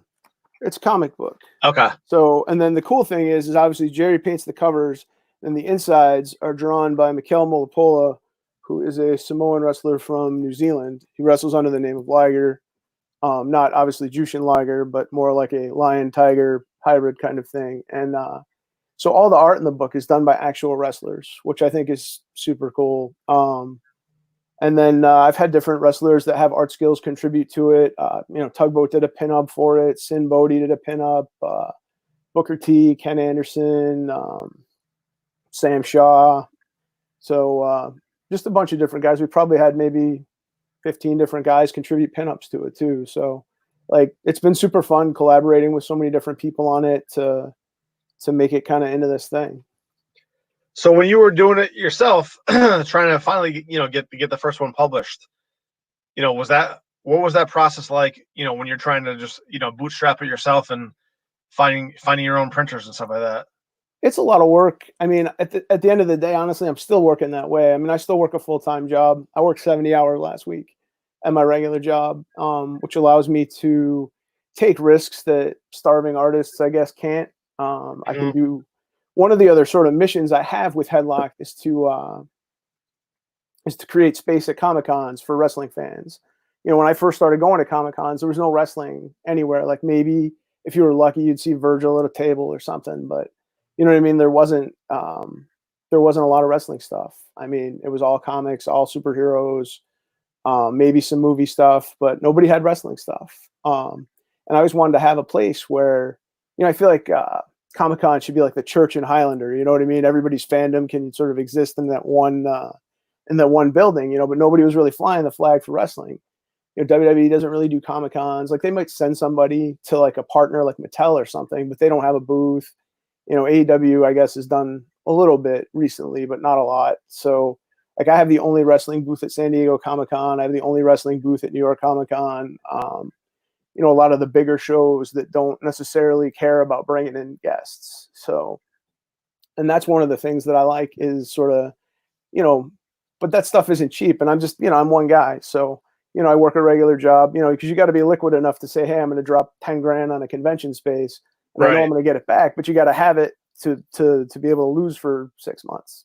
Yeah. So, and that's why I kind of operate the way I operate. I don't sleep a whole lot. So I got 5 different comic projects going right now, in addition to working. And then, obviously conventions are cut off right now. So it's. Well, good. Hey, man, that's awesome, man. Well, I read that you were a big George Animal Steel fan. Yeah. So that was my entry into wrestling. It's one of the things I love most is just crazy characters, over the top characters. And I remember just flipping channels. I think it was the first Saturday night's main event, and it was Sheik, Volkov, and George Animal Steel against Mike Rotundo, Barry Windham, and Ricky Steamboat, and just flipping channels. And George Animal Steel wasn't like anything I'd ever seen in my life. You know what I mean? I literally just I stopped. I watched the rest of that match, and I've been watching it ever since. In all its forms. I mean, I go to indie shows all over the country. If I do Comic Cons in different states, I'll go to indie shows in other states. I'll help promote indie shows in other states. So, I always like the art form. Like there's some people you say they're wrestling fans, but they're not wrestling fans. They're just WWE fans. And like if WWE stopped running wrestling, they wouldn't watch wrestling or whatever. And then there's people who are just wrestling fans that'll watch anything. You know what I mean? You watch it on public access, whatever. And that's, I guess, who I am. You know what I mean? I can find value in just about anything. Is there anyone that you would have liked to have had the opportunity to work with that maybe you haven't yet, or so that you're just not able to? I have 2 sort of sad stories. So the Ultimate Warrior was actually going to paint a cover for my book. He painted he used a palette knife only to paint, which I thought was kind of neat. And he was going to paint a cover to my book. And obviously he died before that could happen. And I had met Roddy Piper at San Diego Comic-Con, and we had talked about putting a story together. And then we were going to do it at a show in Stockton in August. And he died 6 days before that show. So those are 2 obviously opportunities that I'll never get back. It was cool. I mean, the Ultimate Warrior called me on my birthday. Like he didn't know it was my birthday, but he called me on my birthday to tell me to stay positive, which was like, I felt like I was like a 9-year-old. It was pretty neat. Yeah, I can see that. Hold on, somebody here wants to know. So they have a few of your comics. They're awesome. Do you have any surprises that you can announce? I guess we could talk about it. It should be coming out soon, but I just turned in my last script for a tie-in to the movie that John Moxley's doing, that Cage Fighter movie. Okay. So I wrote a comic for tie-in licensed comic for that, for a company that has the rights to it. So that'll be I should be coming out hopefully by the summer. And it's more based on his character. And then we've got like I said, I'm working on a script for Crime Time right now. It's pretty fun. And then I had talks with a lot of the guys that recently found themselves released by WWE. I put together a lot of deals with those guys. So without naming names, I'm sure you could probably piece it together, but probably going to get 5 or 6 projects out of that in terms of short stories. So we got a lot of projects. Do you have a vision for what eventually you're going to build this to become? And I only ask because I watched have you watched The Toys That Made Us? No, I haven't, honestly. Oh, you haven't watched that on Netflix where they go over the Teenage Mutant Ninja Turtles? I know what it's about. I just my whole life, like I've got stacks of unread books, stacks of unread comics. My DVR's full. You know what I mean? Like I work, I sleep a few hours, and then I get up and I hit my computer and try to get done what I can get done. So, like most of my life is just sort of running behind this giant wave of deadlines and whatever to make this thing happen at the level that it happens. Right. So it's not, you know what I mean? Like one guy generally doesn't run a thing that has the placement that we have. Like we're on, in New York Comic Con, like we're on the side of the building with like Funko and Topps and like all these big brands. And then there's Headlocked and, obviously there's a lot of people who help me, but I do a good chunk of that.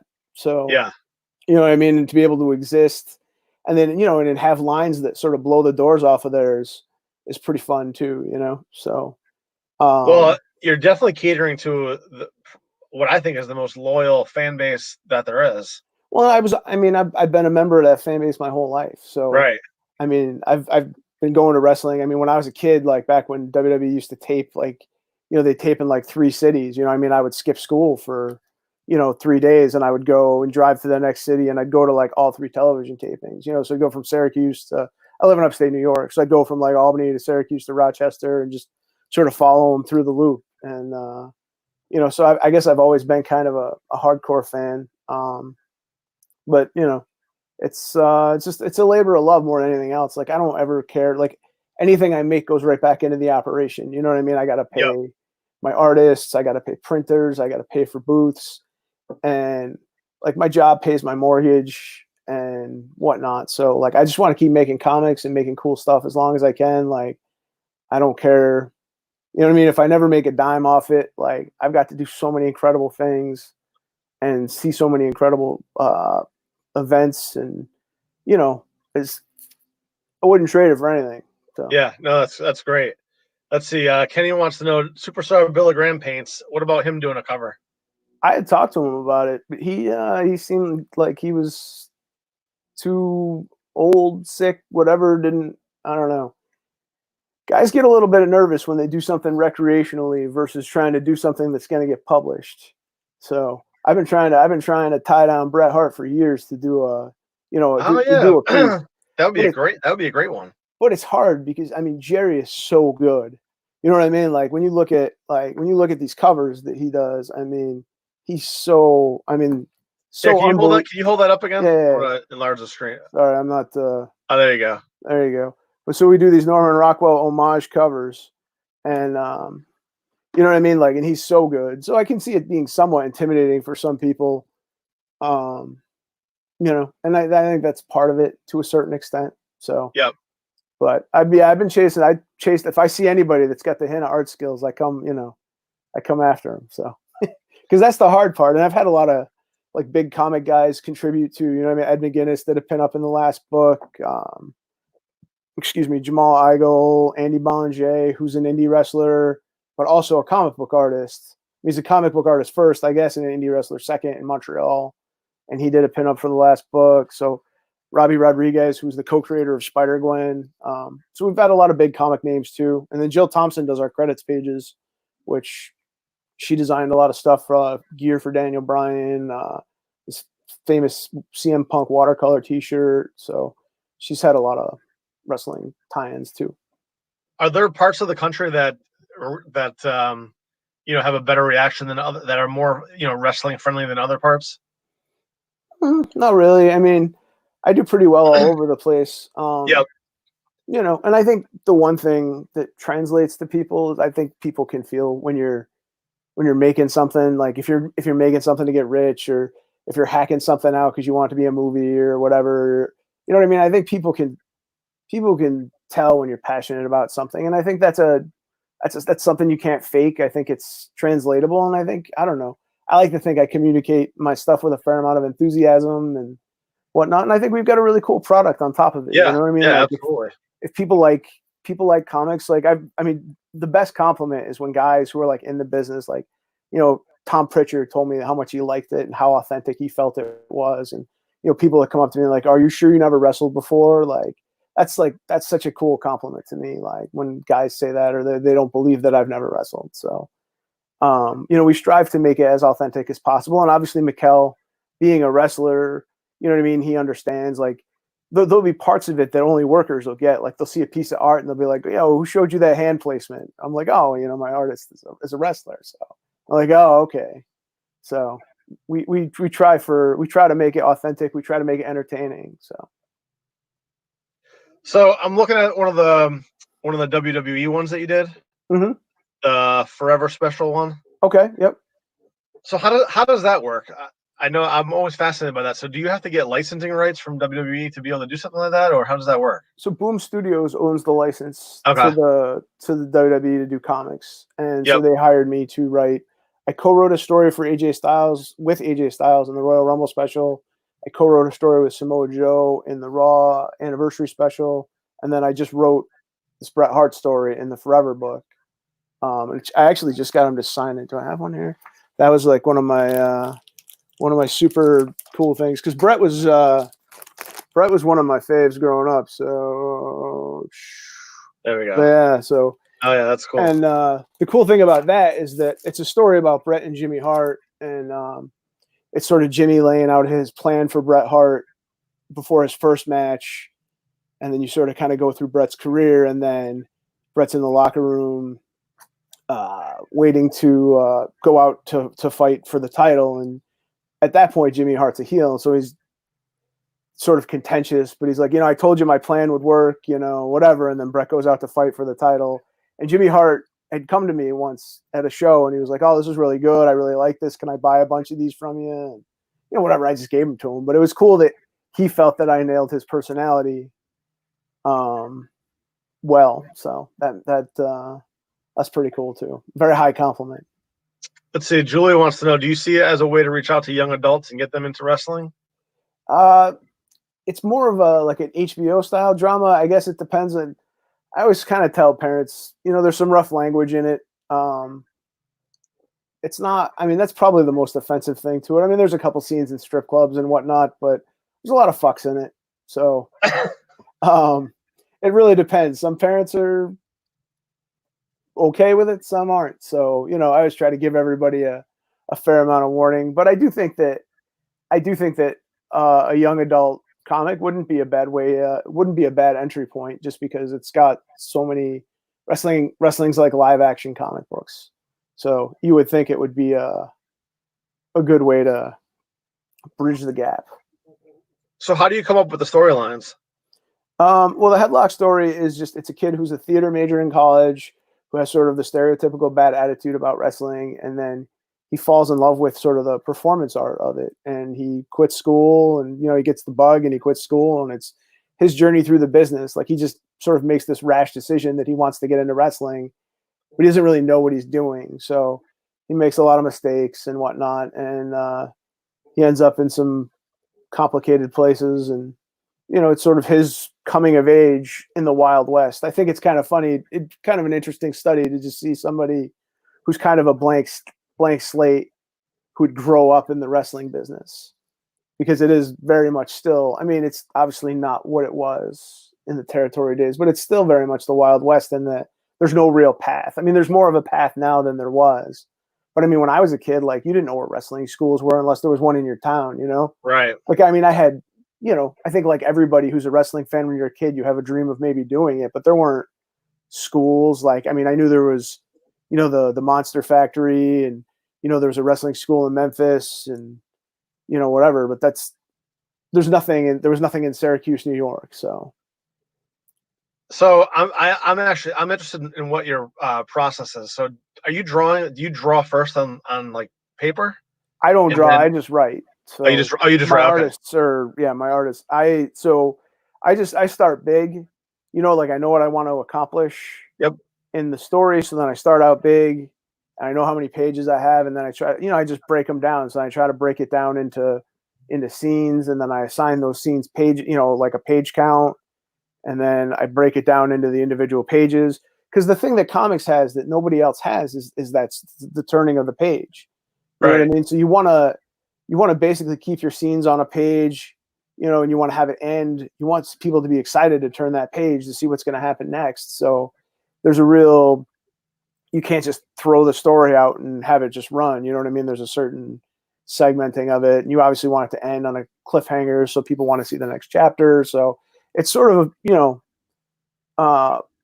structuring and balancing, get your pacing together and whatnot. So, and then I work down from that way, and then I break it down into panels, and then I write it, and then I write the panel descriptions, I add the dialogue, and then it goes to my artist. And sometimes he'll have questions. I've worked with Mikkel for a long time now, and I work with another artist. His name is Doug Hills.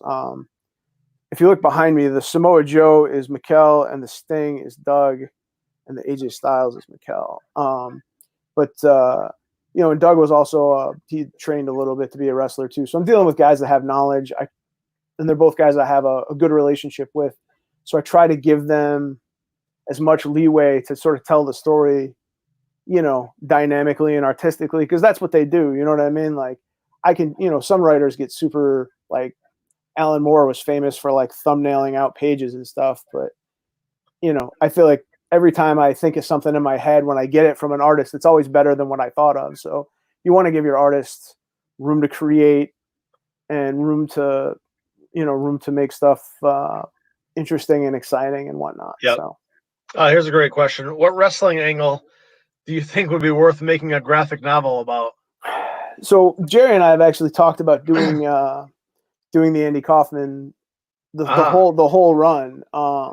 Just because, I mean, everybody knows like the pile driver and the Letterman thing, but I mean, they had like 15 matches where, they were in the ring together. There was a boxing match, and there's tag matches and whatever. And it spanned a 2-year period of Memphis. And I want to write it like sort of like a love letter to Memphis wrestling, because I think Memphis wrestling is amazing. And there's so many different things that his appearances sort of got their fingers into. There was an angle where where Lawler wrestled a guy named the Russian Invader, who that started with them hitting each other with a giant bag of wheat, and it was just and then him and Jimmy Hart had a boxing match, Andy Kaufman, and they had there's all kinds of cool stuff. So I really want to kind of explore that a little bit and sort of explore the dynamics, because that never would have worked in any other way. You know what I mean? Like obviously WWE wouldn't have had him at the time, and even if they did, it would have been like a one-off appearance. Like the way that whole thing happened only would have happened like in Memphis with somebody like Jerry, who was open-minded to like sort of mixing pop culture and wrestling and whatnot. So like I definitely want to explore that time period, and that's something we've actually talked about. That would be pretty cool. Yeah. Yeah, I mean, you're bringing me back to the days when I was go down to the comic book store and go rifle through the ones that I want to pick, and then get home, unwrap it, and then start reading them.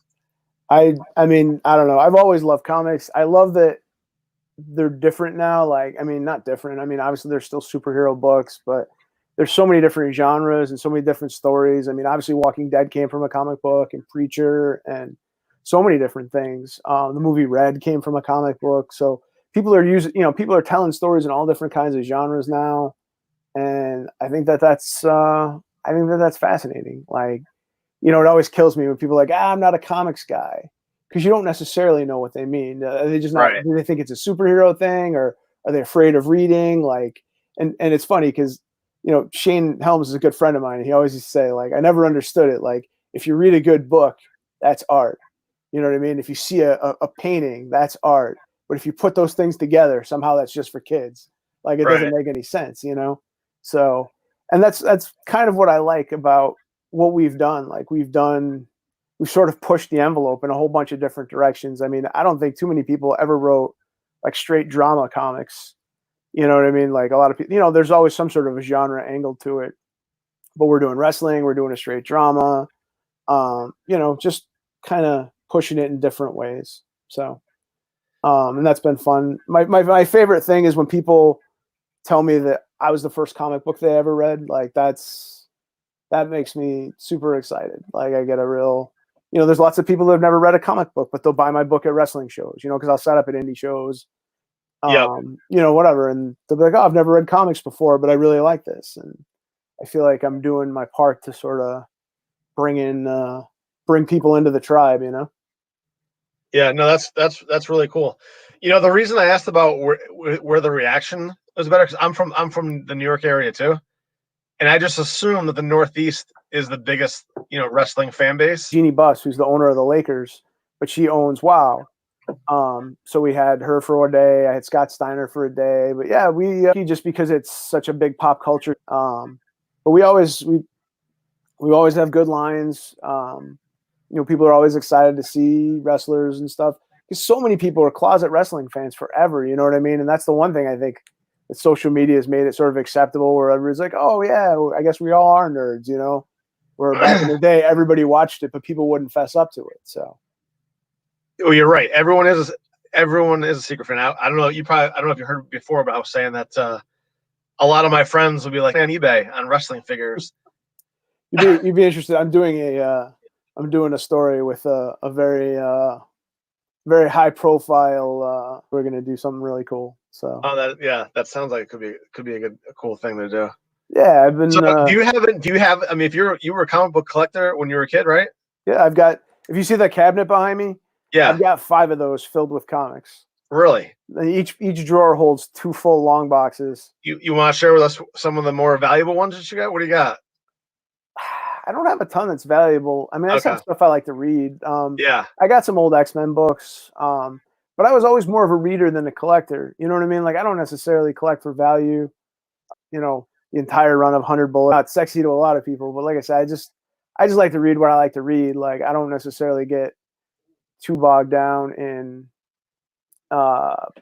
you know, grading and any of that stuff. Cause oh yeah, of course. You know what I mean? Like, I have somebody, the first issue of Headlock that we did, like a floppy of somebody as a gift got it slabbed for me at a 9.6 and it had a black cover. So I have that, and that's kind of neat. That is pretty cool. And then now that doing the Boom stuff, it's the Boom stuff. People had to have a witness come over and have me sign it, and then they got it slabbed, and that part of it's pretty neat. I still get I've been doing this for 10 years, but I still get a convention season starts from March and goes through April, and then through July and August, the summer. I mean, it's crazy. I mean, there's lots of times I just don't sleep, or I sleep on a plane for a couple hours and I get up and do what I do.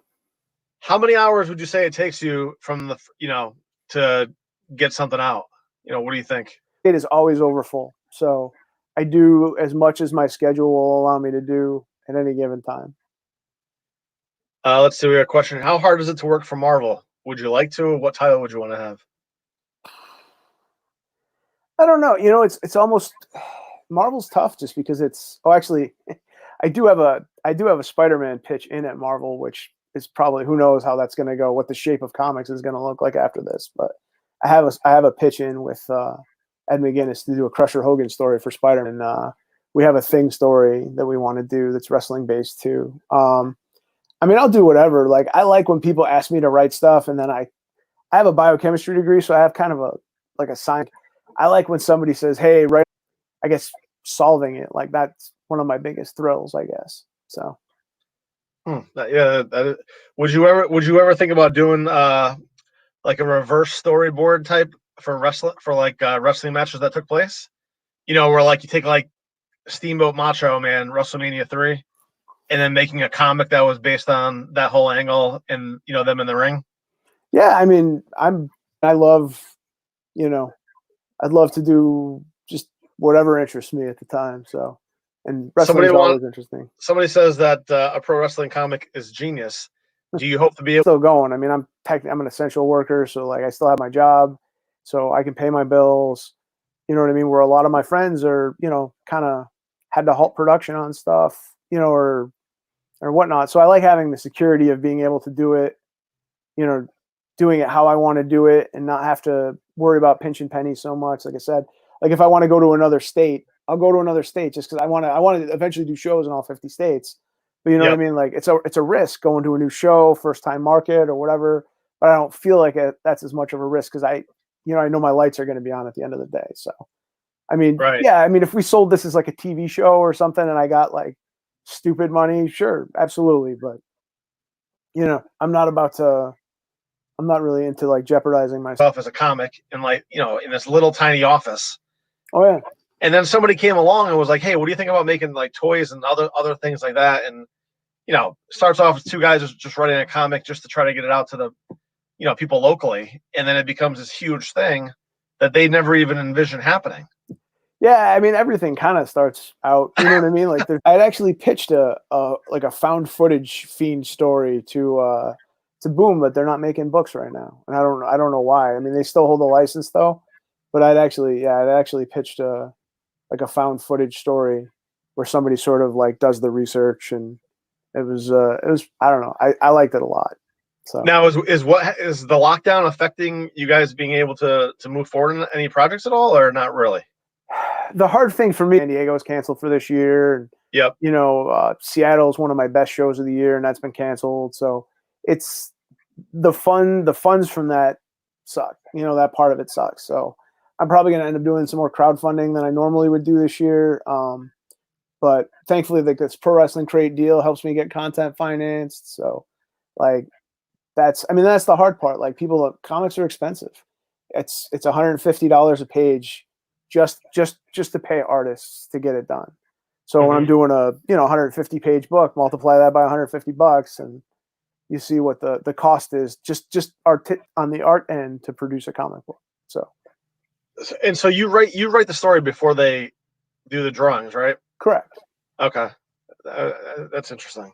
So you don't tell them like, oh, draw this, and then you try to think of something else, something to write in there? No, I mean, that's how Marvel used to do it. That's called Marvel style, where they would draw, and then they would draw they'd say this is what's going to happen in the book, and then the artist would just draw it, and then they do the dialogue after. But you know what I mean, because this is more like cable drama-esque, like the conversations, I guess, are a little more important. So you got to make sure that I got to make sure at least that the dialogue I want to have, you know what I mean, it all sort of ties together. So like in each issue, each chapter is like an episode of television, so to speak. He learns something about wrestling, which sort of ties into his journey, with coming of age, to becoming a man. So, hey, what it is, right in the nick of time. I had to dig this one out. Comic hurricane shirt. If I'm gonna do a run in, I had to have the crossover. Welcome to COVID-Con. How's it been going so far? Well, this is my second time because I was here yesterday. Oh, that's right. Yeah. Yep. Saving the day. And today the favor gets returned by my man Kingston saving the day. I appreciate you. That's what we're here for, What's been going on? What we rapping about? We're just talking about comics. This is vodka free at the moment. We're talking about the comics. Okay. Thanks for narrowing it down. Kind of had a feeling that was going to be the gist of the conversation. Do you have one with Mike? You guys have one together, correct? Yeah, man. I'm very proud of the story I did with Mike. And my personal opinion of all the guests that he has that have done stories or art, mine was the best. I could be partial. I don't know. But I think we collaborated on a story together. I had an overall idea of what I wanted, and Mike took my idea and made it even better. And the finished product, I'm very proud of. So you can see it on YouTube. We made it into a motion comic, and we had some voice actors do some voices to it and stuff. It's up on YouTube. It's called Undefeated. The story. It's Headlocked Undefeated, and if you search it, you can see that up on YouTube now. All right, we'll make sure that everyone is checking that out. So who came up with the plot? That was me. It was something I was actually going through at the time. Something I've been through at a couple of times in my career, but I was going through it at the particular time. And Mike put a little spin on it to capture what I wanted, and it came out fantastic. If I tell you what it's about, you're going to miss the point. So it's almost one of those things where we can't give you any information, and just trust me, is really good. It's really good, and it's the motion comic on YouTube is what, Mike, 5 minutes tops? Yeah, I don't even think. Yeah, it's the best 5-minute story you're ever going to get. I will say that. All right. So did you guys work when you collaborated on it? Did anyone have like creative control over how it was going to go? How does that process work? Most of my collaborations have been pretty easy. You know what I mean? Yeah. Like, honestly, like the guy. I mean, most of these guys are natural storytellers to begin with. So you know what I mean? Like, you're just telling stories. So you know what I mean? Like, he came up with an idea, I put it down on paper. You know, we go back and forth a little bit, and it's all good. You know what I mean? Like, every collaboration has been different, but they've all, for the most part, they've all been pretty easy. I mean, the hardest thing I have so far is when somebody you know, will submit me something that's just too long to fit in the pages that we have.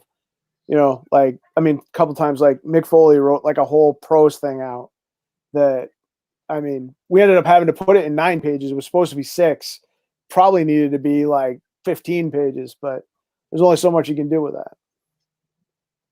Yeah, I got to imagine from an editorial standpoint, sometimes that's the hardest thing when you got to condense a story and cut out so many good things. I've heard a lot of directors talk about that when it comes to movies, that, you know, they don't want the movie to be 4 hours long, but they got 4 hours worth of material, and you got to start chopping stuff. But I spent my whole night last night doing that with my Crime Time story. So, no, yeah, like Shad's written comics before, so he kind of knows. But I mean, he had submitted, like, you know, basically panel layouts and pictures and whatever. But it's a 12-page story, and he probably gave me about 20 pages worth of story to fill. Like, there was a page that had like 10 panels on, and I'm like, yeah, we can't do that. So, well, I can understand that. When you're talking to Shad, you get a lot of information in a little bit of time.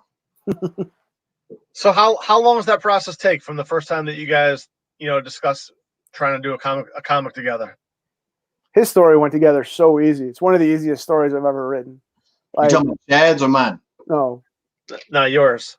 Yeah, ours was pretty easy because I knew what I wanted. We had pretty much a beginning, middle, and end right off the bat, you know. So talking about different comic ventures with other creators and stuff, I've known some that have a beginning, and I've known some that have an end, and they don't have it all together. You know, we kind of had an idea of where we wanted to start and where we wanted to finish. So if you got that, you know, just filling in the other parts is pretty easy. Yeah, we had a phone conversation in the afternoon. I had a first draft done that night. Like, I mean, it was literally one of the easiest collaborations. Like, that story went together so easy. So, and who gets the first copy? That's off the presses. Who gets to keep that one? I don't even know. I wouldn't even know. I mean, I get that shit shipped to my house, but you know, it comes in like boxes of, you know, I got like 20 boxes of them. I don't know which one's first. But it did surprise the most of the feedback I got, and you know, just it was 100% positivity. I will say that, but it wasn't what you would expect from the Hurricane. You know, it's because a lot of people are expecting just some kind of funny type shit from Hurricane. This was a little bit deeper than people anticipated. So, and like I said, I don't want to even give that away because I wanted that. I knew people were going to expect shenanigans from Shane Helms. That's what you're going to expect with Shane Helms, and I understand your expectations. But I wanted to tell something a little deeper. Maybe in the next, because me and Mike are going to work again on another one. So there will be shenanigans in this next one. I guess I'm going to have to come through with them. All right. Well, let me take some questions from the fans here. Jason Ellis says, "Hi Shane, big fan, but miss you at C2E2. Do you do a lot of signings?" Yeah, I do as much of them as I can. You know, I love Comic Cons. Mike will tell you I've done quite a few with Mike. We actually met at San Diego Con when he first pitched to me Headlock Comic, and I didn't believe his ass. I didn't know. You know, I didn't know this guy was not in the business. How's this book going to turn out? thankfully I was wrong because his work's fantastic. His research has been fantastic into the book. So, but at Comic Cons, it's hard to keep me at my table because that's my element. That's everything I like in life in one building. You got comics, you got wrestling. That's me. That's Shane Helms in a nutshell. So it's kind of hard to keep me at my table. C2E2 was one I wanted to check off the bucket list. So I'm glad I got to knock that one out before the whole virus from hell came about. Somebody wants you to sing the Vertebreaker theme song. There's two actually versions because I wrote the song. But when Jimmy Hart gave it to Jimmy Hart commissioned this rap group. I forget the name. I was about to say Ace of Base, but it's not it. The boys with the bass or something like that. And I talked a little bit faster than they did, so they slowed it down. But it's the original KID. Started in '91 in the state of NC. Came up hard with the dues I paid. Now the show invades with a funky tirade. All right, hold on. What else we got here? Let's see. Hi, Shane. I got to see 3 Count versus the Jung Dragons, and it was fantastic in person. Would you and Jamie Noble be a better pick for the tag titles than Palumbo and Jindrak? Hell yeah. Without a doubt. But it's probably me and Shannon Moore would have been teaming at that time. And I had this idea when we first, when they broke up 3 Count and Edmund Courageous went with Jamie Noble to form the clever name of Noble and Courageous. Me and Shannon, we had this idea. No, is he freezing up? Looks like it. Looks like he froze up a little bit. He's going to need to just come back in real quick. Shane, you're going to have to disconnect and then just reconnect, and then we'll get you right back in. So when he comes back in, we could just get right back. It should only take 30 seconds. All superheroes got to be on the lookout for an attack by the nefarious Mr. Freeze. Here we go. All right, there we go. My name is Freeze. Remember it well, for it will be the chilling sound of your dome. All right, Shane. Jason wants to know, was Tank Abbott a hoot to work with? Yeah, Tank was fine. You knew what you got with Tank, and Tank was going to only give you Tank Abbott. I asked Tank one time, why don't you go down to the power plant and train, try to get a little better? He goes, I will if they paid me. Let's see. Thomas wants to know, who made the belt for you? Who made the belt for you? He goes, they hired me knowing what I could do. This was Top Rope Belts made this gimmick. It's called a legacy belt. You see that? And it's got some of the championships I won in WCW and WWE on the back. And they couldn't put them all. There's only so much space. But that company made that belt and gave it to me, man. They're one of the best and most creative belt makers that I think. I think they're the number one. And but there's some really good belt companies out there that I'm a big fans of, and I don't want to create enemies by saying that. But Top Rope Belts made that. They made the Lucha Underground belts and the Impact belts too.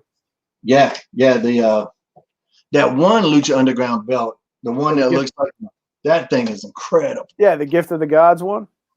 It's got the coins that go in it. No, I like the bigger one that looks like the Mayan calendar. Oh, right. Let's see. We got another question here. Shane, you're the greatest cruiserweight champion of all time. When I was growing up, what do you think of the cruiserweight division today? There's a lot of talent. But we need breakout stars in that division. It's always had talent. That's never been the case. But the thing about the cruiserweight division, and this has always been the case, once you become a big star, they take you out of the division. So it's a really weird thing. It's nothing about weights. It's nothing about talent. It's about star power. Once you become a big star, they take you out of the division. There came a point in WWE when I was told that I have outgrown that championship. My heel run as Gregory Helms, they were so impressed with that, and they were ready for me to move on to bigger and better things. And that's kind of the knock on the division. If you want to stay true to a weight class, then stay true to the weight class. But it is what it is. All right. Julie wants to know, how was it to work with the Hardys? I hate both them motherfuckers so much. Nah, them man, there's some of my great friends. Love them to death, you know. So I guess we met back in 95 or 96 on the indies. I was actually, I started wrestling a little bit before them. We didn't grow up together, although some people believe that, but we didn't. But when we met, we were instantaneous friends. I mean, right off the bat, we became friends, and a lot of terrible indie shows together, a lot of hardships together, and we've stayed tight through it all. So there's boys, you know, like this with me. Shane, tell the 9/11 Undertaker, Michael Hayes, Matt Hardy story, if you can. All three of those guys are sons of bitches, is what I want to tell you right now. This was 9/11. You know, of course, a very horrible day in American history. So I hate that that's attached to the story. But Shane Helms, I was never a drinker. I was 27 years old at this time. So we're stuck in Houston, Texas. And we can't fly out. All flights are grounded. So we're all stuck in Houston, Texas. There's a massive group of us down in the hotel bar, in the hotel lobby. Nobody really knows what's going on or what's going to happen.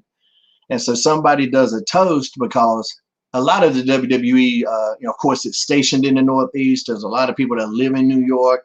And so we just did a toast that nobody we knew or that anybody in the, you know, immediate vicinity of where we were at had got killed, you know. So everybody did a toast, and I was like, man, well, hell, I got to be in on that. You know, that's a monumental toast. So I'll do one to that. I'll do this one, and that'll be it. So I did a toast, like, damn. And you know, for any of you non-drinkers, that first one is a motherfucker. And I was like, ooh. And so Matt Hardy, that son, that evil. See, y'all believe Matt Hardy's a babyface. No, he's a villain in life. He's a real villain. So he goes and tells, I forget which one came first, but for this story, let's just say it was Michael Hayes. He goes, yeah, it was Michael Hayes. He goes and tells Michael Hayes that I didn't drink. But Mike just saw me take this damn shot.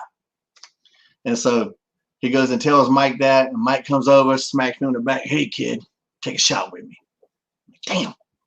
And I'm sitting there going, I don't want this shot. I just did the one, you know, because that was important. But Mike just saw me take a shot. And you never want to let any of the roster know any of your weaknesses, because if you do, they will rib you to death. That's just how they are. That's why none of them knew I was afraid of twins forever, because I didn't want them to rib me.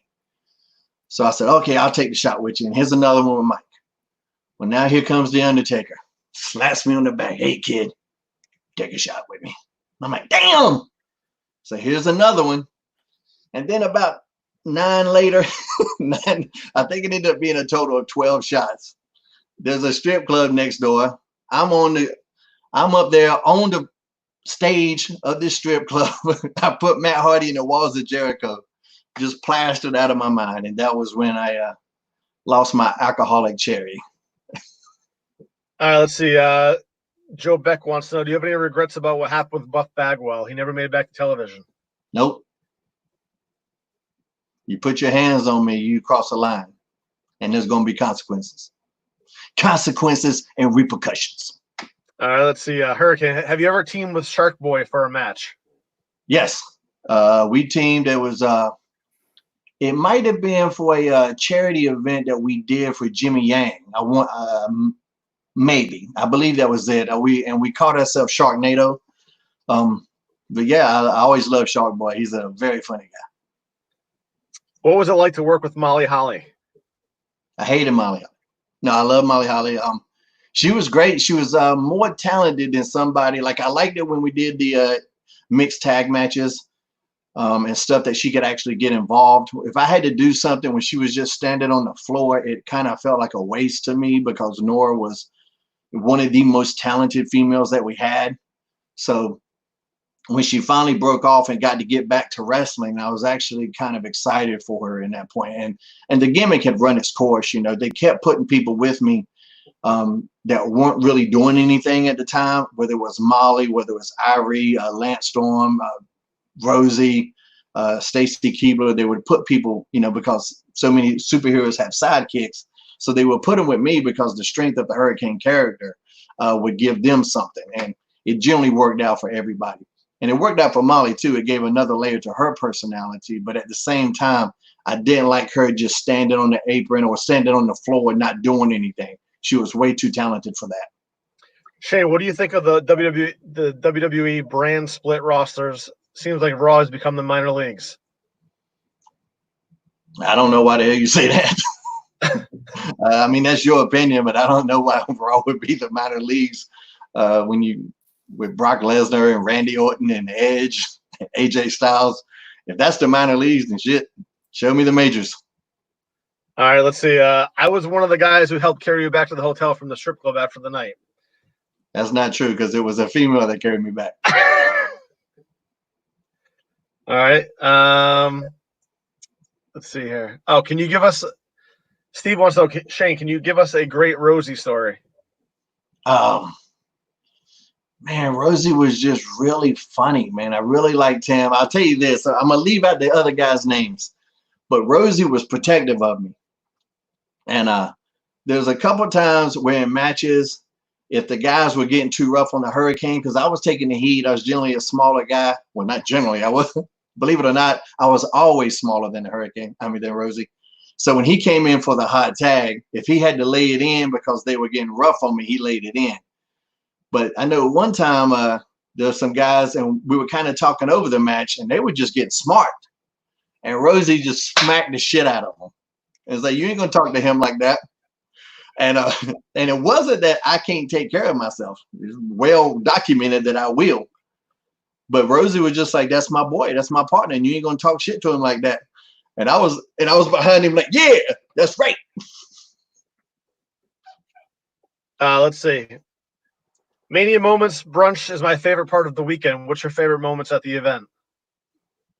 Of the whole WrestleMania weekend, I guess. I mean, yeah.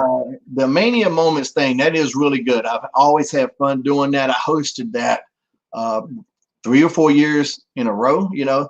For a while, I was always the very first guy that the WrestleCon signed for the next year. When WrestleCon would do the breakfast brunch, as soon as it was done, Michael would come over to me and go, "You ready? You want to do next year?" Yep. Okay, you're booked. So I was the first guy booked for WrestleCon for a couple years in a row. And it was really fun because I know a lot of these guys. I know a lot of the legends. I love wrestling so much, being a student of the game that I am. So if Road Warrior Animal's out there, I'm going to give you a story about Road Warrior Animal and bring him up. And it's not nothing I'm going to have to go research. I'm going to give you a personal story and bring him up. And we just really have a lot of fun with that. We kind of roast everybody a little bit, you know, and just have a lot of fun. That is without a doubt my funnest, for me, the funnest event of the weekend. Jason wants to know, late in your career, you wrestled Goldust. Did you enjoy working with him? Yeah, I think I only teamed with him. I don't think I ever had a match with Goldust, not as an opponent. What are your thoughts on AEW as far as can they give WWE a good run? I mean, it just depends on what you're talking about. I mean, you're looking at one company that had 50-year head start. Like it's really unfair to even put AEW in that position. That's personal. I mean, if you like both, then watch both. I've always been a wrestling guy, and I don't care what 3 letters come before it, whether it's NWA, whether it's AWA, whether it's WCW. If it's good wrestling, I'm on board. So I think AEW's got as good a chance as anybody of capturing your attention. And that's what, you know, can they compete for your attention? Without a doubt. If you're talking about can they make the money that WWE has made historically, man, like I said, WWE has decades and decades of a head start. That's really an unfair question. The question is, can they compete for your attention? And only you can answer that. What was it like being in the ring with The Rock? Like when I first met young Dwayne, I was like, you know what? There's something there with this kid. I see something in him. I'm going to give him the rub. And that's what I did. Nah, Rocky's he's the biggest star on the planet right now. So he was incredibly gracious, incredibly professional. I've told this story before.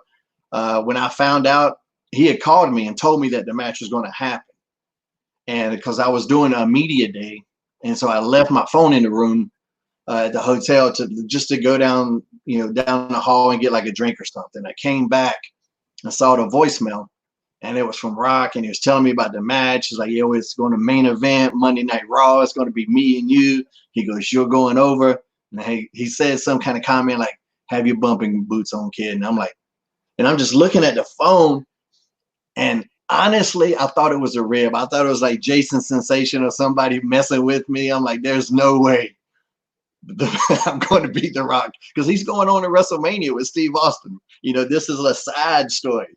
You know, the story is still him and Steve. And I just didn't. I thought it was some kind of rib, you know, so I didn't say nothing to nobody. I didn't tell Matt. I didn't tell none of my friends.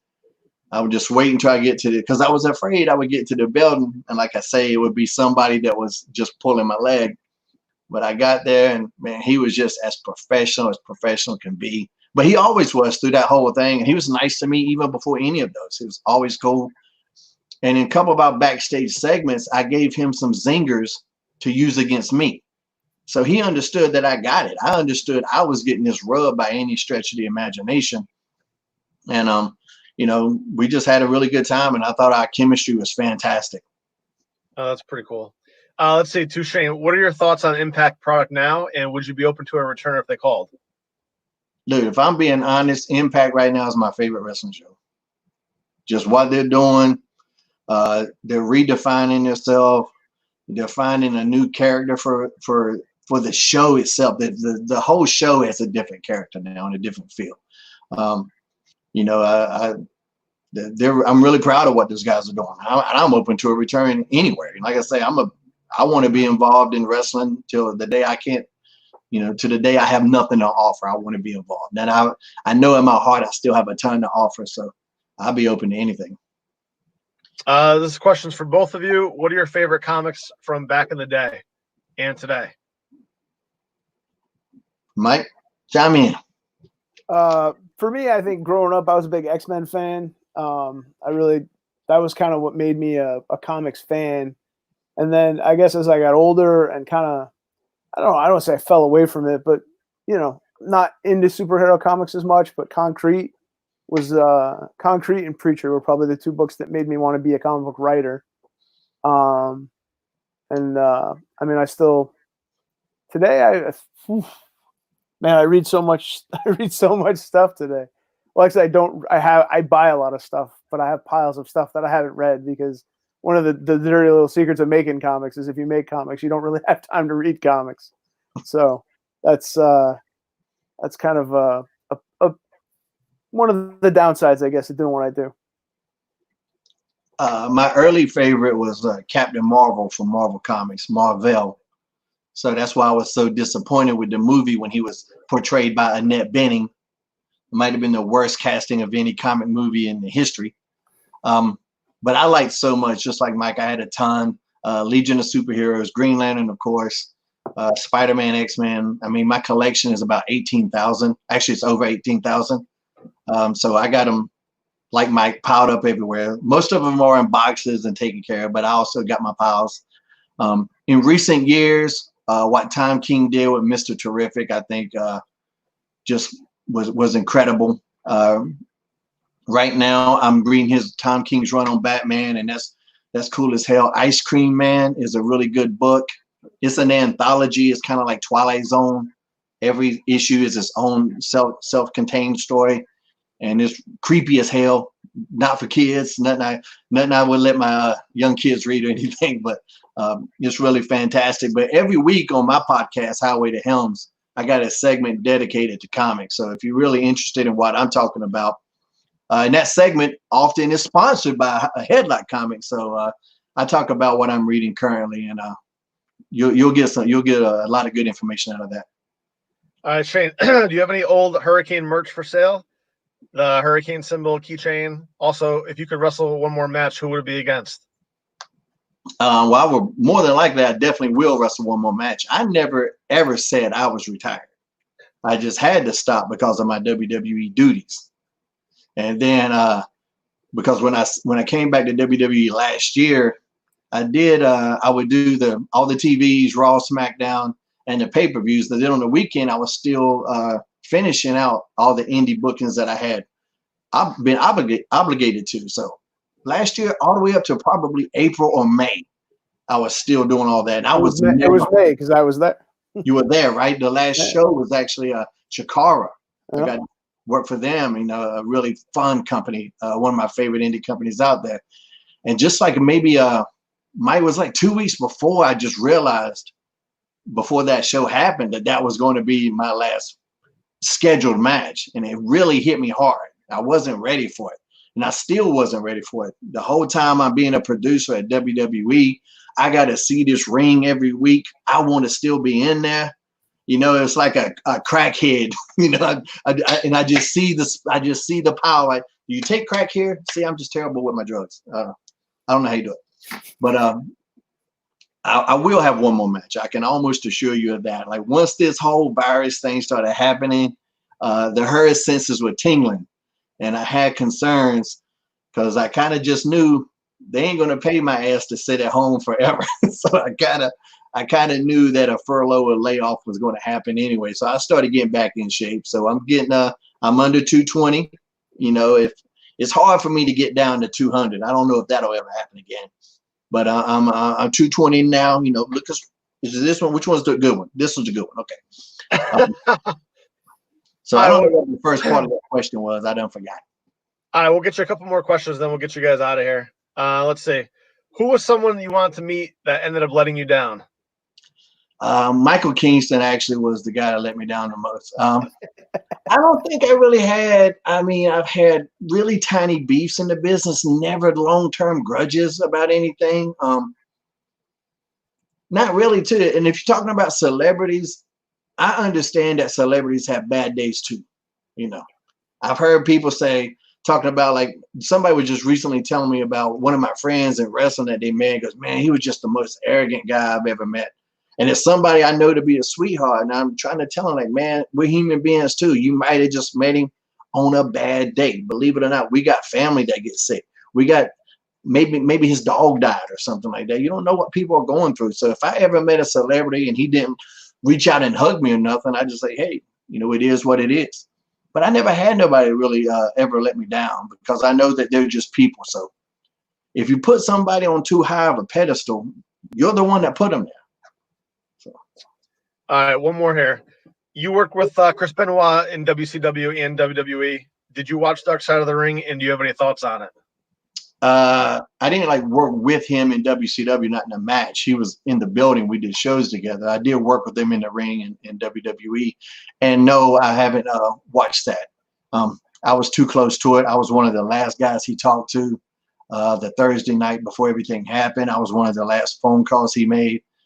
And so when it all went down, I had all the news agencies calling me and all of this stuff, trying to figure out what we talked about, and it was a very difficult thing for me to, deal with. So I haven't watched it yet.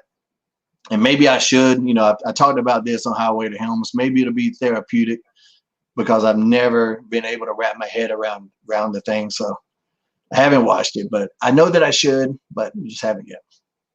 All right, well, we're going to get you guys out of here. Do you have, Michael, where can we find your stuff? Everything I have is Headlocked Comic. It's one word. It's my website. You can get books there. Okay. Twitter, Instagram. And technically, it's Free Comic Book Day weekend. So I have my pinned post on my Twitter. If you retweet the post, follow the account, and then send me a DM, I'll send you a free 120 pages of Headlock for free. So come check it out, man. And we'll hopefully be able to see you at the conventions pretty soon when they get back up and running. Yeah, and Shane, where can we hear you or see you next? At Shane Helms.com on all the socials, Twitter, Instagram, even Tumblr still. If you want some merch, prowrestlingtees.com/Shane Helms. You can even get one of these little boys. See him with his big fat head? Brother. All right. Yeah, that's the size of that noggin. See? Very built to scale. And I'm super active, probably overactive on social media. So you can always reach me there. And Highway to Helms on wherever your podcasts are. It's one word, Highway, 2 Helms. Okay. Well, hey, we appreciate both of you guys for jumping on with us today for COVID Con. My pleasure. Thank you. Good seeing you again, Mike. Mike. Me, man. All right. Take care, guys. See ya. All right, we're going to bring on our next guest here who's been waiting patiently. We're going to bring on R.D. Reynolds, who's the author of WrestleCrap and The Death of WCW. R.D., how are you? I am amazingly blessed. How are you guys today? We're doing great, and thanks for the for patiently waiting in the green room, the virtual green room. No problem. I'm looking up here, and it says live 5:41. Is this like a telethon you're doing? Have you been going nonstop? Tell me the Eddie Bratt story. I'm going to flip the script. I've been going since 9 o'clock this morning. Oh, man. And we're going to go until 3:30 today, I think, and then we're going to have everyone refresh and then the next moderator is going to come on and go until 10 o'clock tonight, I think it is. Well, I'm telling you, I was watching Shane Helms and the guy from Headlock Comics. I don't know I can follow that. That's a tough act to follow. I mean, it's kind of like whenever you have a wrestling show, you want a good lead in so it builds up the audience. But I'm going to have a really tough time following that. Oh, I think we'll be good. I read the death of WCW, which was a great book. Do you want to talk about how that project came about? Sure. I had done the first WrestleCrap book. That was a long story I won't get into, but someone had ECW Press took a chance on me doing that book. I did it, and it was more successful than what they thought. But I think there were people in that company who probably thought it's going to sell like 3 copies, so it's kind of a low bar. But they came back to me. They said the first book was great. It was successful. Would you consider doing a second book? And I said, yeah, I'd love to do a second book, but I don't want to do another WrestleCrap book. I want to do something a little different. And so I started thinking, okay, what are the different books I could do? And WCW had died, ECW had died, and ECW Press really wanted me to do Death of ECW because they thought it would be, ironic that they were ECW Press and then they're doing a Death of ECW book. And I said, I can't do the Death of ECW because people there really, really wanted that to succeed. They really wanted it to be a success. And so they said, well, you got to do something. I said, okay, we'll do Death of WCW because there is so much comedy that just writes itself. I had been a Figure 4 subscriber, Figure 4 Weekly, Brian Alvarez. And so I reached out to Brian and said, I really can't do this book on my own. I really need some backup on this. Would you consider doing it with me?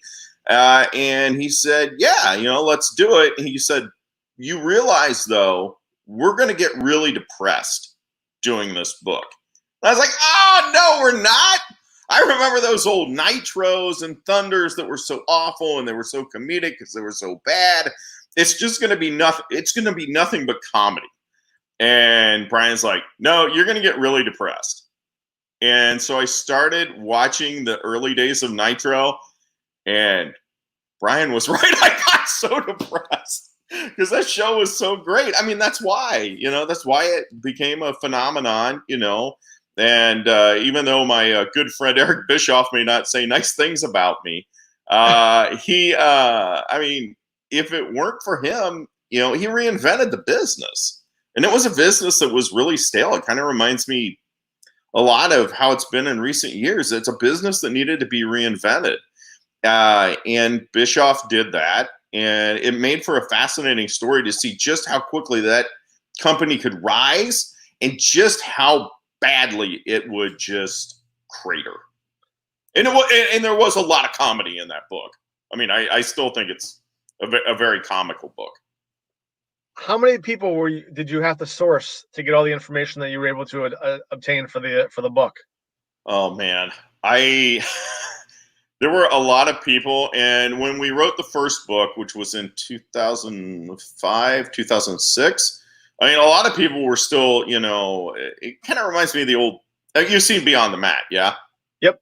Okay, and Dennis Stamp, he's on the trampoline, right? Boing, boing, boing. And he's like, I got to stay in shape because I never know when Vince is going to call.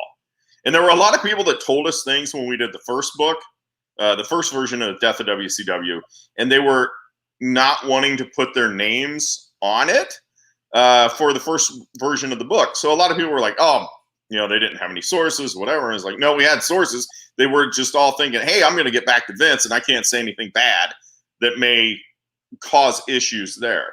But I don't know. I mean, in the second version of the book you saw, there's a million sources in it.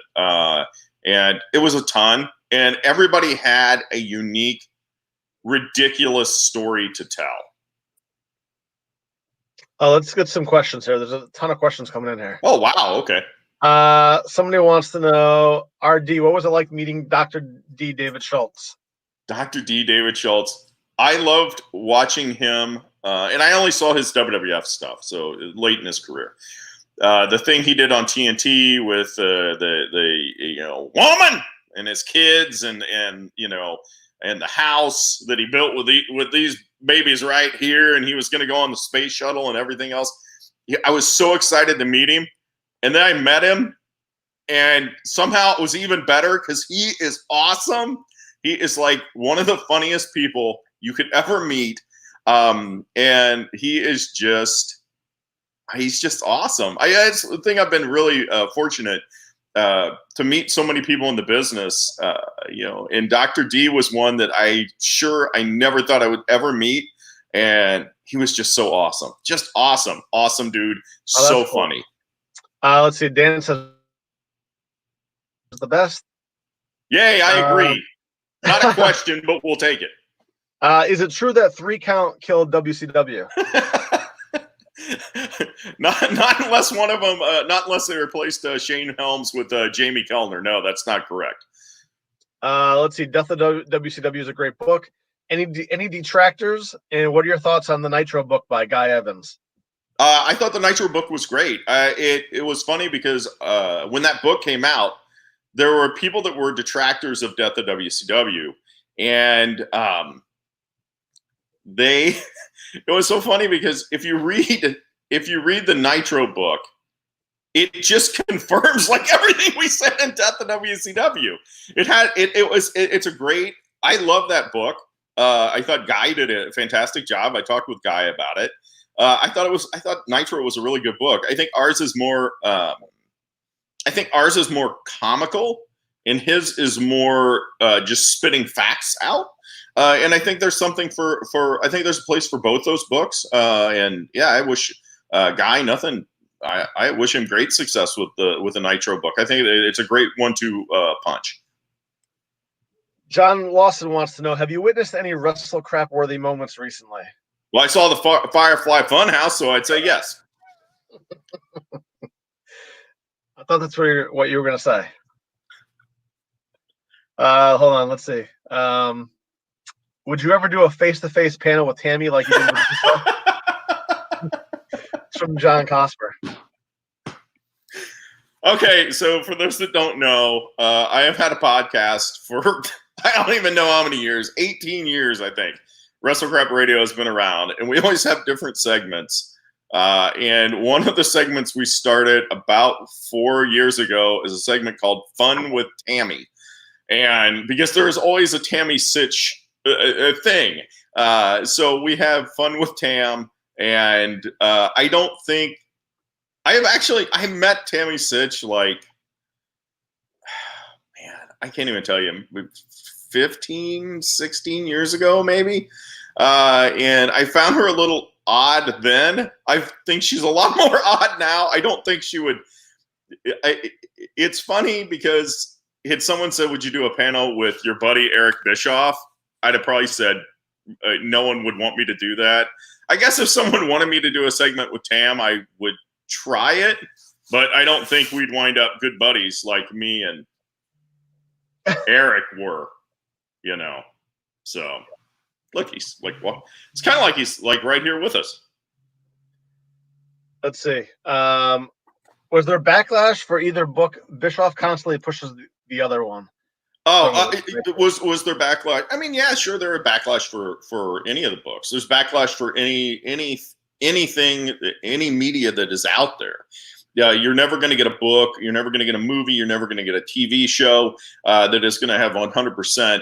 Oh yeah, this is great. The funny thing with Bischoff, and I had done a debate with Bischoff and Kevin Sullivan, Dave Penzer, and some others.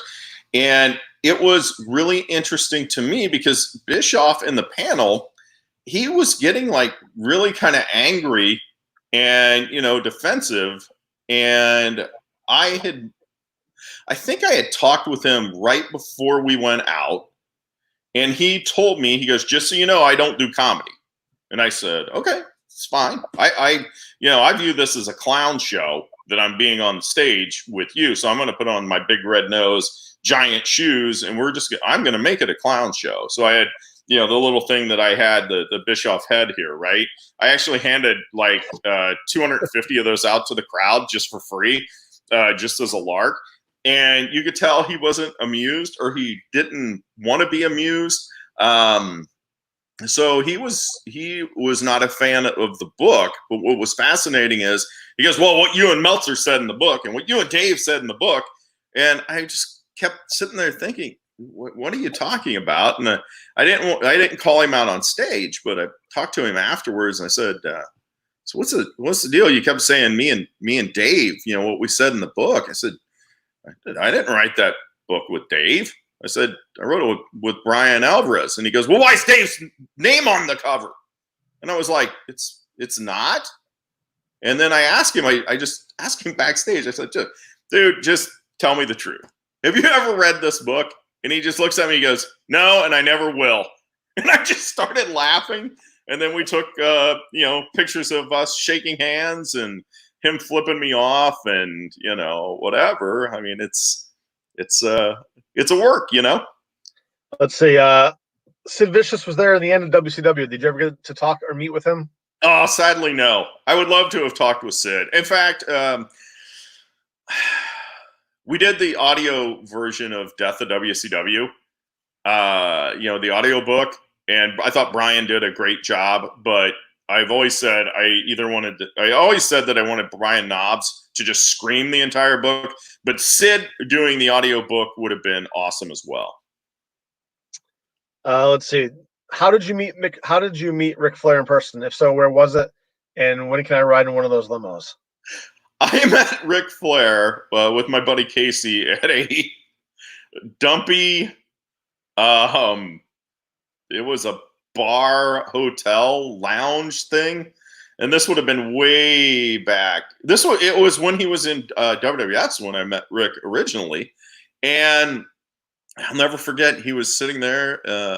He was womanizing. I know that's a shock that he was in this lounge, hitting on the ladies. And but he was. And I'll never forget him saying to one of the ladies, whatever her name was, Jennifer, I'd like you to meet this person. He is the Undertaker. And I just thought, what kind of world am I in where I'm seeing something like this? Let's see. Jason wants to know, did you cringe like I did seeing Miss Elizabeth in a mud wrestling match? That was so sad, her in WCW, because that was not, her whole thing was, she was the first lady of wrestling. She was this classy woman, whatever.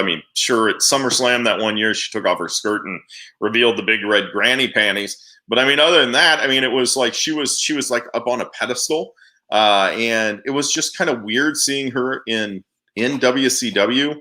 The one thing I will say, though, is I thought she was so much hotter in WCW than she was in WWE, and probably because she was, healing it up. What are some of your favorite wrestling road stories? Favorite wrestling road stories? Oh man, probably anytime we had Katie. I own the Katie Vick outfit. My buddy and I purchased it, and so we have a mannequin as well. So like anytime we would haul that around, and you're always just sitting there going, man, I really hope a cop doesn't pull me over and ask, okay, why do you have this cheerleader mannequin riding in the back seat? Let's see. Do you have any memories of Herb Abrams' UWF? He's going to be the next episode of Dark Side of the Ring. I saw so little of it. I really don't. I'm really looking forward to that Dark Side of the Ring, though, with that. I've had people ask me to, write about the UWF over the years. It's long overdue. I really need to do that. Yeah. So for people that don't know about WrestleCrap, what is the idea of the website? The idea of the website, and we have been around since 2000, April 1st, 2000. So it's been over 20 years. And my whole goal has always been, I just want to make people laugh. I want to be able to show, okay, here are some ridiculous moments in wrestling history. Here's a turkey, the gobbledygooker hatching out of an egg. Here's a wrestling plumber, TL Hopper. Here's a giant mummy breaking out of a block of ice, but we're going to call him the Yeti, or Yeti, I guess, if you're Tony Schiavone. And I always just want to do something that is fun, humorous, that can make you laugh a little bit. That's always the goal of WrestleCrap. I never want it to be something where I say something negative about the performers, generally, unless they've done a lot of bad things to deserve it. But I always wanted to be, okay, someone came up with this idea. Someone came up with the idea to make a perfect example. If you look at Mike Rotundo, okay, great wrestler. He was in a club. He was in a stable called the Varsity Club, and he was Captain Mike. He was captain of the wrestling team or whatever. He's captain of the Varsity Club, and then one week, for no reason, he just liked boats, and they actually made boat merchandise look like this. Okay. No, wait, let me put that out there. That's fine. Yeah. Yeah, look at that. Okay. That was now Captain Mike. Why? I have no idea. And neither does anyone else. So that was, that's the kind of things I always want to look at and have fun with and make people laugh about. Let's see. What are your thoughts on WWE rumored to sell to Disney? What impact would that have on the business? Everybody was really negative with Star Wars being sold to Disney, with Marvel being sold to Disney. I am a huge fan of going to Disney World, Disneyland. I've even been to Disney Paris. This is just me. I really hope they don't sell, because I really don't want to go, well, you know what? I do hope they sell on one condition, and that is, if WWE ever sells to Disney, something in the contract should say Jack Tunney, audio animatronic Jack Tunney needs to be in the Hall of Presidents. Oh, that's interesting. Steve said Rotundo wanted a free boat. Oh, that's his story. They gave him a free boat? That's awesome. So what are some of the... I don't know that it's true, but from now on, it's canon. I am totally buying that. What are like your top... I'm not going to say top 3, but what are some of your favorite memories that you were able to put up on WrestleCrap? Gobbledygooker was one. And Isaac Yankem, wrestling dentist. Although now one of my favorite characters in wrestling is a wrestling dentist, Dr. Britt Baker, because she's awesome. And then some more obscure stuff. A lot of people, when I first started the site, again, this is 20 years ago, there was no YouTube. I was pulling stuff off of VHS tapes. And so a lot of people were like, oh my gosh, I thought I imagined that there was a one-eyed midget named Cheatham with the spin the wheel, make the deal. I thought I imagined that. Or at Christmas every year, I also find some terrible Christmas movie, and I induct that. I write about that, and I did the Star Wars holiday special. This was 20 years ago. There was no YouTube. You couldn't just Google it and find it. And a lot of people were like, I didn't even know about that. So that was one of the cool things, is introducing people to some of the more obscure, bizarre things that have happened in wrestling history. I see some rock and wrestling footage on there, which I've always found oddly satisfying, yet humorous as well to watch. Yeah.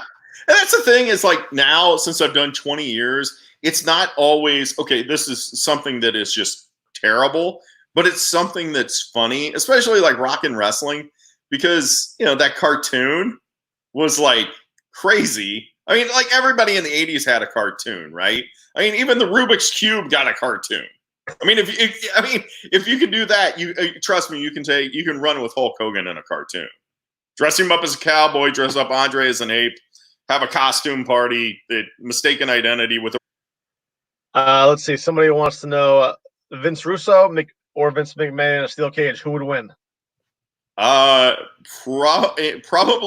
Vince McMahon, because I don't think Russo would want to fight him. But it's funny too, because Russo is another guy that I never thought I would meet, and like now he and I get along just fine. So it's just funny because I have no all the people think I'd probably hate. Bischoff, Russo, different people. I have no problem with any of them, and I think realistically, if you had them tell the truth instead of I'm on 83 weeks, yeah, they would probably tell you the same thing. Russo would tell you the same thing. Russo and I get. He actually sent me a text one time, and he said, "Bro," of course it says "bro." Bro, you're a very unhateable person. I actually printed that out and put it on my wall. So. Let's see. Has One Warrior Nation, the bootleg, had a spotlight on Wrestle Crap yet? No, it needs to. Thank you for giving me a suggestion. I appreciate that. And we'll take a couple more here. Worst champion, David Arquette, Vince Russo, or Vince McMahon? I think it would probably be Arquette, and Arquette would probably tell you that because he thought that was a terrible idea too. So Arquette's another guy I got to meet. I don't know how. But he was really funny. He actually took a picture of himself with Katie Vick at one of the first Starcasts. So that was great. What did you think about his time in the business in WCW? I thought had they used him differently, it would have been great. Trying to get the shock value out of it just did not work. And he said the same thing. I mean, Russo will tell you, okay, well, it's been 20 years and you guys still talk about it. So how bad can it be? And I'd say, well, we still talk about the Titanic as well. And that didn't go very well. All right. Well, I'm going to let you out of here with one more question. Yeah. What do you think the WCW could have done to succeed? I mean, do you think it was possible, or do you think it was, like a big balloon that was about to be popped? I think they absolutely. I think that them and there wasn't one thing they needed to do because they had just become an out of control, snowball going downhill. I really think that had they kept the belt on Goldberg and built around Goldberg in a real manner, I mean, Goldberg could have held the belt as long as Hulk Hogan did in the 80s. I was talking with Bobby Heenan years and years ago, and he was always like, that's when it all went down. And I agree with Heenan. I think Kevin Sullivan said that too. So I think they truly built around Goldberg. They could have lasted a while longer and kind of righted the ship. All right. Well, WrestleCrap.com is the website. And if anyone who hasn't already read the book, where can they pick up your book and any other projects that you're working on now? I always just say go to WrestleCrap.com. You can catch me on Twitter and Facebook at WrestleCrapRD. But yeah, you can get Death of WCW online. And I believe if you sign up for Audible, the audiobook is actually free right now. So it's be a good way to spend time. You're locked away. Well, for COVID, not if you're like in prison. All right, RD. Hey, listen, I appreciate you jumping in for COVID Con today, and take care. Thank you. All right, we'll see you later. All right, I'm going to bring on our next guest here, and let me just show you guys one more time before my time is up for the weekend. The COVID Con t-shirt, ProWrestlingTees.com. Every shirt we sell, all the money goes to everyone who's helped put this on for the weekend. We appreciate everyone who's already went out and purchased one. And let me just get our next guest on here. John Crowther, how are you? Good. How are you? Thanks for having me on. Yeah, thanks for coming on and joining COVID Con. You're gonna be my last guest of the weekend. Oh, wow. Okay. So the grand finale. Yeah. And everybody order those shirts. While you were talking, I ordered mine a little bit ago. Oh, great. Well, thank you. So, John, you're the co-founder of Squared Circle Comics. Squared Circle Comics. Do you want to give a little background on what that is and what we can expect? Yeah, I'll give you a little bit of background. So I'm a comic book writer. I was doing a lot of superhero comics for Antarctic Press, which is a mid-level publisher based out of Texas. And I was friends with a wrestler I'm sure most of you all have heard of named Nikolai Volkov. And Nikolai reached out to me and he told me, this is about 5 years ago. He said, John, he goes, for all these years, I've wanted to do a wrestling comic, and I've talked to several individuals about this, but no one's ever come through on it. And I told him, I said, well, Nikolai, if I tell you I'm going to do something, I promise you I'll get it done. And we got to work on it. So we created Squared Circle Comics. I hooked up with a group of publisher up in Alabama, Fairhope, Alabama, Inverse Press, and talked to them about what we were talking about, and they loved the idea. So I got together with Nikolai, and we started on his series. And what we do are biographical comics on the wrestlers. So we try and stay kayfabe on the matches, but I would sit down with each wrestler, interview them just like you would with a lot of these biographical books or autobiographical books, get their life story, and then we put it in comic book form. Because as Michael was saying earlier, I mean, I was a fan of comics since the 70s. I mean, I remember getting off the school bus, walking on my way to my parents' office, and I would always pass that old Rexall drugstore and had the old spinner racks.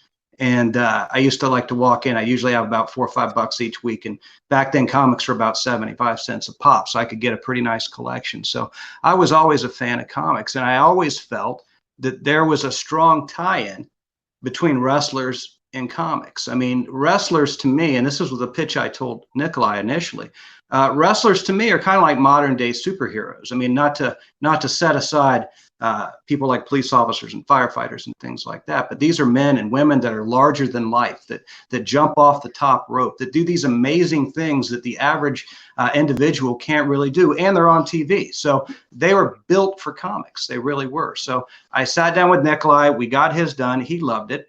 And then word started to spread. From there, he introduced me to Bruno Sammartino. And I spoke with Bruno. We got Bruno's series started. We got the first issue of 3 done. But as everyone knows, Bruno passed away, sadly. And even though I had interviewed him totally and he had approved every script, we kind of put that a little bit on the back burner since he'd passed away, just out of respect for him and his family. But from there, it kind of spread. We've done books for the Killer Bees. I put out a book for Brian Blair and Jim Brunzell. Lanny Poffo, we did a one-shot for.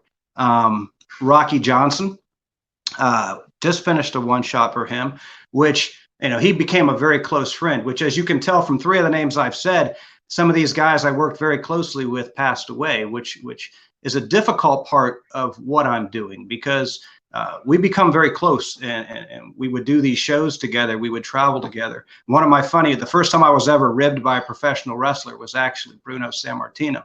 I had saved his phone number into my cell phone, and with the intention of giving him a call. And I get a call around 4 o'clock one morning, and I look over at my phone. It's buzzing, and it says Bruno Sammartino. The first thing that runs through my head, as a kid, Bruno Sammartino, my God, 11 years. He was the WWE World Heavyweight Champion, and he's calling my phone. So I answer this phone. I say, hello, and he says, John, this is Bruno.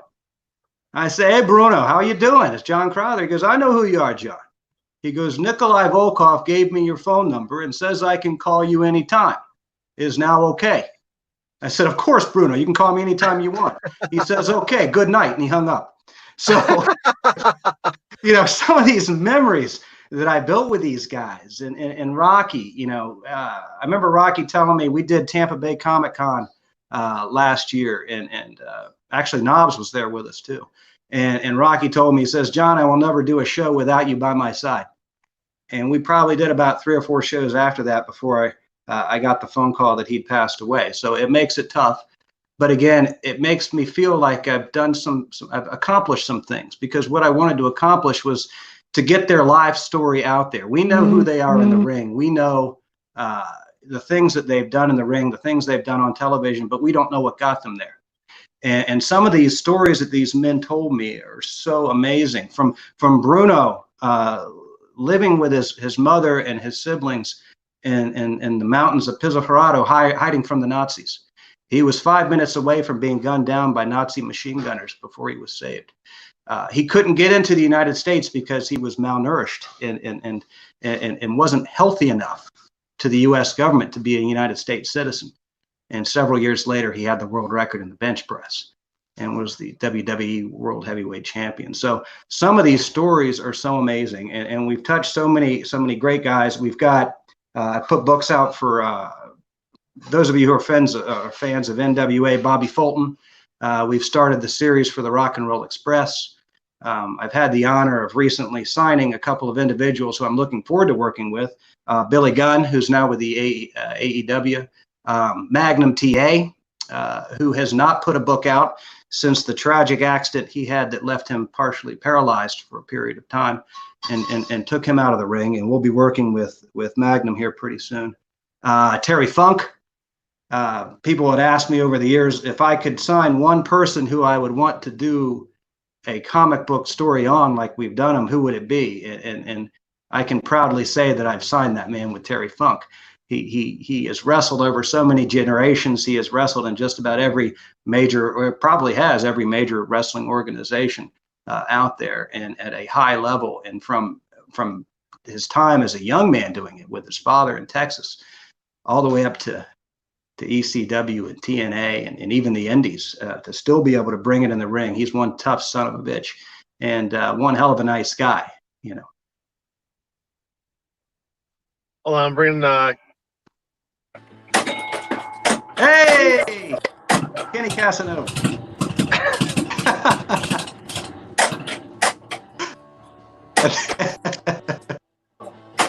He's gonna tilt that machine if he's not careful.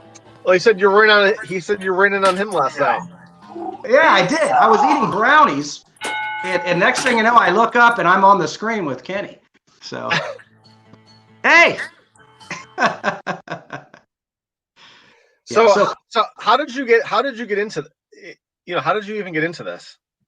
Well, like I said, I was doing comics. I was a fan of comics. I was a firm believer that you're never going to get anything accomplished unless you try.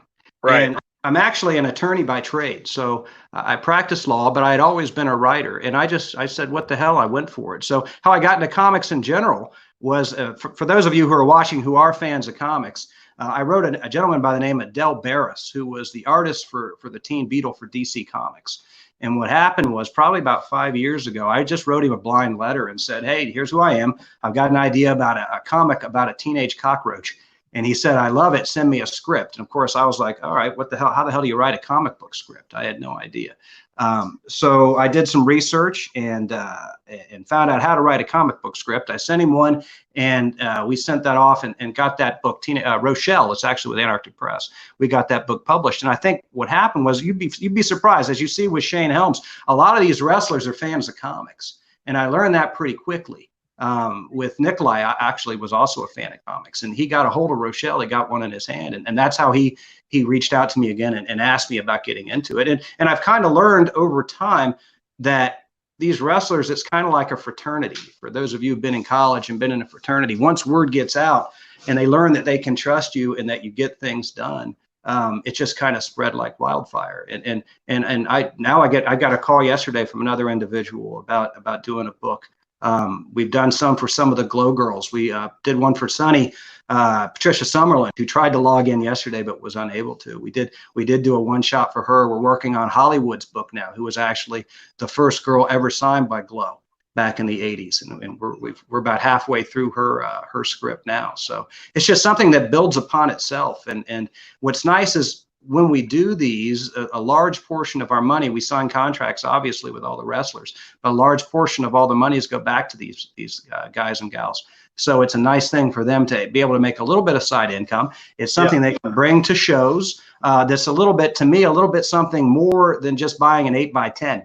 You get their life story, and it's something a little special that you can add to a collection for people who are collectors, people who want to just know their story in more of a condensed form. Yeah, I was looking at some of them on your website. I mean, the artwork is incredible. Yeah, I'm working with, Del Barris for one.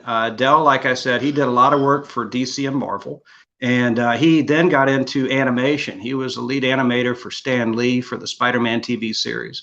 He did Transformers. He's How to Train Your Dragon, the movie, storyboard artist for a lot of them. So a very talented guy. Another guy I've worked with who's doing actually one of the books we've got coming out here pretty soon. For those of you who follow me on Facebook, is for Gangrel. We've actually got David's book coming out probably in the fall. And I'm working with an artist by the name of Rich Parada, who's done a lot of work as an inker for Marvel. So we're using some really high quality artists and inkers and colorists. And again, we're all paid basically either doing it on comp or whatever monies we raise. Most of these are put together through Kickstarter. Our Nikolai series was picked up by Antarctic Press and put in comic shops a couple years ago under the title Turnbuckle Titans, Nikolai Volkov, and we're hoping to funnel some more through Antarctic and get them into shops too, which is a nice thing. And it did well. We were picked as one of the forget what they name it, but one of these were collector's issues where they really urge people to go out and pick them up. So we've gotten some good reviews, and it's something I really enjoy doing it. Now, what part of the country did you grow up in? I'm a Florida guy. So Okay. I grew up in Central Florida. Grew up on championship wrestling from Florida, which is why you'll see a lot of the guys that I center around are those guys. I do a lot of shows still with Bugsy McGraw, who's just down the street from me here, and working with Brian Blair, who really started his career in championship wrestling from Florida. Rocky Johnson was in championship wrestling from Florida. Nikolai Volkov was down here. A lot of these guys were old wrestling guys here in Florida, which is another thing that makes it great, because I remember watching these guys as kids. I mean, that's what I would see every day on TV or every weekend on TV, and everything else we saw at that time frame was stuff that you grab in magazines, whether it be Pro Wrestling Illustrated or Wrestling Magazine and things like that. So these are the guys I really grew up with, and that's what makes it so special to be able to now tell their stories as I've grown up and gotten older and able to do so. Is there anyone that you would have liked to have been able to do one for? That from maybe who's not around anymore? One guy I had thought of approaching at one point, and again, he passed away before I could, was Cowboy Ron Bass. He was another guy that was an amazing guy. One that there's possibility we could still do, and he was my favorite wrestler as a kid growing up when I was younger, was Blackjack Mulligan. And not just on Blackjack, but the entire family. Mulligan and Barry Windham and Kendall Windham, such a great wrestling family that did so much down here in Florida and really promoted those things. I would have loved to do one on Dusty. A lot of these guys I found, and no slight to any of the current wrestlers or anything like that, but a lot of these older guys really had some incredible backstories. I mean, whether it be Nikolai, who truthfully, even though he wasn't Russian, he truly did escape from communism when he was living in Croatia, or like I mentioned about Bruno, or Bobby Fulton was truly a fan of wrestling who became a pro wrestler. So a lot of these older guys that really had some great stories. I mean, just about any one of them. I mean, and not just guys who won titles. I mean, just guys that were in the trenches all those years and really seeing and traveling the country. Have some amazing stories. One guy I've even talked to, I'm sure some of you, if you're on Facebook, you can see he does a lot of stuff on Facebook, is Bob Cook. Bob Cook was a mainstay in the NWA and in WCW as an enhancement talent and one of the best punches in the game. But he wrestled just about every guy you could imagine, be it from Ric Flair to the Cuban Assassin to just about everybody you can think of. Bob was in the ring with him. And just to tap into some of those stories and bring it to the wrestling fans so that they can really see what was going on behind the scenes. Well, I think one of the things that separates the generations, you may agree or disagree, is that it seems like the older wrestlers from, when we grew up, it was almost like they didn't grow up wanting to become a wrestler. They kind of fell into it as something else. Yeah, exactly. Whereas now you grow up, you're working out, you're eating healthy, you go to, wrestling school. Whereas that really wasn't the case for a lot of these guys.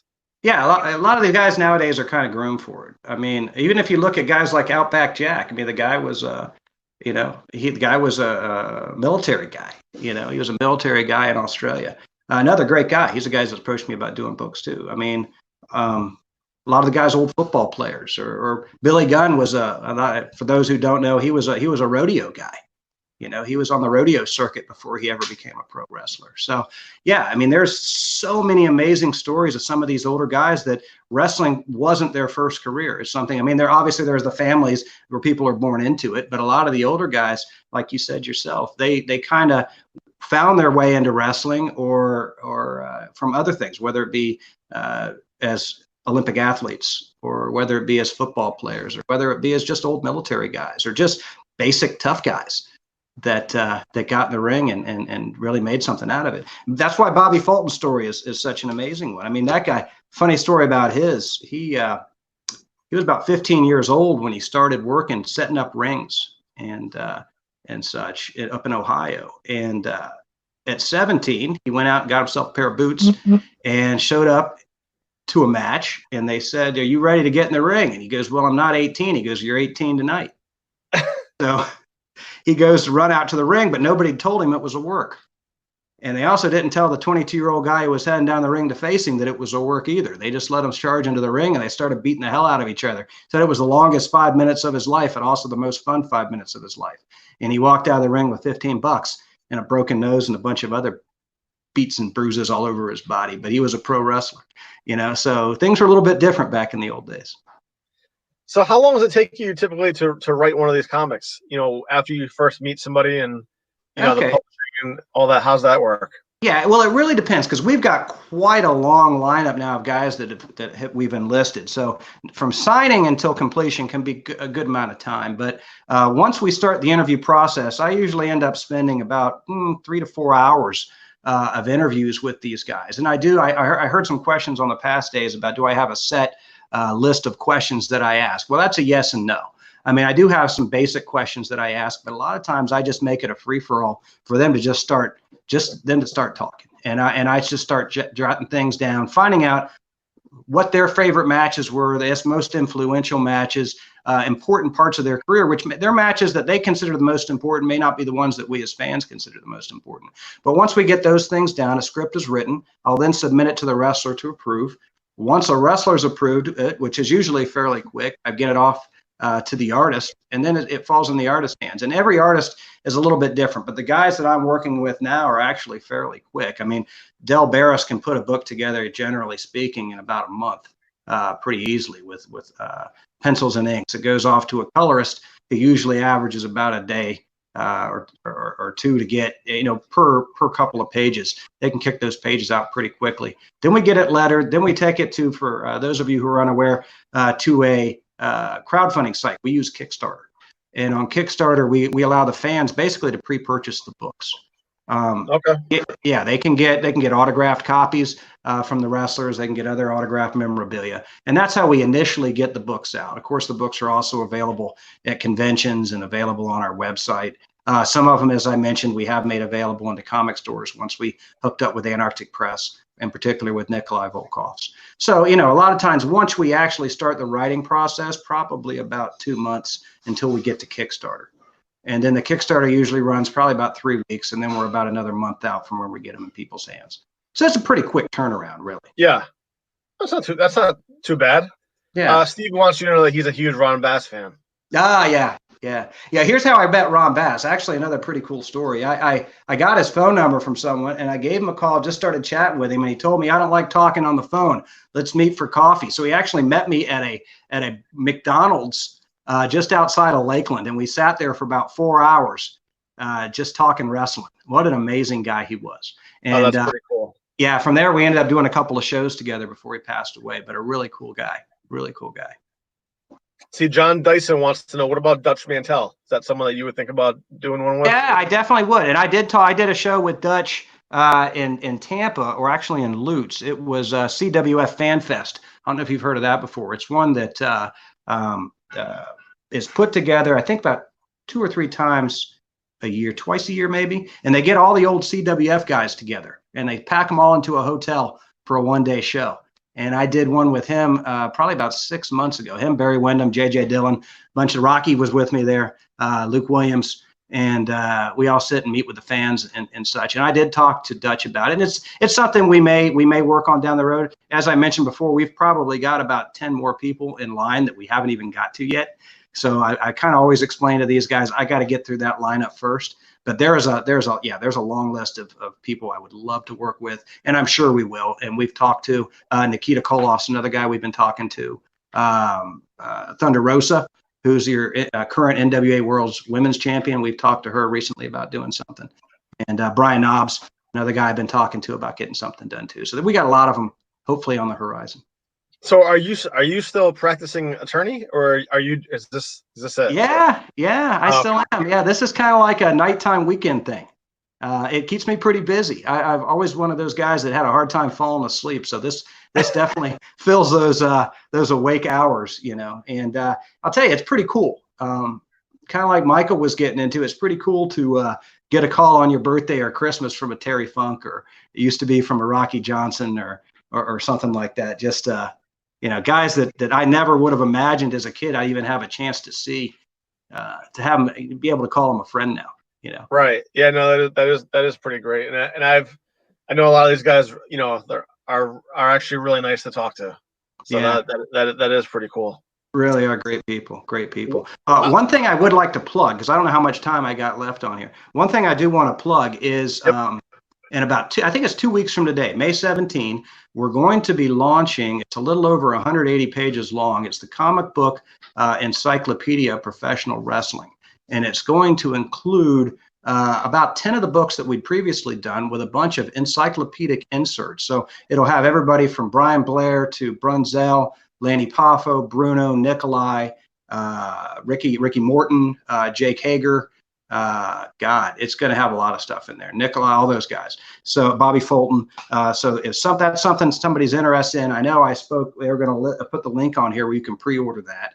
And it also gives you a link to where we've got all of our single issues. So that's something to check out. And so long as the governor of Florida keeps allowing us to do a little bit more stuff, I'm also scheduled, start of June, I'll be up in Jacksonville for River City Wrestling Con.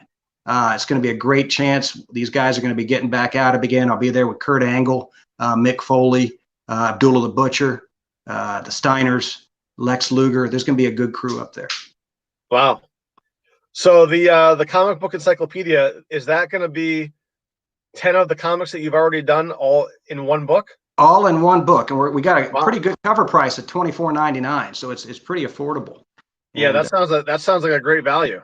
Yeah. So we just announced that last week, and we're letting people pre-order now. We'll go to Kickstarter May 17. It'll probably run about 3 weeks, and we've already got all the content put together, so it'll be ready once we end that Kickstarter, basically to get it to the printer and start shipping them out. Okay. Well, John, listen, really appreciate your time and jumping in today, and I'm glad that, you know, I hope everyone enjoyed me moderating. Yeah, you did a great job. I want to thank Kenny again for doing this too. He gave me a buzz a couple of weeks ago. I got so excited. I got on the horn with Glacier and Knobs and Gangrel and Luke and all these guys and said, "Hey, man, this shit's going on. You know, so it's going to get real." So it's unbelievable that that they were able to get this many people to you know. Yeah, ODB. I know she's going on. Yeah, I know Jesse ODB is going to be on a little bit later today, so it's going to be a good crew, and I think everybody's going to really enjoy it. All right, John. Well, we'll see you later, and really appreciate it. And make sure you go to inversepress.com to find, you know, all the Squared Circle comics. Thank you very much. All right, take care. Yeah, I'll take care. All right, guys. Well, that's going to wrap it up for me. Let me just one more time here. Let me just share the screen here and show the shirt. And I hope you guys have enjoyed. I know I mean, this has been unbelievable 2 days for me, 3 days for me, you know, being able to interact with these great authors, historians, and some of the wrestlers that even came in. I mean, I think it's unbelievable. And I know that these guys are doing great work. So please, if you can, you know, grab a t-shirt, help support the people that put this on, and help support the people in the business that, you know, aren't able to work right now. So we appreciate it. I'm going to and feel free to refresh your browser, because Rob is going to be coming on, the other moderator, And Lanny Poffo is going to be the first guest in about 1 minute. And I'll see you guys later. Take care.